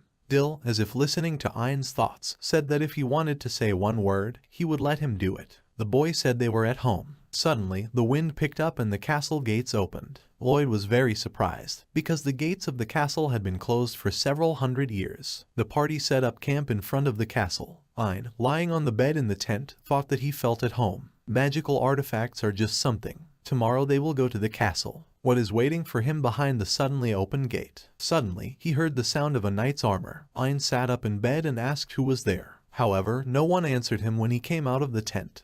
He saw two dead eight-eyed rabbits near it. Lloyd and Deal followed the noise. It seemed incredible to them. Both rabbits were killed by a precise blow to the neck. It was a very delicate piece of work. But who did it? The prince said that no good is lost. He suggested we consider it a welcome gift. Warren said this wasn't the time to relax. Ein looked at the rabbits and came to the conclusion that there were no signs of poisoning. Now that I have the chance, can I cook them? He asked Lloyd to cut up the carcasses, and Lloyd agreed. The prince suggested that a delicious meal would immediately raise the children's morale. After the rabbits were cooked, the whole party had a delicious dinner. As he lay in bed, Ein thought how much he had eaten. When he woke up in the morning, he didn't know where he was. Gradually, he realized that this was his room. He remembered eating dinner with everyone yesterday and returning to his tent. He didn't understand anything. Suddenly, he saw a man in black armor in the room. This knight was carrying him a cup of coffee on a tray. He apologized for bringing it here on his own. He introduced himself and said that he was the deputy captain of His Majesty's bodyguards. His name is Dark Knight Marco, race undead,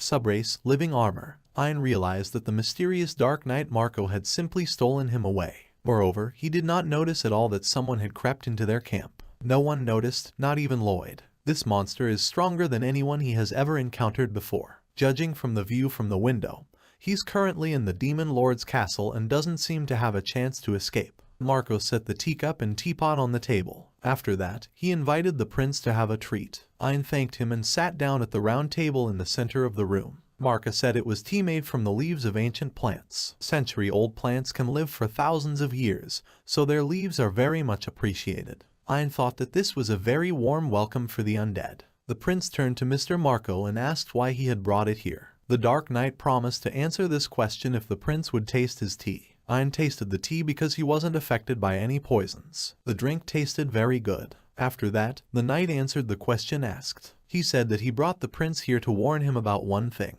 His suck is extremely unstable. He advises him not to give in to the illusions of these places. Right now, the prince's power may be out of control, as it happened with his mistress. Furthermore, the beast's curse still hadn't left this place. Ein thought that the knight was obviously talking about Ash. But what kind of animal is he talking about? The prince looked over his head and asked if the beast he was talking about was a red fox. Marco replied that the prince was absolutely right, but asked him not to say the name out loud again. The tea that Ein just drank has a protective effect against the curse. He prepared it to avoid any accidents. The satisfaction of knowing that he hadn't sensed any hostile intentions from Marco in the first place. He doesn't seem to be his enemy, at least not for the moment. His thoughts were interrupted by Marco. He suggested that his subordinates were worried about him and suggested that the prince escort him outside. When Ein followed the knight outside, he realized that he was not in the castle itself, but only inside the walls. Marco explained that his succor is still not ready to enter the palace. Ein asked the knight a question, and he asked Marco if he felt lonely here by himself. He said that he didn't have to worry about it, because he had a very important task to do. If the prince wants to find traces of the beast, he advises him to go south. After the war, they set sail from the human village in the south. Ein exclaimed, "Did she swim across the ocean?" Marco explained that during the war, they secretly prepared the ship for departure. It was a very clever and well thought out plan. Suddenly, something happened to the knight. It felt like he had lost his mind. Marco mumbled incomprehensible words and the prince called out to him to bring him back to consciousness. However, the knight kept saying that she was beautiful. Ein asked in surprise, "Isn't she the demon lord's worst enemy, who drove an entire kingdom to destruction?" The knight objected and said it was absolute nonsense. They love her. At the same time, Marco's armor was in a kind of chaotic motion, as if it was beyond the control of thought. The prince called the knight's name a few more times, and the knight finally came to his senses. I asked him if it was the beast's curse that caused him to lose his mind. Slowly recovering, Marco advised him to be extra careful. All this time, the beast had been waiting for him to come, to finally take revenge on the Ishtilik royal family. The prince saw that it was difficult to speak and asked him not to force himself to do so. He wondered uneasily what had happened between Ishtilik's family and the Red Fox. In the meantime, Marco escorted Ein to the gate and indicated the direction with his hand, telling them to follow this road. It will lead to the camp. After that, he said that he wanted to give the young man a gift. The knight presented the prince with a box and said, "That is, this can make a good sword." Ein thanked Marco for the gift and asked why he was helping him, since he was a member of the royal family of Ishtilik. Marco replied that the main duty of knights is to serve the king. The prince quizzically asked, "Aren't the demons and Ishtilik sworn enemies? Is he so true to his chivalrous principles? And by the way, what about research groups? If he wasn't mistaken, they had come to the demon land several times. Why didn't he hurt them?" The Dark Knight replied that he had promised not to harm ordinary people under any circumstances. His mistress bequeathed that you need to live together. After saying this, the principal said goodbye to the amazing knight, thanked him for feeding the maid-eyed rabbits, and left. The room was filled with cheers for the prince's return. "Lloyd, where has he been all this time?" Ein replied that someone had dragged him to the demon lord's castle. His loyal allies fell to their knees and asked for forgiveness for not protecting him. They were ready for any punishment, but the prince assured them that nothing terrible had happened, and ordered them to search the entire circle. It is possible that this monster is still nearby. As the warriors surveyed the area, Ein thought of a demon who follows the principles of chivalry and wants to live together. This is somewhat similar to the first demon lord's teaching about the prohibition of invasion. What an unusual demon she was after all. Krone was surprised that Ein had returned with a souvenir. When they opened the box, they thought it was a head. It looked like a knight's helmet. Ein informed Krone that Marco said it would make a great sword. The girl replied that she had already prepared a letter asking her to invite the blacksmith. The prince thanked her and remarked that he had expected nothing less from her. Krone said that Bard is a shrine to blacksmithing, and she asked to invite the most skilled blacksmith. His name is Mountain. Then she asked Ein if he would like to go to his smithy. Ein gladly agreed. Soon they were at the door of the blacksmith shop, a sight that did not impress the prince. He asked Krone if the blacksmith was really as good as she described him. Lloyd volunteered to go in first and ordered Dell to keep an eye on the entrance. However, the prince noticed that it was he who came to the blacksmith with a request. It wouldn't be nice if he didn't say hello to him himself. When I looked inside, he saw that the blacksmith was working with his apprentice and scolding him with his last words. The prince excused himself and asked what was going on in this blacksmith shop. When Mountain recognized the prince, he apologized for his rude tone and said that his words were referring to his student Emema. He claimed that the prince was their first customer in 3 years, and Emem added that the last person who visited them was just looking for shelter from the rain. The blacksmith asked Ein if he probably wanted them to do something for him. The prince replied that he needed a sword and had the materials for it. Mountain categorically stated that he had a principle of taking up work only after checking the raw materials, and his sword would not be an exception. When the prince opened the box, the blacksmith was delighted and said that the raw material was a helmet made of living armor. The prince had time to think that this meant that it was indeed the helmet of one of Marco's own kind. He asked the blacksmith if he had seen such things before. Mountain replied that it was the first time he had ever seen such a helmet, but he had heard a lot about living armor. They never part with parts of their armor, and only when they die do the living armor leave a helmet behind. Blacksmith Mountain's apprentice asked, "So this is a very valuable raw material?" He replied that such trophies can be considered a national treasure. After that, he turned to the prince and said that he would take the job, but he would have to find something else. To process such materials, you need to preheat the oven to fabulous temperatures, and this requires the use of magic stones. Crone asked the blacksmith how many stones he needed for this job. The blacksmith said he needed 50 million stones. Besides, it's not a simple order, so they should remember to throw him another 20 million for the job. Crone nodded her head and wrote down in her notebook that the total order amount was 70 million magic stones. Ein, hearing this amount, rushed to the crown and said that it was too expensive. He's a prince, of course, but that's no reason to spend the entire treasury of the kingdom. The girl calmly told him that he had not yet received the money for selling the sea dragon carcass, or the reward for all the work he had done. This money will more than cover all his expenses. Lloyd also had his say. He asked Lord Mountain, "How about we use the bones and scales of the sea dragon to create a sword hilt?" The blacksmith replied that it was not worth asking for the best. He asked the knight if they had brought a dragon with them. Lloyd said they hadn't brought the dragon with them, but he could send someone to pick out the best materials for the sword. Mountain, however, stated that he wanted to choose them himself, although of course he wouldn't want to go back and forth a million times. Then Crone made an interesting and unexpected offer to the blacksmith. She asked him why wouldn't he forge a sword in the capital.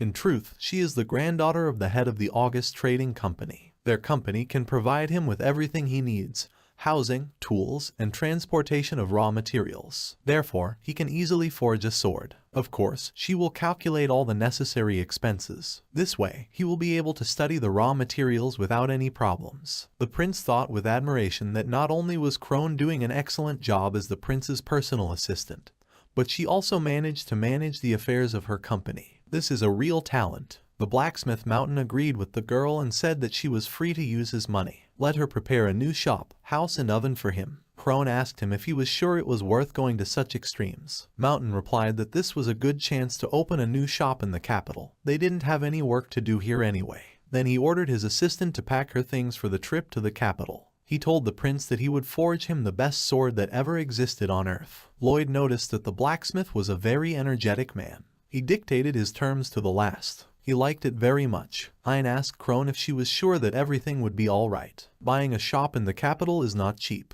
The girl replied that she would try to study the real estate market and compensate for the additional costs. After a while, a feast was organized in the capital to celebrate the triumph of the crown prince and his loyal knights. Everyone had heard of His Highness feat in Bart, first a sea dragon, and now in Yupa's Komui. Truly the prince is the strongest warrior. Ein replied to the delighted members of the ball that he would never have made it without the help of Lloyd and a squad of knights. The audience couldn't believe that the prince wasn't proud of his feat, but rather exalted his subordinates. They were all deeply moved by his generosity. The guests raised their glasses to the glory of Ishtaliki and the crown prince's health. Ein modestly told Olivia that it was possible to do without a holiday. However, the mother told her son that this was no good. Considering all his exploits, she would even say that this is too modest a feast. Besides, if they hadn't held this celebration, my father would have been displeased, and I don't want to upset him. Ein looked around and asked Olivia what she thought he should do with the elf who was hiding shyly behind one of the ballroom pillars. My mother replied that it seemed that she had not seen her master for so long that she had completely lost faith in herself. The prince asked Olivia if this meant that he should approach her himself. The woman replied, "Why don't you let him cool off on the terrace? Let him try to force the conversation on the girl, as she forced him to relax on the terrace." Ein walked over to the pillar that Chris was hiding behind and said that he wanted to freshen up a bit. Could she go with him? As they stepped out onto the terrace, Ein noticed that Chris had let her hair down. She said she did it for the occasion of the banquet. He noticed that it suited her very well. He even feels sorry that he can only see this beauty on special occasions. Ein asked what had happened in his absence. Chris replied that nothing special had happened. The servants in the castle were working as usual, and the two sea dragons were even nicer. However, this place felt completely different without him. She was very worried about the prince. She recalled the explosion on the school campus and during the battle with the sea dragon, during the wyvern attack on the train. She told the prince that she was always there for him in those moments, but this time, when she heard that he was fighting a life and death battle somewhere far away, she was disgusted with herself. Why was she sitting here instead of fighting alongside Lord Ein? Her heart was really hurting. The prince told the girl that she was a knight marshal. She must not allow herself to be self-willed. But Chris replied that she still wanted to protect him. She asked for his forgiveness and said that she understood that this was an unforgivable act for a person and her position, but she just wanted to tell him about her feelings, and now it was much easier for her. After that, she gave him her hand and wanted to say goodbye. Abruptly, Ian recalled the last events of the past few weeks in full detail. He reached out to Chris and said he didn't think he'd found the best way. However, it's time to get your reward. Ian asked for an audience with the king and grandfather Silvard von Ishtilik. I told him that I was in front of him, and I thanked him for agreeing to talk to him at such a late hour. His Majesty asked your grandson what reward he wanted to talk about. The young man pointed to Chris, who was standing behind him, and said that he had asked her to come with him. The king said that there was nothing wrong with that and wished that I would get down to business. The young man turned to the king and said that before that, he would like to ask that his grandfather reward Lloyd Greshner. It was only because of his vast experience that they were able to defeat Yupa's commune without losing a single soldier. As a punishment for letting Lloyd escape from the castle during the Sea Dragon attack, he removed him from the position of marshal.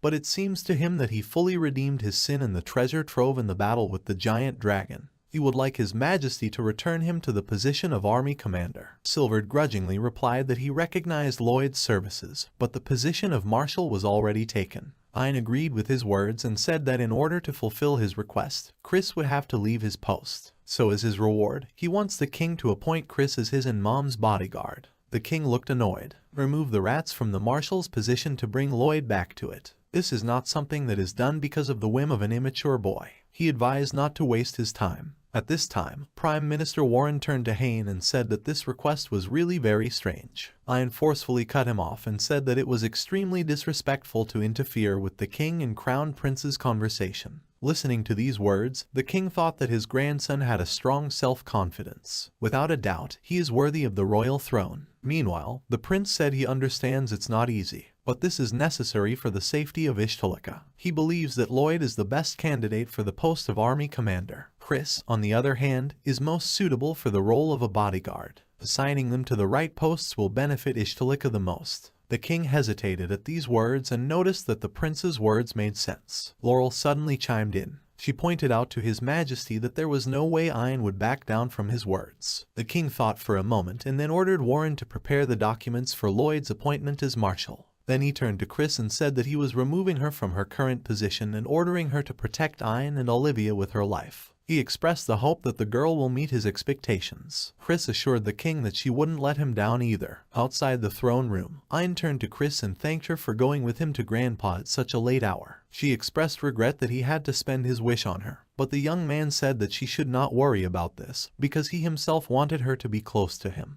Chris said sadly that the prince had only recently been a small boy, to which Ian replied that he would soon be as big as she was. At these words, he came close to the girl to make peace with her height. After that, he apologized for getting too close to her. The girl replied that she did not mind it at all. I asked the prince's permission to ask me about one selfish thing. She expressed a wish that he would address her less formally. He promised to call her by her first name and said he was counting on her. Chris said she wouldn't let him down. 3 months later, in mid-November, Ainu was informed that his sword was already waiting for him in the capital's blacksmith shop, which Crone had purchased for Mountain and his apprentice. Soon the prince and his entourage were there. The blacksmith apologized for the long wait, but expressed 100% confidence that this sword was his best creation. With these words, he opened a large case in which lay a real work of art. When the young man took it in his hands, it seemed to him that the sword shuddered slightly. The blacksmith explained that this weapon has its own will. Most likely, the helmet they brought him was a very confident guy. Mountain expressed confidence that this sword would never fail the prince. After swinging the blade a few times, Ian found it easy to handle. It feels like he's adjusting to his movements. Mountain expressed regret that he did not have time to prepare the training dummies. He suggested that the prince use the sword on the sea dragon's bones. I asked Chris how hard they were. The girl replied that they were much stronger than armadillos. I thought that he didn't doubt Mountain's skills and Marco's faith, but he didn't want the sword to crack. He only decided to poke lightly at the dragon bone. Surprisingly, even a light touch instantly destroyed the bones, and the prince almost did not apply any strength. The blacksmith was very surprised. He said that even he who forged this sword didn't understand anything.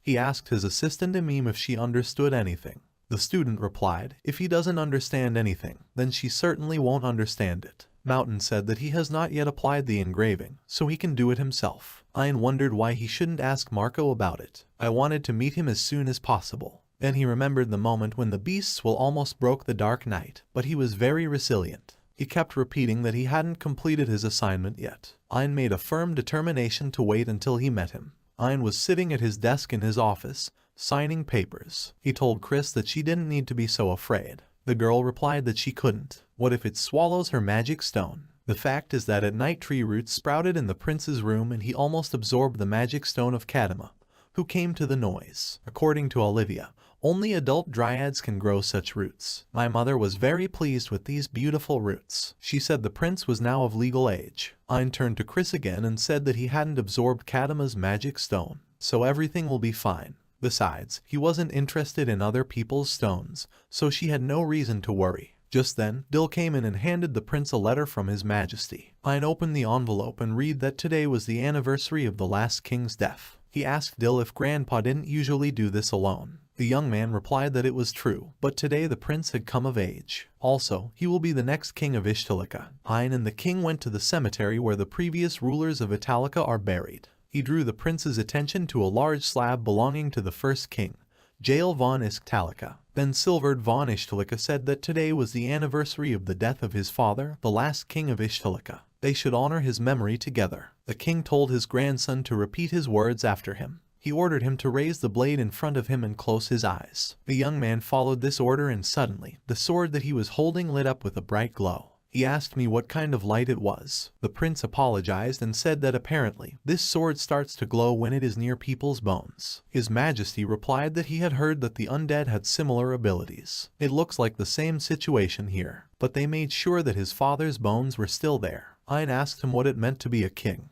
Grandpa replied, meaning that he was already starting to think about it. The young man confirmed his guess and said that lately he had often heard other people's thoughts about what a king should be like, so he was curious. Silward von Ishtalika replied seriously, it means to own the life and death of your subjects. This is one of the king's duties. I nodded in understanding. That's why being a king is so hard. An egoist can never become one. His grandfather informed him that he still had plenty of time. After that, they left the cemetery. The prince could not sleep, and as he strolled alone through the palace, he reflected that he had done everything to find out the truth about the first king. Not all of his actions were mistakes, but isn't that selfish? While his mind was occupied with philosophical questions, Chris came into the room and asked what was bothering him. Just because the demon lord's magic stone was brought to another room doesn't mean he has to walk around the throne room. Ein apologized and said that he was a little lost in thought. He is tormented by doubts if he has the right to be king. She went to the prince and took his hand, placing it on her chest. She claimed that her magic stone belonged only to him. Then she asked Ein if he would mind if she touched his chest too. The principal replied that he didn't mind, but would like to know what all this means. The girl replied that it was a long-standing elven tradition. However, now it looks a little wrong. She explained that the elven magic stone is located in the right side of the chest. Touching in the chest, the elves show that they fully trust each other. Then she said that Ein was a Prince Charming, for better or worse. She would always be there for him, even when he was king.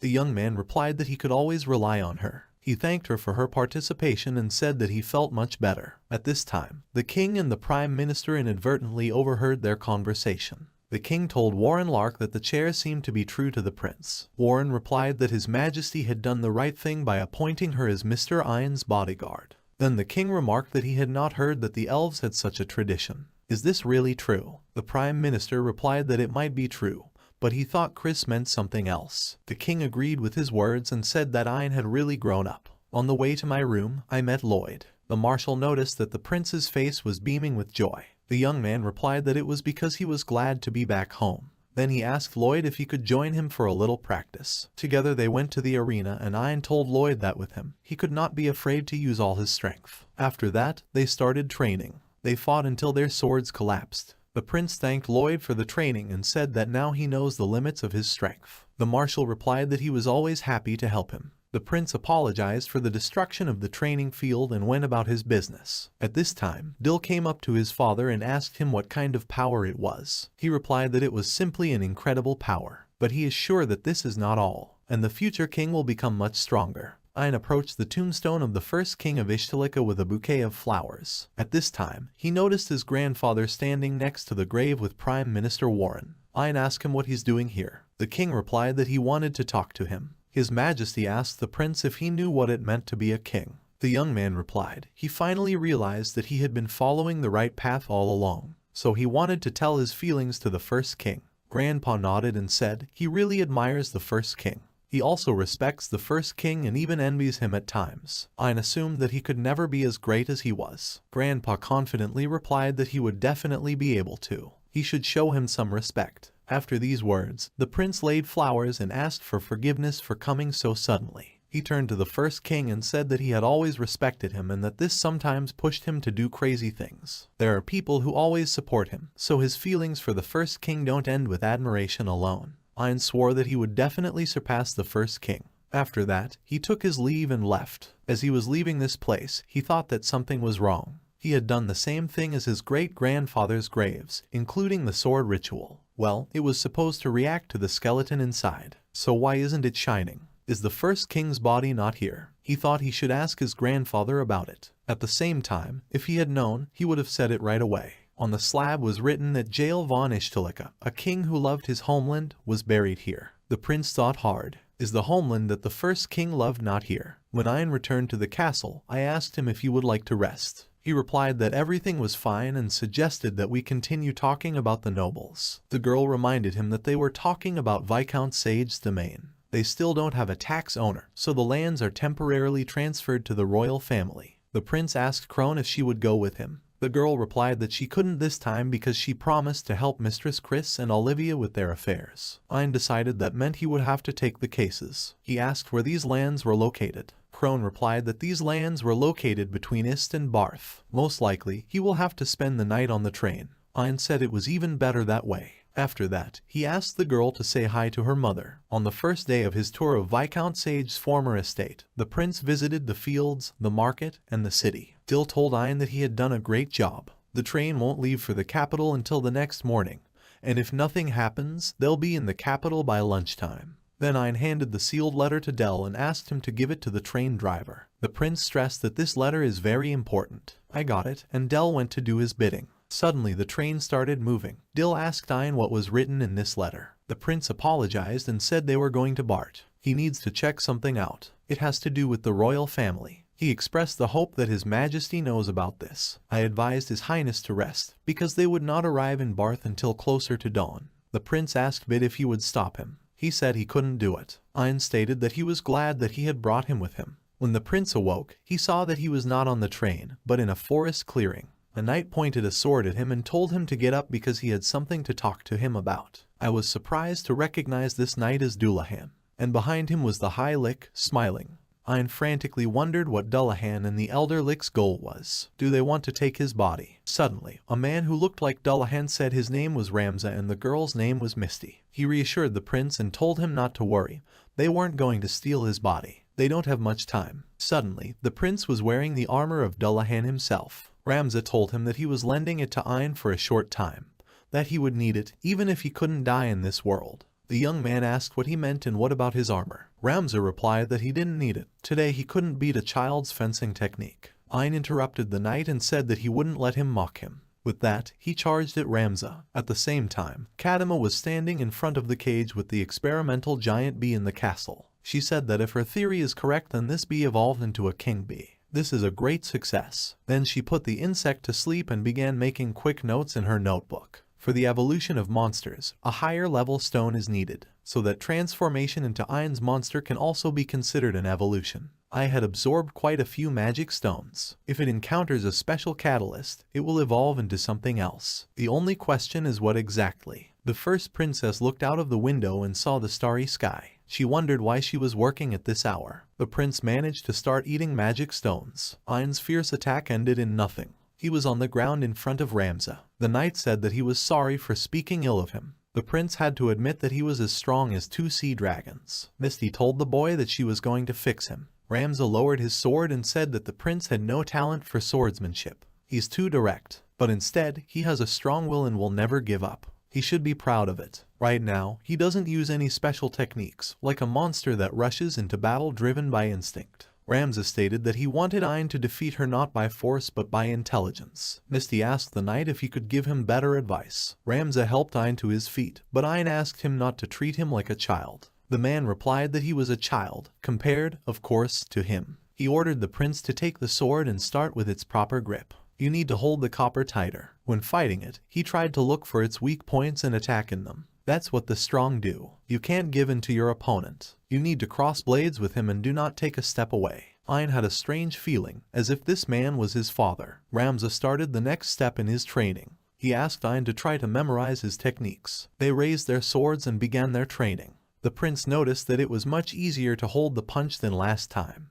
But that wasn't the end of it. Ramza noticed that he was fighting very nobly, much nobler than all the knights of Ishtalika. He's as strong as Chris and Lloyd combined. He can't even relax even for a second. Ayn, at this moment, gave his all to this battle with the mysterious knight. He finally began to feel everything that was happening around him. After training, Misty told Ayn that she had cured his real body of fatigue. The prince thanked the girl and turned to Ramza, saying that he didn't really understand what happened, but he helped him become a better person. For this, he thanks him from the bottom of his heart. The knight said that he was doing this because he had a request for him. Ayn said, "What does he want?" Ramza paused and said that if he suddenly encountered an opponent against whom he would have to use these techniques, then let him tell him so. Then Hay woke up. He noticed that he was in a bed in a train car. Dil was standing next to her. He informed the prince that they had arrived in Barth. After getting out of the car, I headed towards the forests. Dil warned him not to go too far from the city because they might be attacked. However, the prince reassured Dil and said that he thought if they went a little further, they would meet his friend. After walking a little further into the forest, the prince stopped and said that he didn't expect to find it so close to the city. The familiar silhouette, blurred by the snowstorm, belonged to the loyal knight Marco.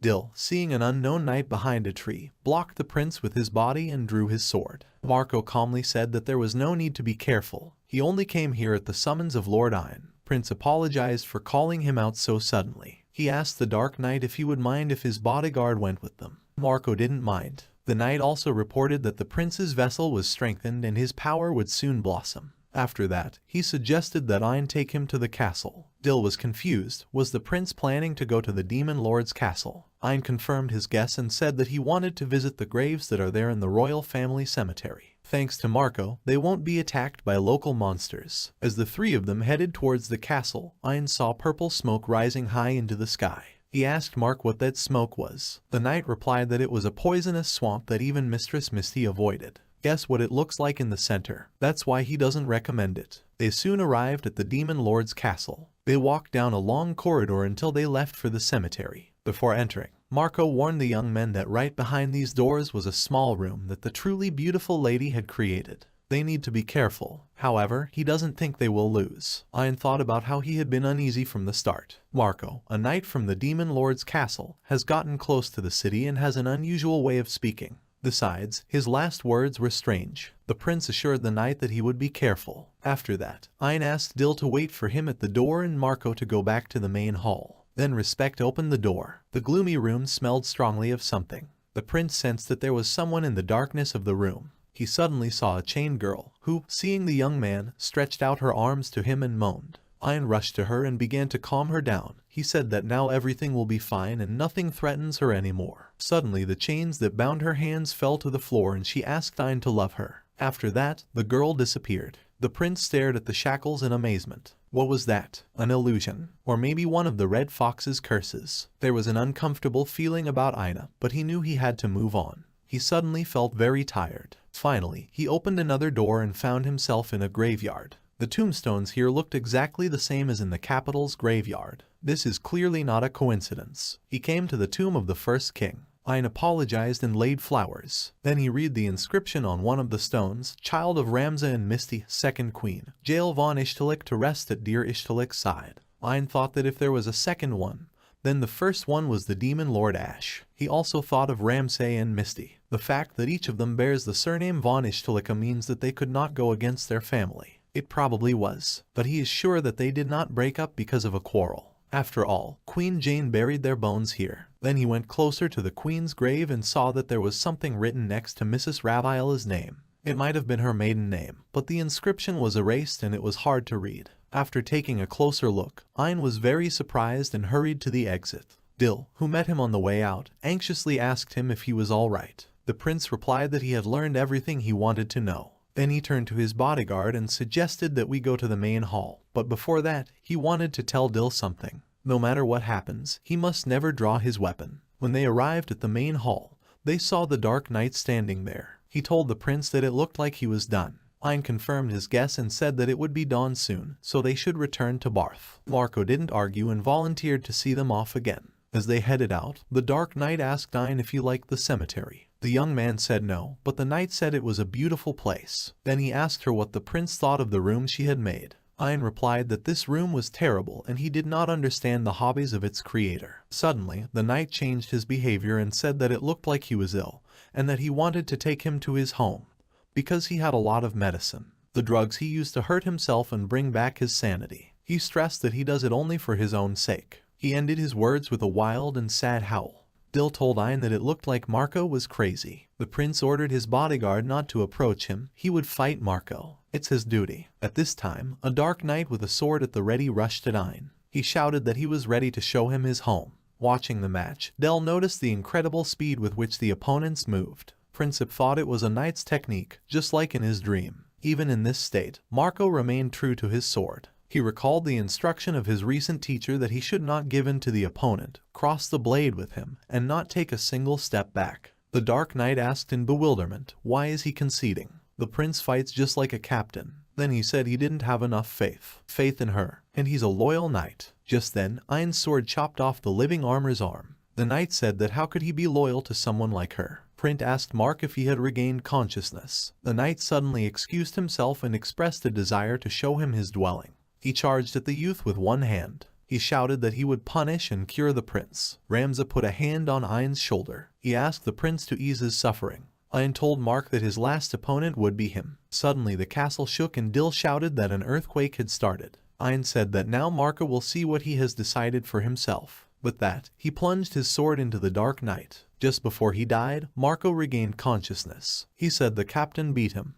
He whispered that Ein had become much stronger. The prince asked him if he had regained consciousness. The knight replied that, unfortunately, this would not last long. Ein asked him to wait a bit while he found the magic stone and cured it. Marco refused and said that he had beaten him with the captain's technique. This is quite enough. However, Ein stated that it was his duty to follow his orders. It was an order. The Dark Knight collapsed on the ground and said that he couldn't take it anymore. The captain is no longer there, so he asks the prince to let him rest. Ein remembered Ramza's words later, that if he encountered an opponent against whom he had to use these techniques, he should tell him about it. Ein leaned over and relayed the words to Marco. After that, he thanked him for his loyalty to the mission over all these centuries. The knight said that he was extremely happy. Finally, he asked the prince to tell him his name. The young man complied with his request. The dying knight remarked that his name was simply beautiful. Everyone in this world should hear it. With the words, Hail Ishtilik, he handed the prince a letter. The letter asked them to protect the capital and their home. It was signed by Ramza von Ishtilika. All these centuries, he kept this letter to himself, continuing to carry out his orders. Dill stared at Ein in surprise and asked, is that him? The prince replied that he was the one he knew. The bodyguard asked, but how did his body mature so much? He was even taller than him. He said he had a theory about what happened to his body. He promised to tell Dill when they got back to the capital. Then Ein saw purple smoke rising from the swamp. Dill warned him that it was dangerous to go to him, to which the prince replied that he was too curious. Besides, the poison doesn't work on him. He ordered Dill not to get too close, because his body was unlikely to be able to handle him. The bodyguard sighed and said that this smoke smelled very nice. He can't believe it's poison. He told the prince that if he needed help, let him call him right away. Meanwhile, Ein had entered this swamp. In the middle of it, he saw a pink flame blue rose. The flower was quite unusual. Obviously, it was the poison from this flower. He thought that if she was the same as the fiery blue rose, then maybe he could do the same.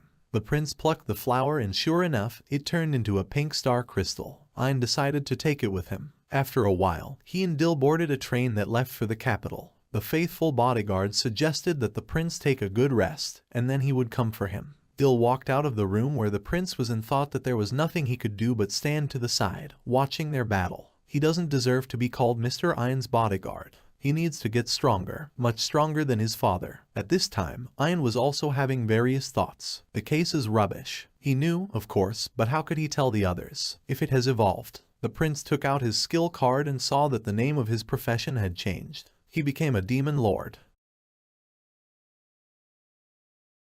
Olivia asked her father what that meant. Why hasn't Ein returned yet? He was supposed to be back at the castle this morning. His Majesty calmed down Olivia, Crone, and Chris and told them that the prince was making a mess again. He decided to stop by Bart's of his own free will and asked him not to tell Olivia anything about it. At this time, an exclamation rang out from inside the castle. Mr. Ein is back. And indeed, the prince appeared in all his glory before his relatives and allies. He apologized for growing up a bit on the road. His Majesty and all the girls present were astonished. Ein asked his grandfather to retire to his chambers. The king did as he asked, leaving the impatient girls outside under Lloyd's guard. When they were alone, Ein apologized for asking him so abruptly to speak in private. He asked if this was interfering with his plans. The king replied that of course, but he would sort it out somehow. He asked his grandson to tell him what had happened in Bart and why he had changed so much. The prince immediately told him everything. The king put his hands to his head. According to him, the first king of Ishtalika was a demon lord who, according to legend, was killed by the king. Ein noticed that there were no remains of the first king in the tomb. He asked Grandpa if he knew about this. The old man replied that he didn't remember anyone telling him about it. Then he asked the young man if he had told Dill about it. Ein replied that he hadn't told anyone about it, but he had seen his battle with Marco. He probably figured it out for himself. He would personally order him to keep quiet about what had happened. Then the king asked me to explain what had happened to his body. Why has it grown so much? Instead of answering, the prince handed Grandpa a map with his characteristics. When the king looked at her, he couldn't believe his eyes. It was unthinkable. His grandson is a demon lord. The grandfather grabbed his grandson by the shoulders and asked him how he was feeling. Ein replied that he didn't feel any changes. Then he smiled and said that there was still one change. The king asked anxiously, "What is it?" Ein calmly replied that he was feeling a little tight on these clothes and would like to buy a new one. The king replied that he could choose his own clothes tomorrow, and he wouldn't mind if Ein called merchants to the castle. He also wouldn't mind if he went to the city. The prince asked his grandfather, but how would he explain his appearance to others? The king replied that he couldn't say that he had become a demon lord.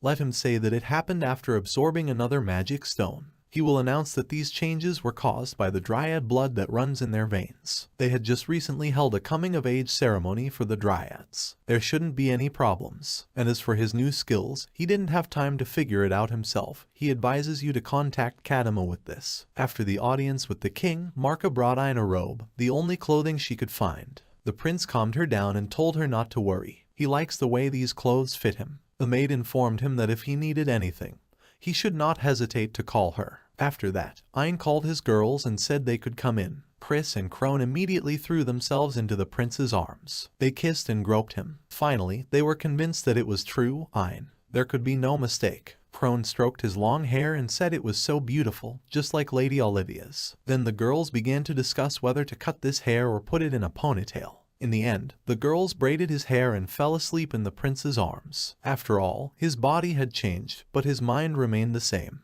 The man found himself in a cave. He didn't understand anything. What is he doing here? He looked at his bone hand and asked, "Who is he?" The girl who appeared in front of him said that it looked like he was engulfed in miasma and turned into a monster. She addressed him as a young skeleton and greeted him. She asked him if he couldn't speak yet. Obviously, he was lonely, but now everything will be fine. She handed him a magic stone and asked him to help himself. Then she said that the cave might collapse at any moment, so he should go with her. She wasn't sure where she was going yet, but at least he wouldn't be so lonely. Then she said her name was Sylvia Misty. Misty asked him his name. When there was no answer, she said that his name was Ramza now and she was glad to meet him. Ramza was on his knees, washing his face in the river water. Misty asked him to come to her. He walked over and saw a little girl. Misty asked him what race he thought the child belonged to. He said he probably went to the succubi, but it's still very small. The girl replied that they should not be judged by the cover. It is not a faceted gem. It's sure to get big soon. Misty asked the girl what she was doing here alone.